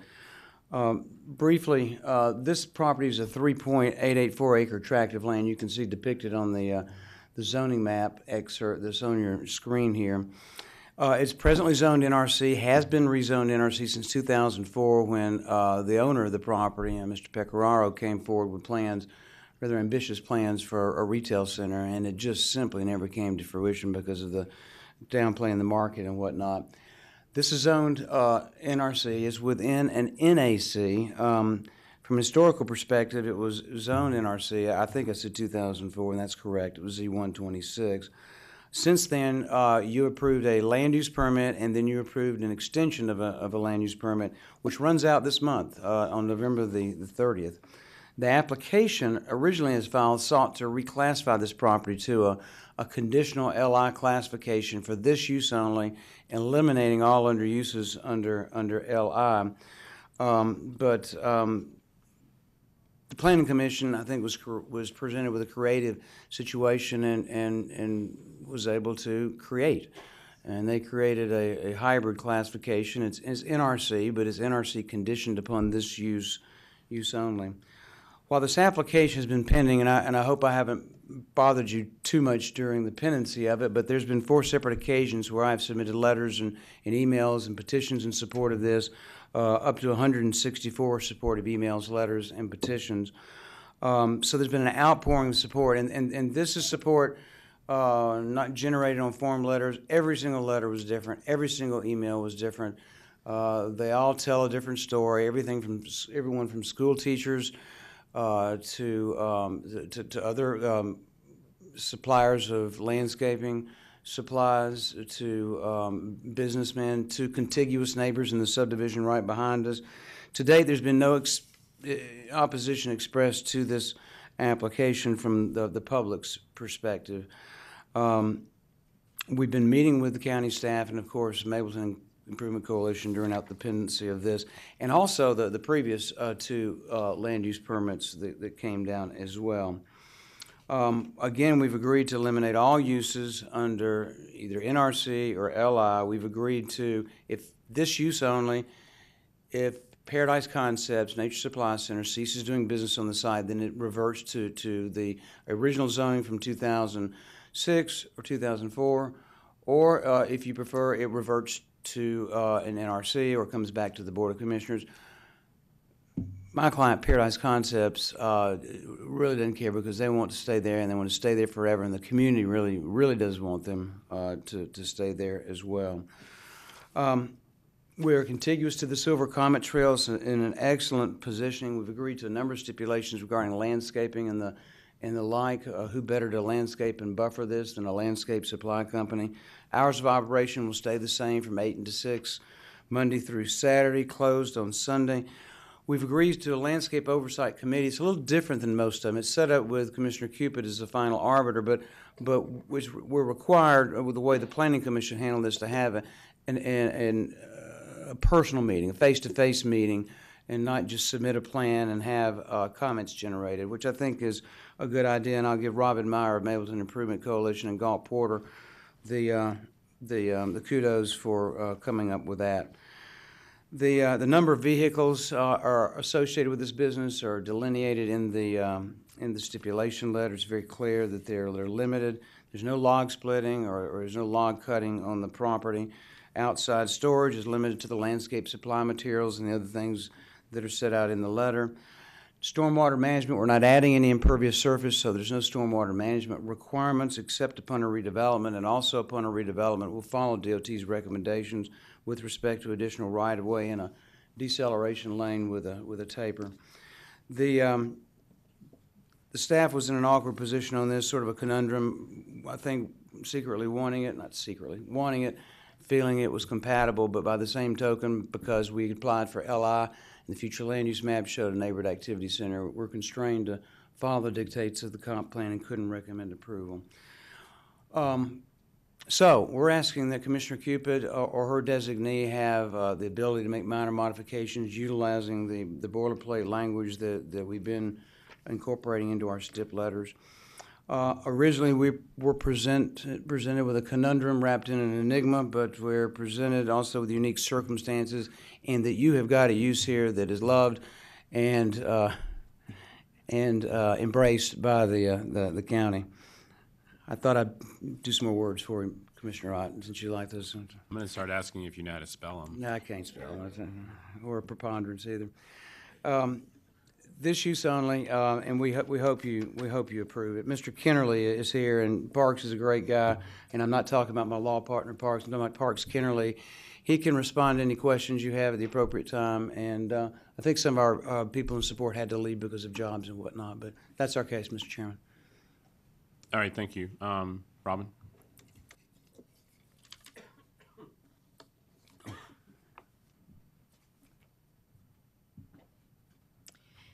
Thank you. My name is Robin Meyer. I'm the chairman of the board of directors of the Mapleton Improvement Coalition. And Garvis is certainly correct in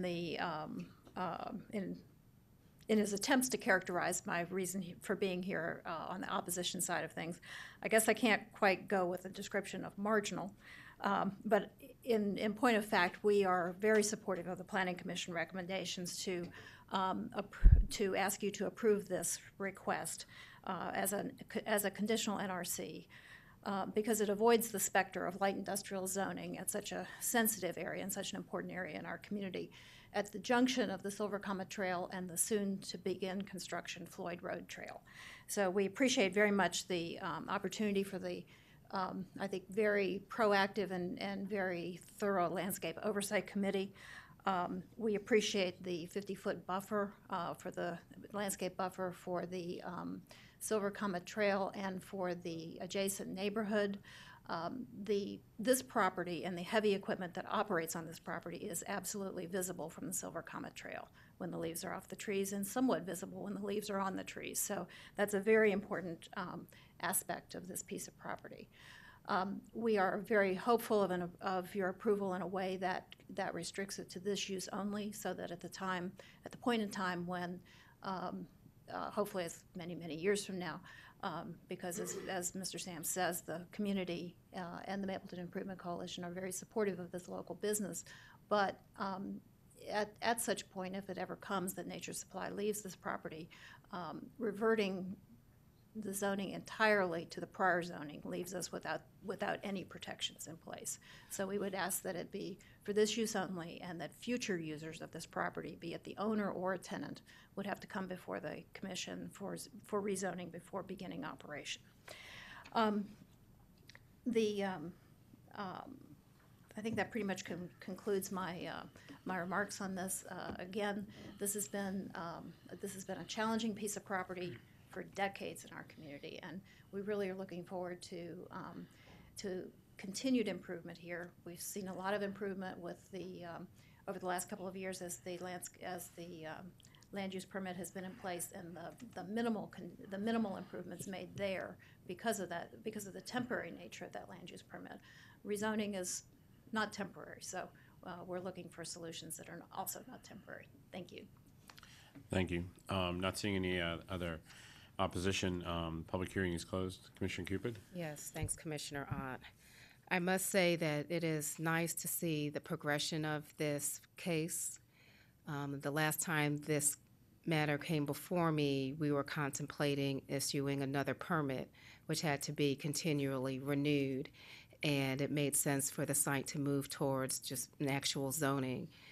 And this time, I do not have any opposition with respect to this site, and it's very easy to go with the recommendations of the applicant's attorney and with the community members. I must have received at least 30 letters and emails in support, in addition to a petition.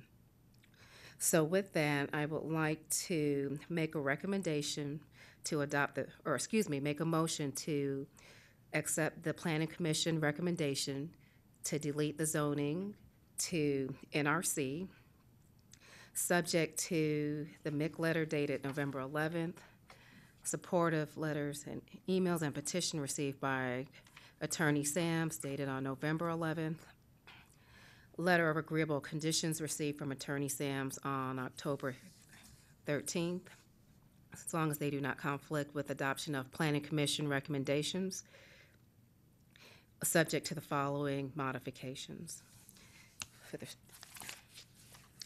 For the Planning Commission minutes, I would like to modify sub-bullet number 2 and bullet number 1 to just simplify that the Landscape Oversight Committee may make recommendation with respect to outdoor signage, with the district commissioner having outdoor storage, with the district commissioner having final approval. And also to address mixed concerns about the unintended consequences of a reversion clause to the 2004 zoning, which would remove any added stipulations of this zoning. I would just like to remove all references to reversion of prior zoning and replace it with the following statement, which was agreed to in my conversation with Attorney Sams. The rezoning is specific to the intended use of a landscape supply company and specific to the tenant of Paradise Concepts Incorporated doing business as Nature Supply Center, requiring any new user or tenant of the property to have to be subject to rezoning. Let's see. With that, adoption of all other Planning Commission recommendations and all other staff comments and recommendations not otherwise in conflict. All right, second. Just a question about, you said subject to rezoning. Mm-hmm. Do you want it to have to go through the planning commission and the BOC, or do you want to just come back to the BOC? Both. Both? Yes. Okay, all right. Thank you. Okay, so a motion and a second. Any other questions or comments? Call the question. And that motion carries 3-0 for approval. Okay, John, I believe we're up to Z84. Yes, sir. Rezoning case Z84, JW Acquisitions LLC. Request rezoning from RA5 and ONI to RM8 for the purpose of attached residential in land lots 1005 and 1006 of the 17th district. The property is located on the east side of Wildwood Parkway, southeast, and the southeast side of Rivers Call Boulevard, and on the south side of High Trail. The applicant's representative is present. Is there anyone here opposed to rezoning case Z84? All right, Mr. Moore. And My this is director smaller shows no than this opposed. morning. Yes, you got it. Right. And just make sure you add the things that, I know you talked to some of the folks that were here before the lunch break. Yes. Okay.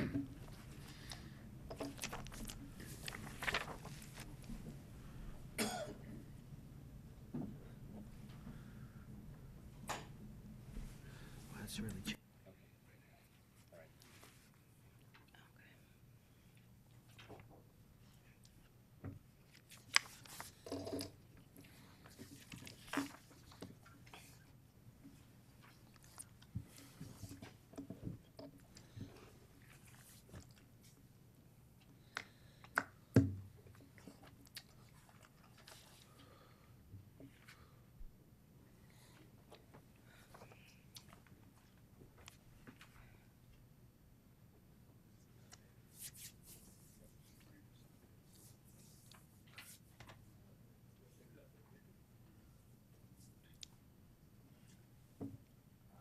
Yes.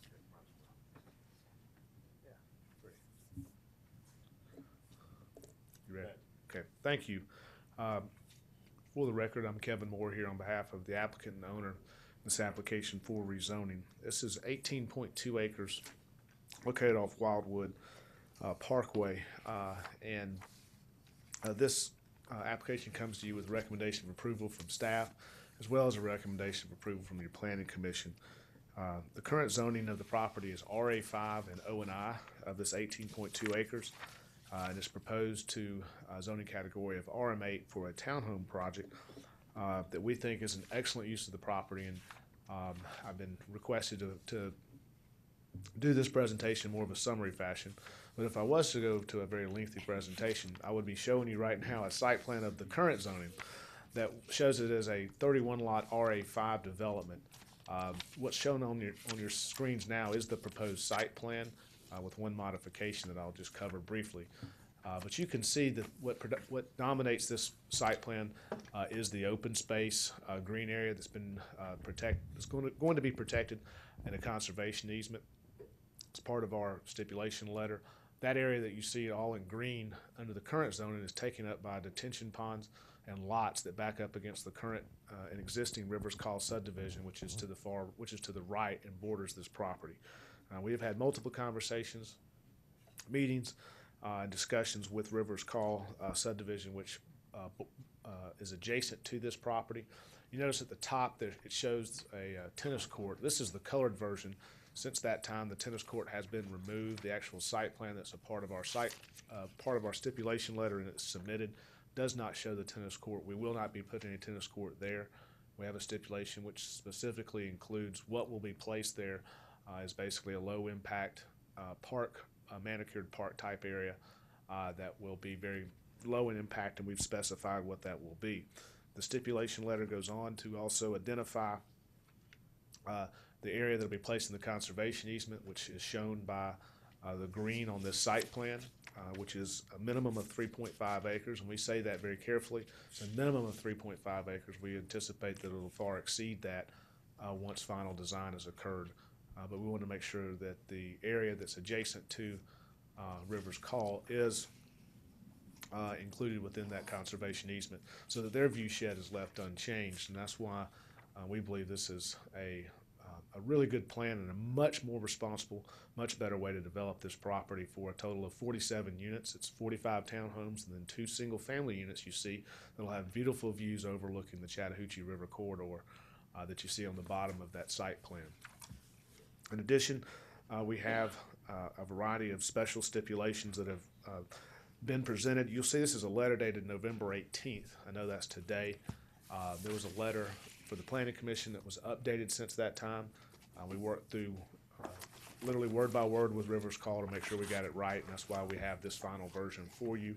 And as luck would have it, we still have another insertion that even since we prepared this letter, as it relates to the landscape frontage along the front of the property. If you want to.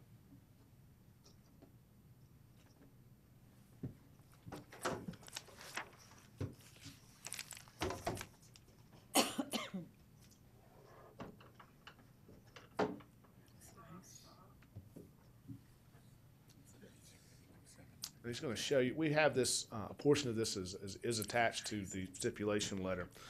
But along Wildwood Parkway is an extensive road frontage, and we've agreed to the landscape detail plan, or a detailed landscape plan along this frontage that would tie into the Rivers Call entrance, which is what we're adjacent to.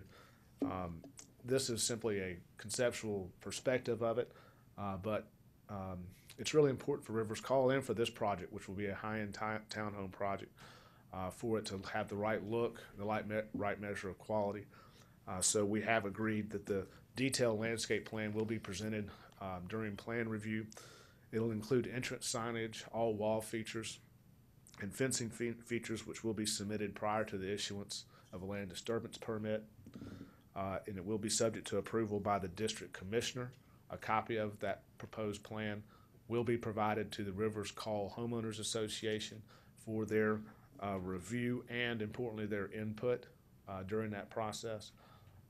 From a detail standpoint, the entrance frontage, entrance landscaping, frontage, and street treatment will include gated entrances with masonry walls, a minimum of 18 inches in height, with 5-foot black wrought iron fencing or wrought iron type fencing that'll be on top with columns that will be matching or consistent with the rock and stone walls that form the Rivers Call entrance monuments. That same treatment of the minimum 18-inch stone wall and wrought iron type fencing will continue down the street of Wildwood Parkway with evergreen plantings and street trees to be on either side of that fencing, so that it will, if you've driven that particular stretch, you can see what they've done at the entrance of Rivers Call, and essentially is taking that and going all the way down the street with it in a very attractive manner, so that it looks like it's consistently planned and done, and brings that same level of high quality to this development as well. With that, we believe we've captured all of the stipulations and conditions that we've worked so hard with Rivers Call to provide, and certainly we think this is a much better way to develop this property. Gives ultimate protection to Rivers Call they don't have under current zoning. And with that, we'd respectfully request your approval of the zoning, subject to this letter and that additional commitment that I just spoke of. Thank you. Okay, thank you. One more time, is there anyone in opposition? All right, seeing none, public hearing is closed. Since this is in District 2, I will lead the discussion. Kevin, same question, native plant rescue? Yes. So I can add that in? Or Yes. is it already in here? I didn't see it. If you didn't see it, then yes, we're agreeable to native plant Okay, rescue. well, I'll add it, and if it's in there, then it'll be there twice. I just want to thank you for working with Rivers Call. I know that they're very appreciative of the dialogue that you've had with them. You actually started it very early on when the application was first filed. And just so folks know, my lot is on this drawing that you now see up on the wall, so I'm very familiar with the area. Right. The whole Rivers Call complex is, I think, why I'm sitting here. I would like to make a motion to approve Z84 to the RM8 zoning category, subject to the letter of agreeable stipulations from Mr. Moore dated November 18th, 2014. I'm just going to make a few of the same comments the Planning Commission made, because I just went through this and I found some of them. So on item number 10, at the end, the landscape plan to be reviewed and approved by the county arborist and the district commissioner. And I know you mentioned that, but we'll just put it as part of the stipulation. Item number 11, revise it to read, applicant agrees to a vinyl-clad chain link fence not less than 4 feet in height and appropriately screened from view with landscaping and that's for the detention pond. Also, in item 11, add any exposed concrete or building blocks in this detention area to be fenced with stone or brick.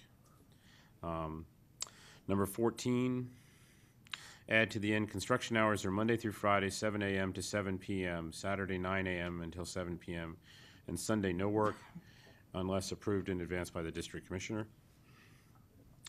Number 20, you said it, but the stipulation says approximately 3.5 acres, and I think you said in your presentation a minimum.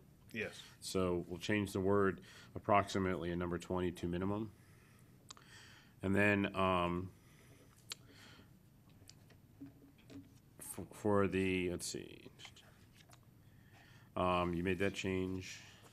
So then we're going to add, basically just put as stipulations the two things that you just mentioned, I know you got from Rivers Call, that, and I'll just read them for the clerk, because I have it as a text here. Gated entrances with masonry walls that are installed forward of the entrance gates that will step to an 18-inch height wall with 5-foot height black wrought iron fence. All stone will match the existing Rivers Call entrance as much as, or as practically as possible. And then in addition, that would be, let's see what number we're up to. That would be number 25. And then number 26 would be an 18-inch stone wall with 5-foot height fence will extend along the Wildwood Parkway frontage between the north and south entrances. Evergreen buffer planting will be installed behind the low wall fence. Street trees will be planted along the entire frontage. And that's basically what you said. Yes. And so we just put it as, and then all other staff comments not otherwise in conflict. If I could add, I love your motion, but could I add that, Sure. that detailed landscaping plan and treatment be subject to district commissioner approval? Yes. And that it goes to Rivers Call? Right, At and, time. okay, because we put, in item number 10, Right. I added the landscape plan to be reviewed and approved by the county arborist and district commissioner. So let's add to that after review by Rivers Call. Does that work? Yes, that's the commitment we made to Right, provide that. okay. I don't want to forget So that. add on number 10, after you put that the landscape plan to be reviewed and approved by the county arborist and district commissioner, following review by Rivers Call. Okay? So that would be my motion. Do I have a second? Second. Any discussion? Call the question. And that motion carries 3-0 for approval. All right, John, Z85. Yes, sir. Rezoning case Z85, Cousins Properties Incorporated.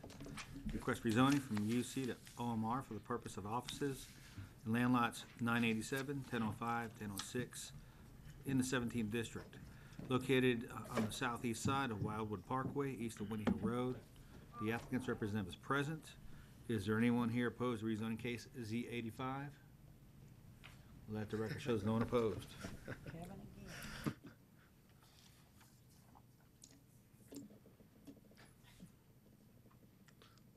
It's right next door. It's next door to the last one. Based on Right. those instructions, shorter than the last one, is that right? That's right. Okay. This is right next door, so you don't have to tell us where it is. Save maps up.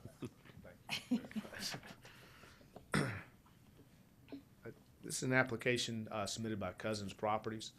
This property is 6.6 acres, again located on Wildwood Parkway. This property is currently zoned UC, or urban condominium. It's been approved for 2 18-story condominium towers. That's how it's currently proposed, or currently zoned, and could be developed tomorrow. What's proposed, though, is a rezoning to OMR, or office mid-rise, for up to a 6-story brand-new office building for a corporate campus at this location.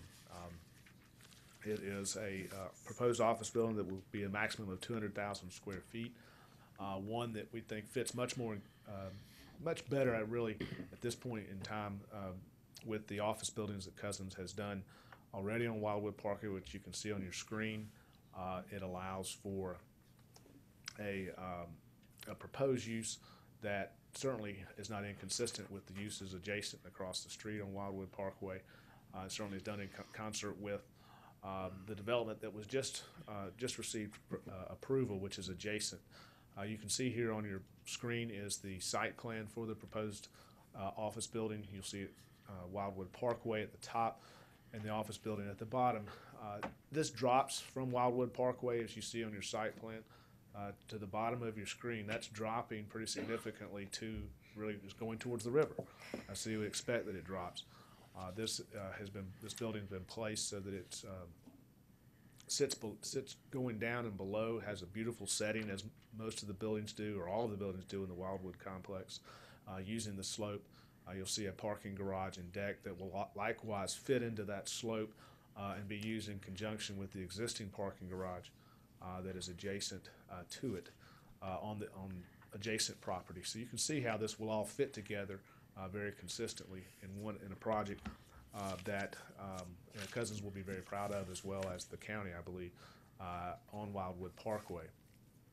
The proposed elevation, which is a part of these stipulations, also, I'm going to show that to you so that you can see the type of building that is being proposed. Again, high-quality corporate campus, office building and structure. Obviously, this is standing right there on it as opposed to looking down from Wildwood Parkway. But if you've driven on Wildwood Parkway and gone through that area, you can see what the job that Cousins has done in developing that from an office and residential standpoint. You can certainly know that they do a fantastic job of melding that development with the river and the topography and the surrounding area and community to what has become a highly desired area of Cobb County. Again, we work very closely with Rivers Call, which is the nearby residential neighborhood. We have a stipulation letter dated November 11th, which is updated from the Planning Commission that includes all of those agreements, as well as the agreement that this is a site plan specific zoning. Any future expansion or additional enlargements or building additional buildings on any of the other areas would have to come back through the other business aspect of the board's policies and procedures, and Rivers Call would receive specific notice of that for input, just to ensure that everything, again, continues in the same consistent, high-quality manner of development. With that, Mr. Bill Bassett of Cousins is here, can answer any questions that I cannot, but we're very much respectfully request your approval of this rezoning application. Thank you. All right, thank you, Kevin. Is there anyone in opposition? I don't think there was. Seeing none, public hearing is closed. Kevin, I just have one question. I know that there had been some discussion with Rivers Call about the setback on the townhome side. Yes. And you guys have expanded that, or? The setbacks are per plan. Okay. And so by that, that was the Planning Commission recommendation that while the setbacks call for a 5-foot side setback, it's 5-foot side setback as shown, meaning only on the side that's the building side. Okay, all right. So, and Rivers Call was when you On were the other side. Right, on the other side. Okay, Right. all right. So if the Planning Commission comments are brought in, then that addresses that one issue that was raised. Okay, all right. I just wanted to make sure, because I Sure. know that one of the things that the Planning Commission put in here was to waive the 35-foot setback. Correct. But you don't need that because of the We plan. do per plan. In other Okay, words- so, so we can approve the plan. Yes. And basically, I'm guessing that Joe would prefer that we waive the setback officially instead of just approving the plan. Right, approve Because the what'll happen is it'll come back without having waived it. And we have the setbacks set out in the letter that match the plan. Okay, I'll just mention it to be sure. Certainly. And the same thing, Georgia Native Plant? Yes, thank you. Okay, all right. All right, I'm gonna make a motion to approve. That's it. You're gonna be busy. And I like Sherry, and she's gonna kill me for forgetting her, but yes. I know. No, we're the ones that get called. I get called to go out there with her. All right, so make a motion to approve Z85 to the OMR category. And just kind of a word about this. I was on the Planning Commission when the original zoning in this was approved, and this is incredibly less intense than what was going to be built there. And I think this will be a good addition. So approve this to the OMR category. And also the applicant has agreed to allow the Georgia Native Plant Society rescue. Subject to the letter dated November 11th, 2014 from Kevin Moore, including the attached site plan with the following changes. Item number 11, add a subset D to waive the landscape buffer from 35 feet on the northeast side of the property for these buildings only, per the plan. Right. Okay? All other Planning Commission comments and recommendations, not otherwise in conflict, and all other staff comments and recommendations not otherwise in conflict. And that would be the motion. Second. Any other comments? Call the question. And that carries 3-0. Thank you. Okay, that takes us through the regular agenda. Oh, that's, The one held case. well, I know, well, I was getting to that. I was just saying we were going to the health cases. Yes, sir. They're not, it's not part of the regular agenda. It's part of the- SLEP 17, Jubilee Christian Church International Glory and Tabernacle Incorporated, request a special land use permit for the purpose of school, worship services, and a pre-K program in land lot 717 of the 19th District. The property is located on the north side of Macedonia Road, east of Hopkins Road. The applicant. Is there anyone here opposed to SLEP? Unless you're leaning away, but I don't.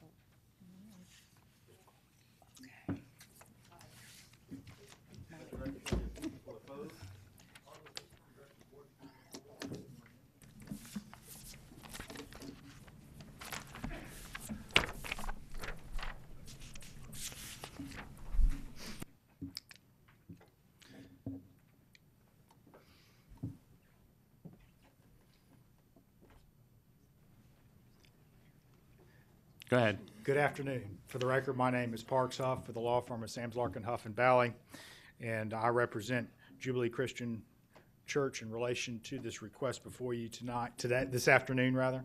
And to begin with, this is a held case, so I'm going to go back through some of the previous issues, and if I can start with the aerial photograph showing the property and reorienting you to the location. This is on Macedonia Road, close to its intersection with Barrett Parkway. It's an existing building, and at this time I'll show you a picture of the actual building that's on site. It came in 2007 for a special land use permit. In 2009, a special land use permit application was reduced to a land use permit application for 1 year. 2010, it came back for 2 years, so that gets you up to 2012. The temporary land use permit application was to add infants as a use, infant care as part of the school. We are back trying to request a special land use permit to encompass the school, child care, and the church. We've admitted from the beginning that the church has been meeting there for a while, and not as a result of a complaint from code enforcement, but they've asked to come into compliance with county regulations, so we apply for the special land use permit application. We've had some concerns from neighbors. One thing I want to make very clear, we can go back to the aerial photograph. You can see the subject property is located behind a church, an existing church, which is the New Macedonia Christian Church. You should have in your packet a letter that was written from the pastor, because I know the opposition last time implied that the church might have some concerns or questions or conflict with us. The two uses have worked cooperatively for many years together, sharing parking, and we have a great working relationship with them.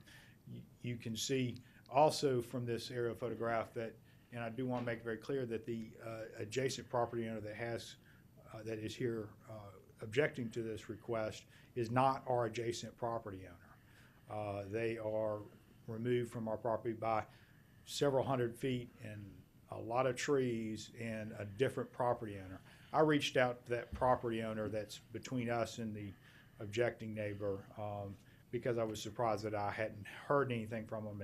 And we actually, going back through the record, had a dialogue with them on drainage easements and such when the facility was first built in 2007. So there's been a good working relationship with that neighbor, and they're not here and expressed to me they didn't have an opposition to the request. The other statement that was brought up had to do with the building CO, and I do have here for the board copies of the CO that was issued in 2007 with a rider in 2009 that added infant care. Talked to Rock Toller with the fire marshal's office, and they have walked through the facility, and the facility is in compliance. If this board granted our request, it would simply be changing the coding on it, but it is approved for educational use, which includes assembly as one of the uses that are part of that.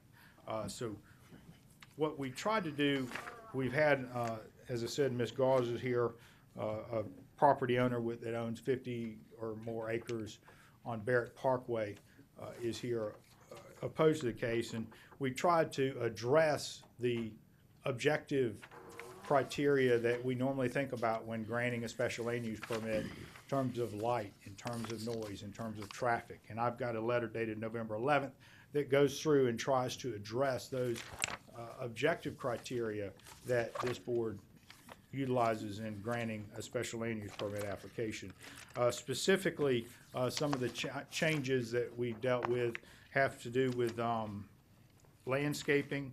We have agreed to a specific landscaping plan. If you look at Exhibit B of the application, or of the stipulation letter, we've got some detailed landscaping plan with evergreen plantings in the location where our building is very close to the adjacent property owner's property line. So we've added that from the last time we were here. The other thing we've added is Exhibit C, which is detailed in also statement number 16, and that they've hired an acoustic engineer to review how the acoustics work inside the building to ensure we've done everything we can to limit noise leaving the inside of the building. That's resulted in moving of speakers and also placement of and adding some reflective panels and such to limit noise that might be leaving the property. In terms of traffic, you can see our building is set significantly back from Macedonia Road, so we don't have any impact backing up onto Macedonia Road because there is several hundred feet of driveway before you get to our building. We have also agreed to add an additional parking lot because there has been some parking issues. So we've added an additional parking lot, and that is in the revised site plan in the letter dated November 11th. So we think that we have tried to get a dialogue with the nearby property owner and have tried to come up with stipulations that would address the subjective concerns that people would have about this. But the fact of the matter is that Jubilee has been an active part of the community, has been doing good service by educating children in the area, and they also have worship services at this building, which, as you can see from if we can get that back up there, is a very nice building that they built in 2007, and is designed and can accommodate the additional use, especially with the additional parking that we propose.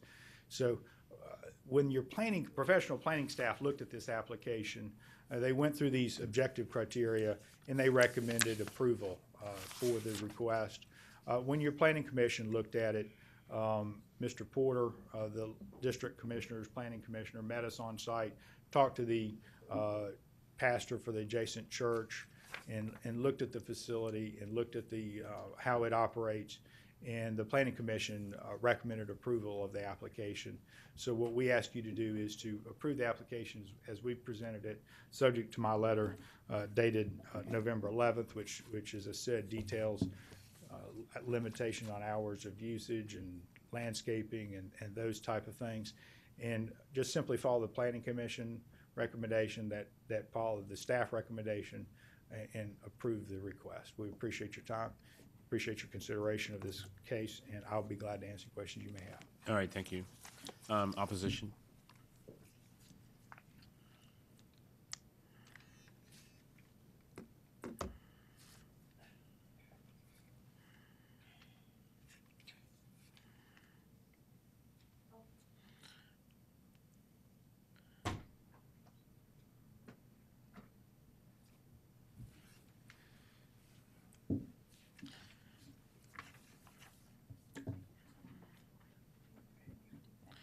good afternoon. Just Okay. state your name for the record and whenever you're ready. Okay. Vice Chairman Ott, Commissioners, Mr. Peterson, Mr. Atkins. My name is Marianne Gauze. My husband Lynn and I are here today to object to the applicant's SLUP 17 request. The applicant is currently operating a private school and licensed daycare at 3000 Macedonia Road. We would like to address issues that were mentioned and discussed at the October 21st zoning hearing. Gauze Construction was not involved in the design or actual construction of the building. No, we did not know Jubilee was constructing a daycare. We were only aware of the private school. The fact was made by code enforcement had had no complaints prompting a code violation. The neighbors in our area would view the use of the facility for worship as normal. I would venture to say the neighbors, as well as I, were not aware of a SLUP that did not allow worship. My calls to code enforcement started on August 4th. On August 10th, Mr. Lanham sent an officer out to 3000 Macedonia Road. A report was generated that stated Jubilee was definitely holding church and parking on the grass. Mr. Peterson was sent the report. On October 21st, Mr. Peterson told the board that it was his understanding that they are currently not operating legally because they have a church which is not allowed per the conditions. Mr. Lanham and I have spoken numerous times, and he has told me he cannot issue Jubilee a code violation at this time because they are currently in a SLUP request. Jubilee has used the facility for worship every Sunday since August the 3rd, except for 2 Sundays following the planning board hearing. They knowingly continue to violate their SLUP condition. Yes, Pastor Bailey has given Jubilee permission to use the back row of his parking lot, but there is no gate, no lock, and no key. On October 21st, Mr. Peterson told the board it was his understanding they are currently not operating legally because they have a church which is not allowed per the conditions, and conditions also do not allow a daycare at this point in time. Mr. Huff told the board there is no daycare that is licensed right from the start that requires the separate daycare license. That statement is incorrect. Open records and a conversation with Sherry Smith with Bright from the Start have confirmed Jubilee is currently licensed as a full-time, year-round child care learning center, which is a licensed daycare. They are licensed to serve ages infant through school age 5+. Their initial license, CCLC 27361, was effective December 16, 2008. Their continuing license was effective November 12, 2009. There has never been a CO issued by the Fire Marshal's Office for daycare. Jubilee has had monitoring and licensing visits annually with Bright from the Start. Their last visit by the state was June the 10th, 2014. Their sign on the road displayed the words daycare until October 22nd. LUP 21 approved a child care learning center or daycare in 2010. The applicant failed to renew the LUP. When the LUP expired, so did the approval for the daycare, which included 75 children, with the youngest being infants. The applicant stated to Chairman Lee that since the LUP expired, they had not had infants at their facility. That is not correct.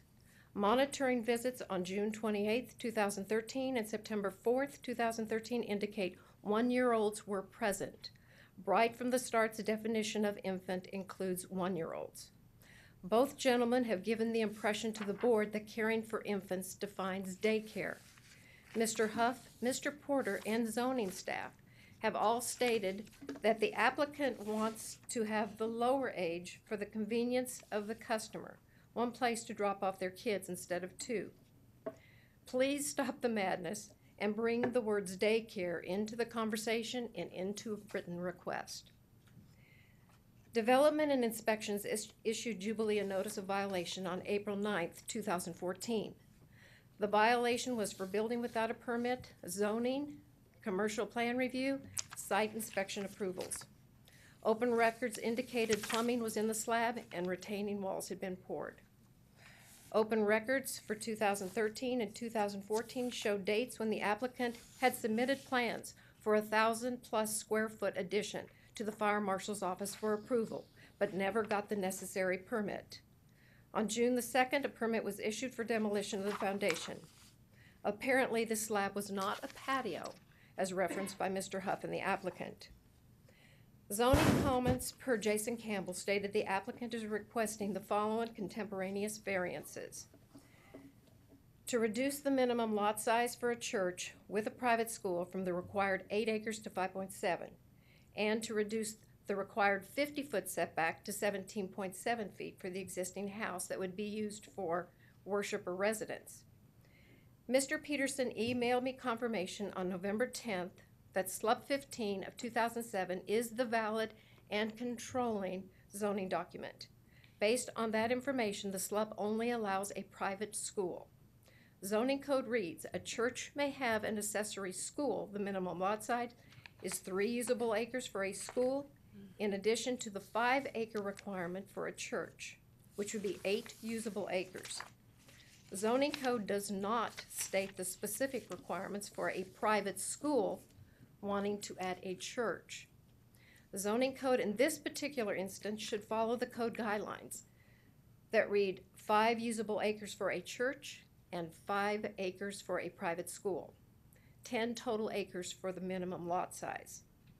Jubilee was granted a variance in 2007 to waive the minimum lot for the private school from the required 5 to 4.689. The applicant should be required to have 9.689 usable acres. The applicant only has 5.217 usable acres.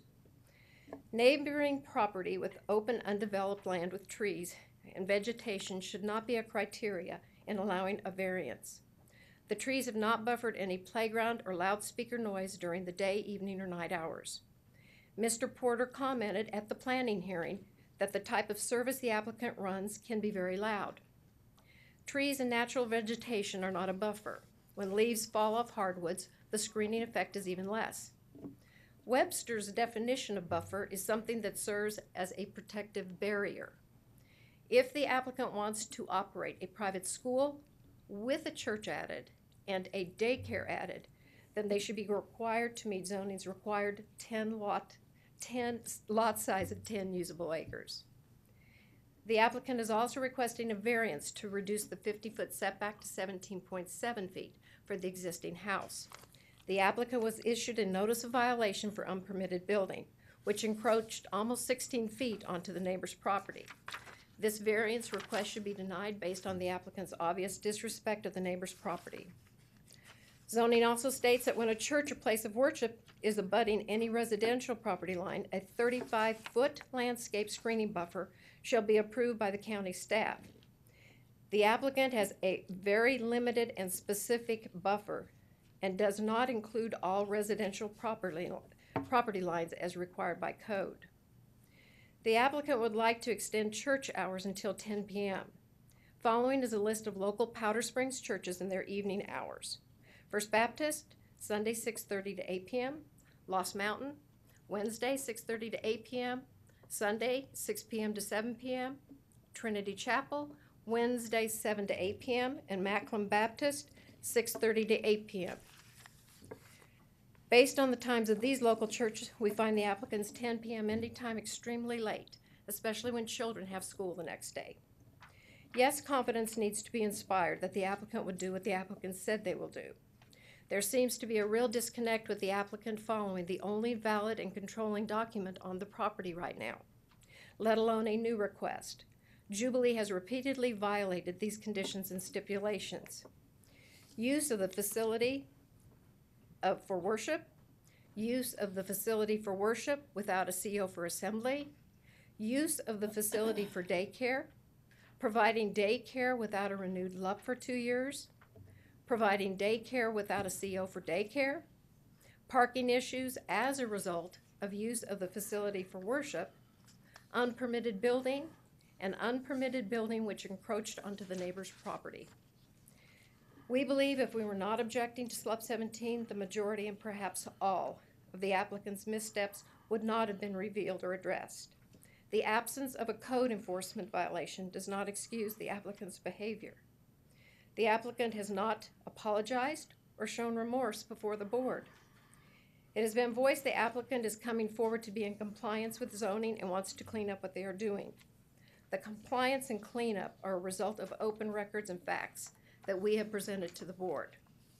We are asking the board to deny the applicant's SLUP 17 request and deny the applicant's letters of conditions dated June 5th, July 18th, July 28th, and October 7th. We are also asking the board to consider suspension or revocation of the applicant's current SLUP 15 of 2007 based on apparent violations. I have been told it is easier to ask for forgiveness than to ask for permission. Jubilee has shown disrespect to the county and our community. By approving SLUP 17, you are acknowledging and allowing, blatant disrespect of our county code. Thank you, Ms. Goss. Parks, Mrs. Goss went over about 40 seconds. Do you have any additional things you can say in 40 seconds to give equal time? Pull that out a little bit there on the aerial. The Miss Gauze owns the tract that has the lake on it, and just so you can see from this perspective how removed her property is from the subject property. We have always said that they have operated a preschool program at this facility. There was a period of time where we had a SLUP with it that allowed infants. You can see from the CO that we submitted, it included infants. The idea that we have, tried to hide and do things subversively is inaccurate. We came forward to request that the SLUP be amended to add the church as a appropriate use on our own volition. Okay, all right. That's about the 40 seconds, so thank you. All right, since time has expired, this is in District 4, so Commissioner Cupid. Yes, thank you, Commissioner Ott. As stated last month when we heard this case, Ms. Gauze has been quite diligent in her analysis of the history of this particular property and has observed some missteps with respect to stipulations that were set for the property in prior action by this board. So I can understand some of her frustration, and part of, I think, our diligence in continuing this case, holding this case for another month, was for us to be confident in our understanding of what was being brought forward so that we could assess whether or not the church would adhere to stipulations being brought forward in this case. As she stated, and I also recognize, and Attorney Huff shared, that Jubilee did initiate this matter brought before us, that while there were violations on the property of prior stipulations, that but for the site wanting to have proper conforming uses to expand its operation, we wouldn't be sitting here discussing some of these missteps. So if there is a glimmer of light, it is the voluntary effort of the church to come into conformity. I do want to acknowledge or concede on several points that were shared by Ms. Gauze. And excuse me, I have multiple papers I'm going through in assessment of this case. Just bear with me, I just lost my place.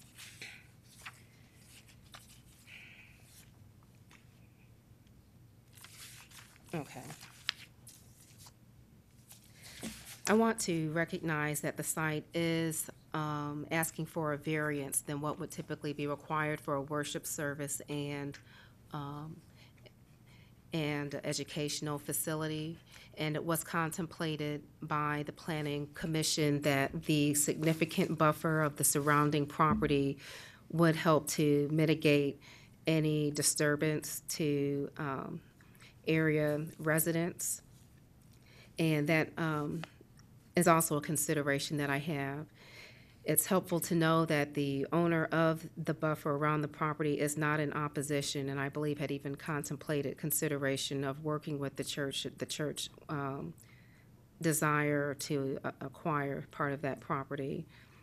But I do believe that that buffer is quite significant, and it might not fully reduce some of the noise that was generated from the site, but certainly does help to reduce it.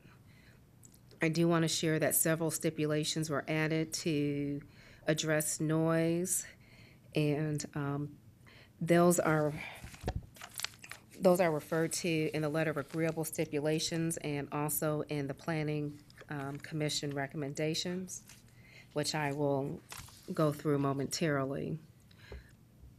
I also do want to share that, and I acknowledged this in the last case, that it had to be known to the opposition that the site would generate some noise due to the fact that the school, or that this site was zoned for a school to take care of very young children. And I believe the opposition's family member was involved in the actual construction of the site for the purpose of assembling young children. So while that does not imply that there should be a disturbance of noise for area residents, it just seemed to imply that there was some notice that there would be noise associated with youth on that property. I do want to share also, and it was acknowledged by the attorney, that there was some concern about opposition from the church which operates in front of it, and I have here a letter dated November 14th from New Macedonia Christian Church expressing their support of the applicant. There was some discussion last time when we met that hinged on the certificate of occupancy issue and the validity of SLUP of 2007. A letter or an email was provided by John Peterson of our zoning department, which provides that the daycare use currently does not have a CO, which was shared by Ms. Gauss, and that it would need a CO to operate legally. And upon approval of a SLUP, the applicant would have the ability to meet with the fire marshal. I believe a meeting is set for later this month to initiate the CO process. And the private school use does have a CO for educational occupancy, and I think we just received a CO that implied that infant use was actually permitted per CO back in 2009 by the county. There was also some concern with respect to SLUP 15 of 2007, and staff researched the issue and found that SLUP 15 of 2007 was not superseded by newer stipulations. SLUP 15 was not repealed, and SLUP 15 did not expire in any way. The 2009 and 2010 LUP approvals only allowed 2 particular items on the property for a limited amount of time. After the time expiration of the LUP, SLUP 15 could fully control the property's use again. The applicant has vested rights in SLUP 15 that cannot be extinguished by a LUP, and I hope that explains some of the, or helps clarify some of the questions from last time. Let's see here.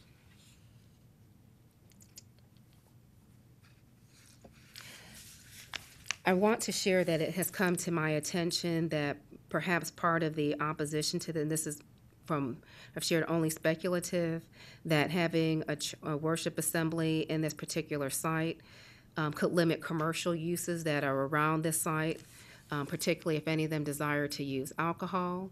And I just want to acknowledge that this board has considered cases where a church has fallen within the restricted area and have granted license in the past upon consideration of individual circumstances and facts. And I don't see why the board would not be willing to do so in this instance.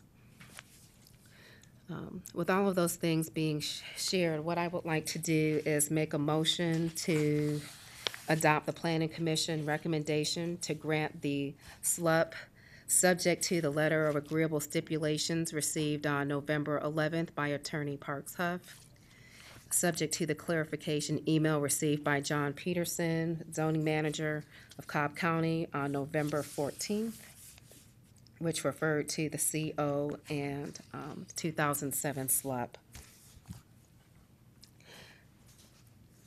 I also want to approve this subject to Planning Commission comments and recommendations with clarification on bullet number 11 regarding the hours of assembly for purpose of worship, which is limited to 7 a.m. until 10 p.m. And I added in there for the purpose of worship because what I don't want is for you to come back before me because one person is on that property at 10:01 locking the door, that the actual assembly has to end at 10. But if there's activity to wrap up what's going on, that should not result in a violation. There were some concerns with respect to property, which has been stipulated or has been referred to in Planning Commission's comments in bullet 1, sub-bullet 1, to bullet 1 states that parking that is indicated as gravel will be paved, and that there will also be a grass strip, curb, and sidewalk similar to the existing parking lot to be placed around the playground fence and new parking lot. Let's see. Anything else? I also want to add in here that the district commissioner shall have the authority to approve minor modifications to any stipulation associated with this case and conditions except for those that increase density, reduce the size or composition of an approved buffer or landscape strip to adjacent property, relocate a structure closer to a property line, or increase the height of a building adjacent to property which are in direct contradiction to or conflict with the foregoing stipulations. Such modifications shall come back through the public hearing process as other business. Our motion is also subject to all staff comments and recommendations not otherwise in conflict. I do want to articulate to Jubilee that by now I'm sure you are adequately warned that a fellow property owner is observing you diligently and that the granting of this SLUP is not a right but received by permission. And I appreciate your coming forward to do the right thing to get in compliance, and that the commissioners up here have very high expectation of you and your council that this site comply with conditions of this permit.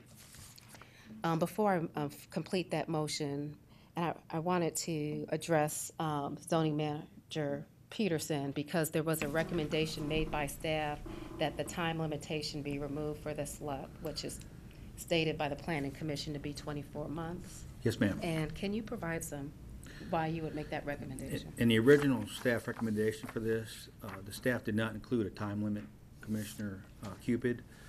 We feel that there's enough tools in our toolbox with the new suspensions proceedings we have and the revocation of SLUPs, along with code enforcement, building inspections, and fire marshals to kind of watch over the property in the future. Okay. So we don't feel that 24 months is necessary. Okay. Would the other members of the commission be okay with us removing that time limitation? Okay, so I would like to add that in I guess we can contemplate that after the motion is made. To remove the stipulation 1, 2, 3, 4, 5, stipulations 7, that the permit is limited to 24 months, date certain. And that So concludes now my is that all, motion. okay, so, does clerk have all that for the motion? Okay, thank you. You guys Do we have did a second? excellent job. Second. All right, I have a motion and a second, any comment? Yes. That part that you just read, Commissioner Cupid, about the 24 months, was that in the PC's recommendation? It was in the PC recommendation. It's also in Mr. Huff's letter, so we need to delete it from his most recent letter. It's item number 10 in his letter. Okay. And would the board also want to,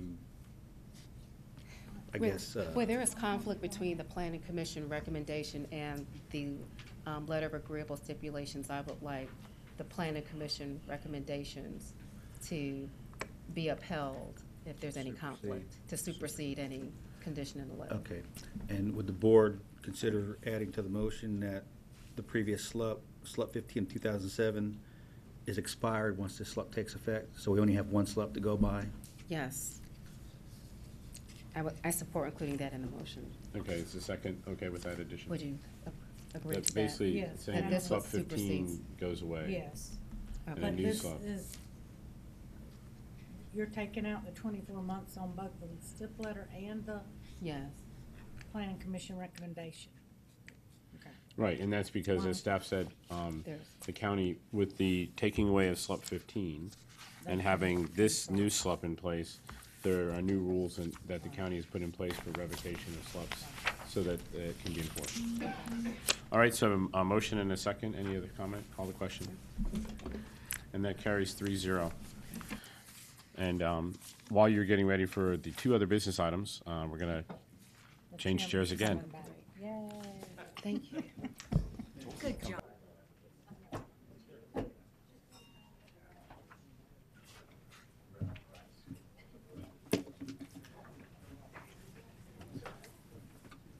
Parks right there.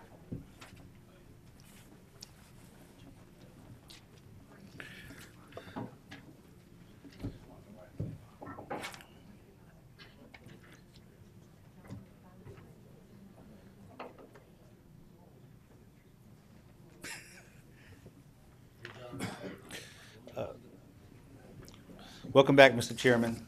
Thank you. There are two items left today on the other business agenda. Item number 68 is to consider a stipulation amendment for Eric Peterson regarding rezoning application Z45 of 2012. The property is located on the west side of Atlanta Road at Brownwood Lane and on the east side of I-285 south of Atlanta Road in Landmont 763 of the 17th District. The subject property was rezoned in 2012 to allow a fitness facility to occupy one of the lease spaces that fronts Atlanta Road.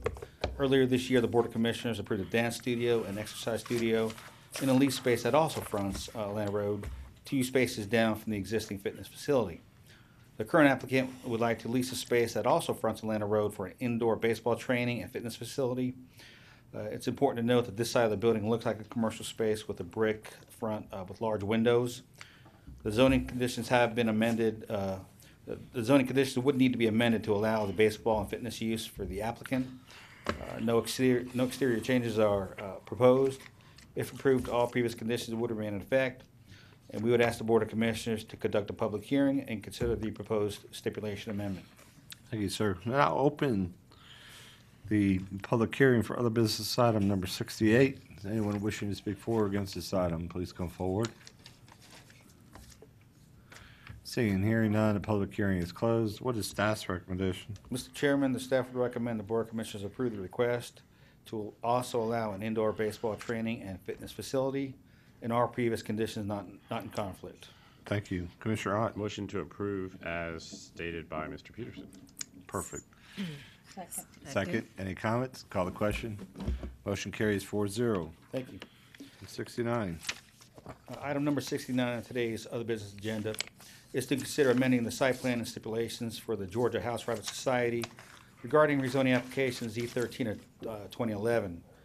The property is located at the southwestern intersection of Shallow Road and Shallow Court in land lots 310 and 339 of the 16th District.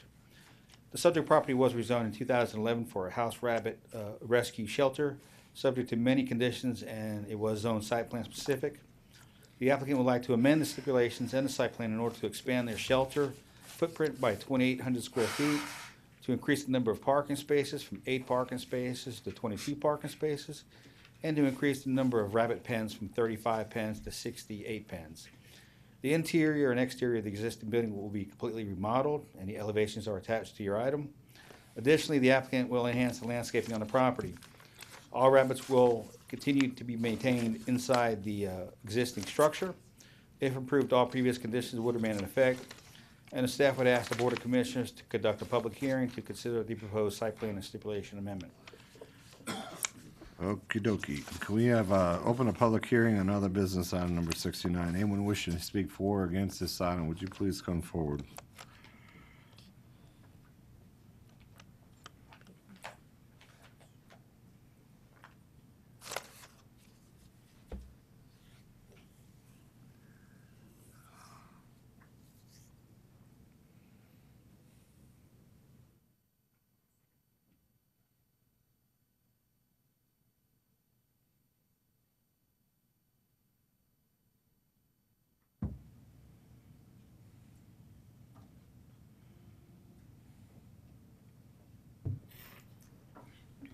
Commissioners. I'm Darren Freeberg with the Georgia House Rabbit Society, on the board of directors with the organization. And what we're proposing is to expand our operations. We have limited space right now in our facility, and what we'd like to do is add an existing, add expansion to the rear of the building. Would remain within our existing buffer zones. We would not encroach in the buffer zones to the rest of the neighborhood. We would actually improve the buffer around the facility to protect our neighbors. We would add a privacy fence as well as landscaping. And we'd like to increase the parking to provide additional safety for our guests and members. Right now we have very limited parking, and one of the complaints we've had is that we've had inadequate parking, so people have had to park across the street and cross Shallowford Road. So we'd like to address that concern by expanding our parking. We'd also like to expand the number of pens to house the animals, to further expand our ability to rescue and rehabilitate the rabbits. So that is the genesis of our proposal and what we'd like to do as far as our proposed plan. I also have Edie Saig here available for questions if there's anything else we'd like to discuss. Thank you. Anybody else, please? Next speaker, please.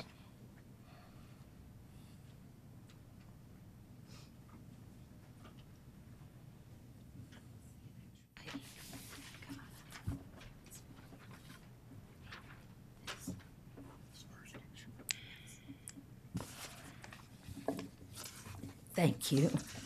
I've got vocal problems, so I apologize when I'm going to offend your ears, I'm sure.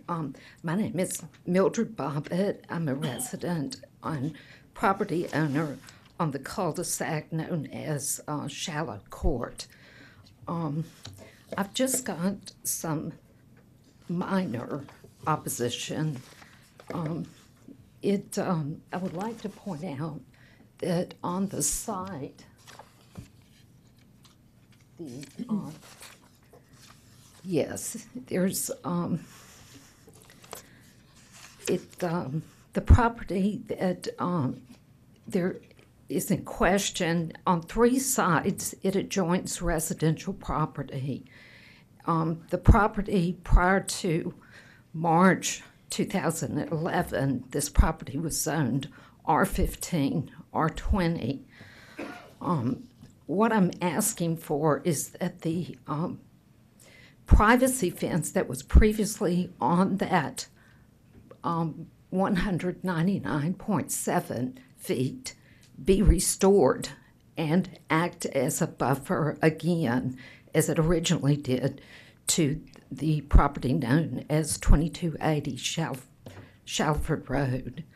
I'm concerned, too, about how close to the property lines the expansion will be. If you notice, it appears to be about twice at least the size of the original site. I don't know how far it goes back to the back fence that's still in place, and it appears that they have a fence to the right of the property. But as you can see, the road of Shallow Court is completely open to their side. I know there's a letter that we received back in the first part of October that indicated that the buffer would be respected along the sidewalk. In previous times, they actually removed foliage from this buffer and exposed us even more so to their side, which I really don't have any offense to the property itself, but I would like the privacy buffer to be restored as it had previously been. And I guess that's all of my concerns. Thank you, ma'am. Thank you.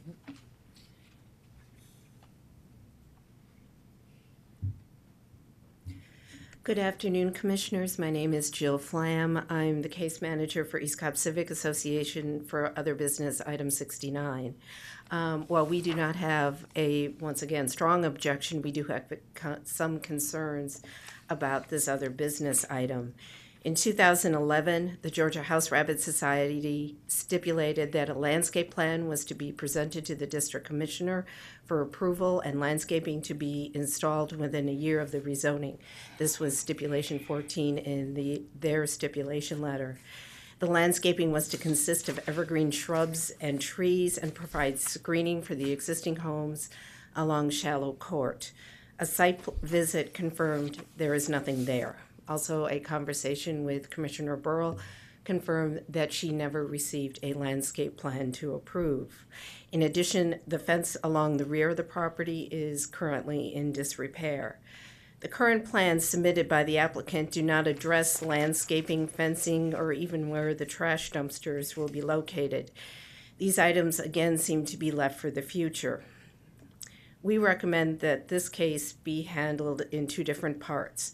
First of all, with regard to the current stipulation 14, that a landscape plan be presented to the county arborist and the district commissioner for approval for the side of the property against Shallow Court. This must be installed prior to acting on the requested other business item. The landscaping will not be impacted by the remodeling. Also, if the applicant wants to substitute a wooden privacy fence with a minimum of 6 feet tall with a good side facing out, we would not oppose this change, but all of this would come before the district commissioner for approval.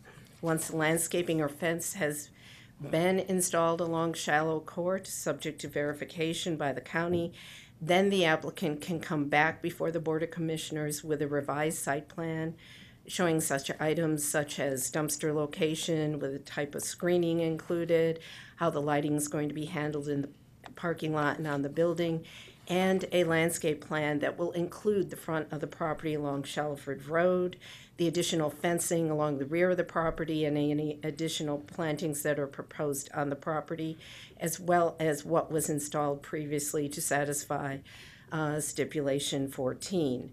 No certificate of occupancy, or I'm not sure if it's a certificate of completion, will be issued for the new construction if approved until the landscaping and fencing have been installed, inspected, and approved by the county arborist and the district commissioner. In addition, we would recommend that a stipulation be added that no composting will be permitted on the property except within the dumpster enclosure.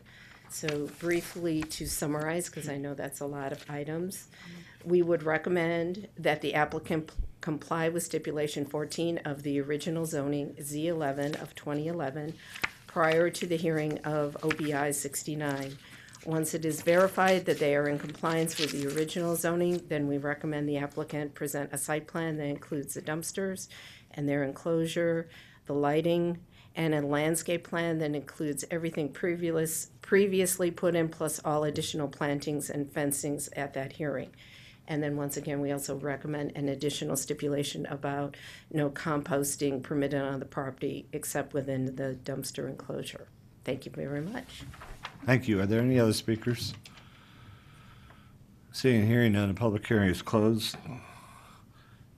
John?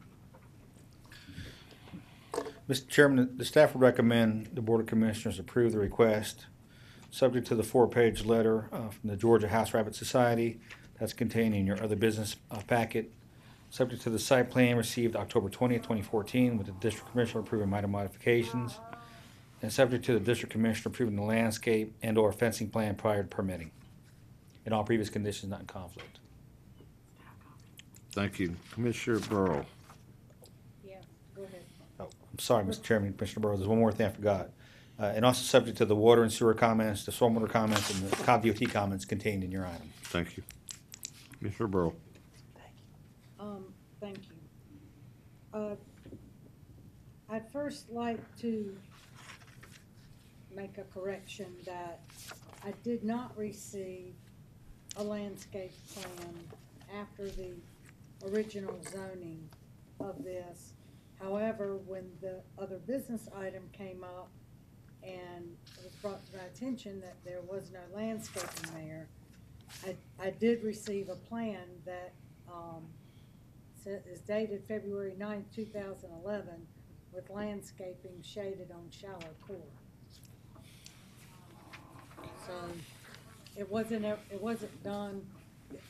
It was done and removed, from what I've been told from the applicant.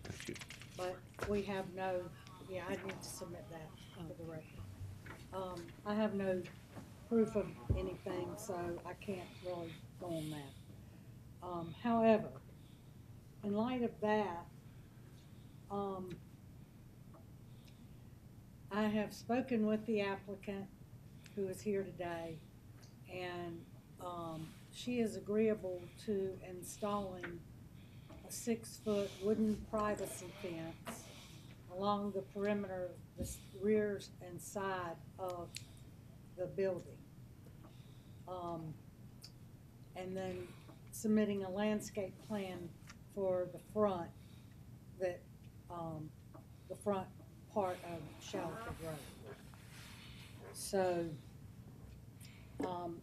the question is, if the construction is going on, I can't really require a fence be installed when there's construction going on. So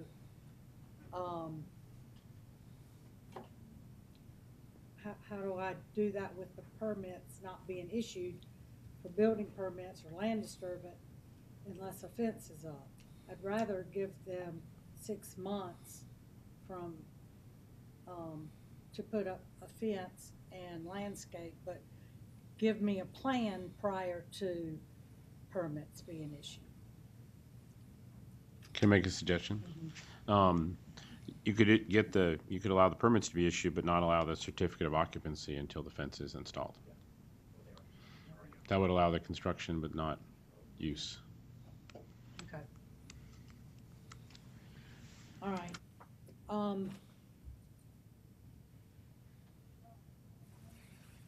Okay. So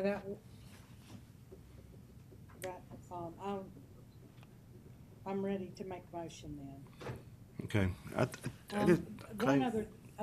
one other thing, on the renderings of what the new building will look like, the enclosure on the side is the structure for the dumpster, and that will remain where it is.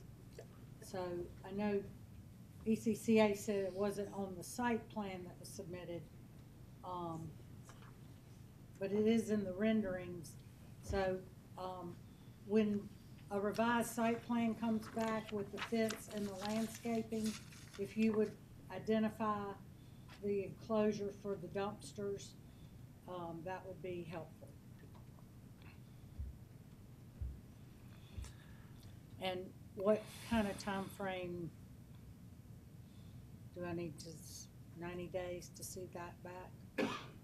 Oh, that'll work, Commissioner. Okay. Is that agreeable? Okay. Can I make a comment just for a minute? So if I understand what you're saying, it's going to be a fence along shallow court, a fence along looks like it's marked as 1639, a fence along, the arrow is basically following. That's all going to be a 6-foot fence.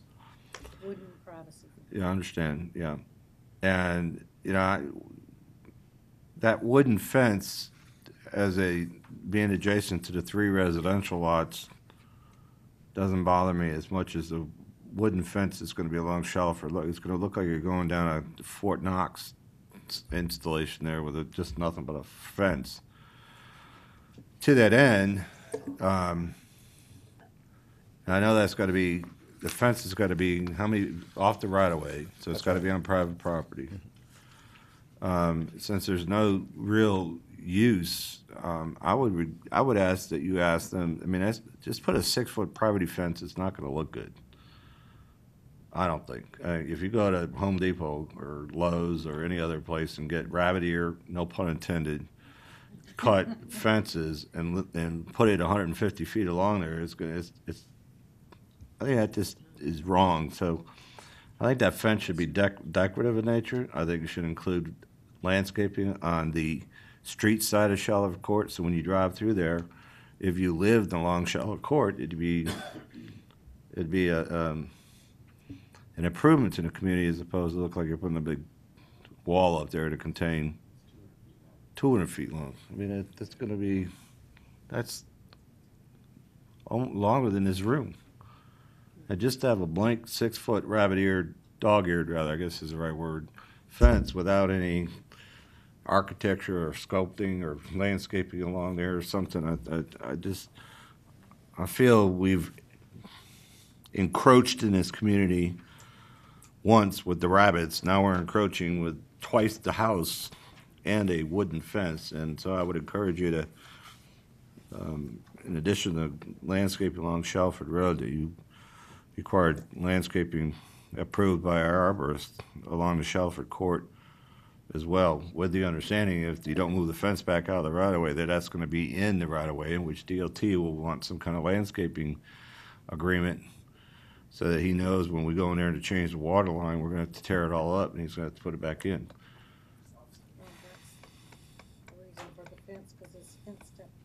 Pardon me? Coverage. That was the reason for the fence on the rear, to block the view and give some privacy to the neighbor here. But along the street, well, I mean, you've got neighbors across the street. Yeah, 2 of them. I live across looking at a 200-foot, 6-foot fence. I just think it needs to be architecturally designed to be, I mean, I'm not a landscape architect, but I know what they look like when they're not fixed, and I know they look good when they are fixed. But I think you ought to require an architectural designed fence to come back for your approval with a landscaping plan that softens the impact along Shallow Court as well. Okay. But the fence is gonna need to be consistent. No, it doesn't have to be. It could be, it could all be out of the same material, just. No, what you do is you could, we had this situation in Chattahoochee Plantation, if you remember it. It was actually a little bit longer. And what happened was the fence/wall had landscaping pockets. Yeah. Where you had the fence was kind of fairly consistent, but then you created pockets where landscaping was put in to break up the continuous stretch of fence or wall. But the landscape art. Pardon me? Well, it's still, I mean, it's still going to be, shadow box is just where you have good side on both sides. The fence will come along, and then it'll come in like this, and you put those, it just breaks up the whole line. And I've seen applications where you've gone in there and you put, 1 foot by 1 foot squares. I mean, it's just, that's a 200 foot, you said, 200 foot wall. 99. Okay, well, would you rather not see a fence along Shallow Court and I'd just rather landscaping? I'd rather have a fence and landscaping. I'd like to have that fence designed so it's architecturally pleasing. And like you said, if they put the fence at the boundary line, then the trees are gonna be, or the landscape's gonna be in the right of way. Yeah, And they'll be subject to removal if they ever. I'm kind of questioning why they want to. The only privacy fence we've been asked about is on Shallow Court. If you put that privacy fence around the entire property, it's going to look like a stockade. I mean, it's going to be totally fenced in, and that's a huge amount of fence. And for a nonprofit to upkeep a wooden fence like that, that's a huge cost. I would think that, some sort of combination of landscaping, which is not going to, Cryptomeria or Leland Cypress along the properties that border those 3 residential properties would be a whole lot less significant cost. Well, there is a fence in the rear now that needs either replacing or refurbishing. So the rear of the property needs a privacy fence. So it needs to either be replaced or a a new fence or either refurbish the, and with a nice new building, I would think that they would want everything to look new too. I would think Do too. we So need to just- determine whether or not it's a landscape or a privacy fence buffer right now? Can we just make that determination subject to the district commissioner's approval at a later time? Well, it can be part of the new site plan that's submitted within the 90-day time frame as far as what you will do in the rear for fence, privacy from Ms. Bobbitt's property, and a landscape plan on the shallow court side. If that's, I'll just amend my motion to include that. I just have one other question. LRO. I thought it was restricted to one story. No, it could be 2 stories. Can be two, all right. We can restrict it, but it's me too. It's my understanding that it's no higher than the current building is now. That's correct. It's the same height distance. Maybe So a 4,000. that's not increasing. Yeah, it'll be about a 3,000 square. Anyway, you know, I don't like the idea of this anyway. But if you amend your motion, who seconded it the first time around? Well, you haven't I don't yet, think right? I've made my motion. Let's hear from you. The only other thing that I want to be sure is that there are no compost piles, only a bin inside the enclosure with the dumpsters would be acceptable as far as any kind of composting on site. And of course, with the increased parking, hopefully you won't be parking on the grass. Okay. One other question, just because we got nothing else to do today. Jane, the two parking spots that are on the corner of Shelford Road and Shallow Court on the proposed site plan, are they there to try to meet the minimum are there minimum parking requirements there, or what's the story there? Do they need those two? What are you talking about? The two parking spots that are on Shelford Road and Shallow Court on this proposed site plan. Do you have the proposed site plan up? Can you? In the front?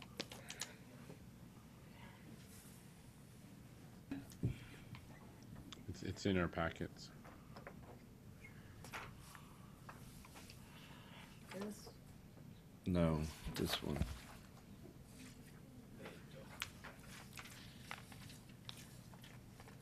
Yeah, that one Lisa has. There you go. There. Thank you. So DOT actually had the comment about those two backing up, correct, Jane? So my ask is, if they're not being required by DOT, why don't we just get rid of those two and have all the parking on the east side of the building? You see what I'm talking about, Jane? Do you have a concern with that? Hello, I'm Jane Strickland with DOT. I had a concern about how a vehicle would leave those parking Right. spaces, because they would have to back out across the driveway. But- So that was my concern, so there would be a conflict with somebody pulling in and somebody backing out in the parking lot. Okay, John, to that point, do we need those? No, they're only required to have about 14 or 15 parking spaces, and they're showing 22. So those two can go away. Why don't we get rid of those? Okay. Will they still have the required handicap, or will they have to move that? It's got to be moved somewhere else on the property. Okay. So, Which is, you know, you just restriping. Yeah. You know. I mean, they haven't poured this concrete or the asphalt anyway, so it's just a matter of. Could we zoom out on the GIS aerial? No, the GIS, the other screen.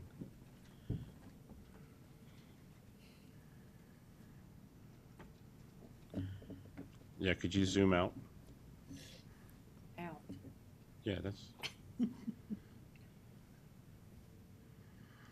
Yeah, and I know we've talked a lot about the landscaping and the fence. My only concern is that you have a fairly small subdivision here on this cul-de-sac. And I think that it's really important, the landscaping slash fence, because right now, I mean, this is basically, it's a commercial business. You know, it's operating like a commercial business.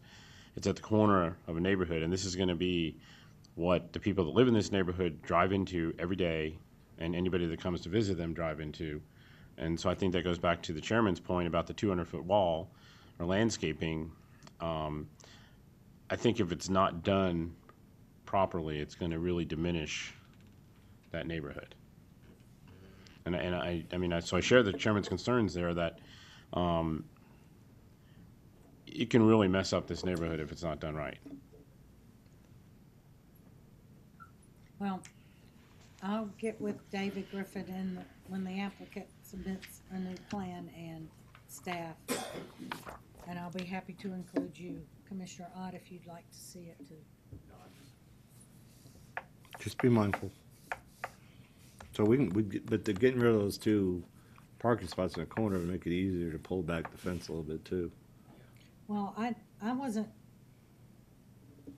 didn't think it was going up to the road. Well, that's what you said, Shelford Court side. Right, but up to the side of the house, the front of Shallowford's gonna be landscaped over there. That's right. Front of Shallowford is gonna be landscaped. All right, with you know, You this don't need a is. fence all the way up to the road. I understand you can go up to the right of way of Shelford. I understand it, or up to the. I don't think you can come any further up to the front of the house anyway, depending on which side this house faces. Shelford Court, right? So technically, it's a Shelford Court Road, right? House. Yes, faces So Shelford Road. yeah. So the fence couldn't be in the front yard anyway. No. But it's an LRO, so we're allowing a fence in the front yard. It just. And I think what Commissioner Burrell's saying is, there's no fence along Shallowford, the fence is going along Shallow Court. Shallow Court, that's what I'm talking about, But yeah. not up to Shallowford, I under- just up to the back of the house. You know, Okay. like 10 feet up to the back of the house on Shallow Court, and then the rest can be landscaped up to Shallowford Road. I understand what you're saying, but the back of the house, this is the problem when you get a site plan that isn't specific. The back of the house is on the opposite side of Shalford Road. So the back of the house, Needs a fence. so just put in your motion that they're gonna come back to you with a more specific site plan as it relates to the fencing or landscape or combination thereof, to indicate where it'll go, how it'll go, why it'll be there, what its intent is. Bring it back to your office. You've heard everybody's concern. Use your best judgment. Okay. Okay, I would like to make a motion to approve other business item 69, with revised site plan to include privacy fence and landscaping.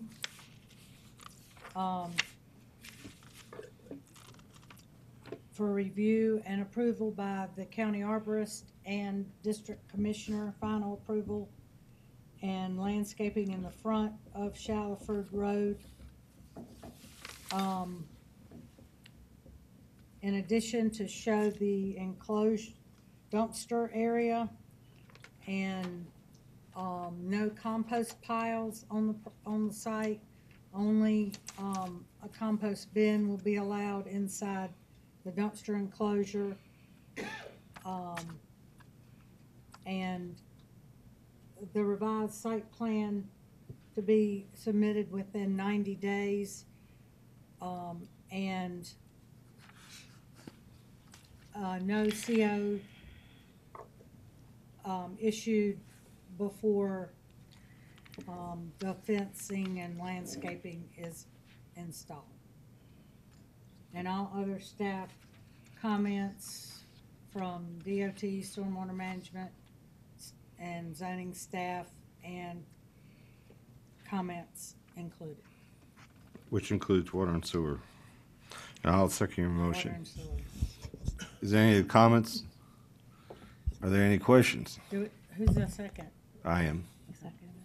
Call the question. Motion carries 4-0. John? That completes your agenda, Mr. Chairman. Thank you. We are adjourned. We spent that much time on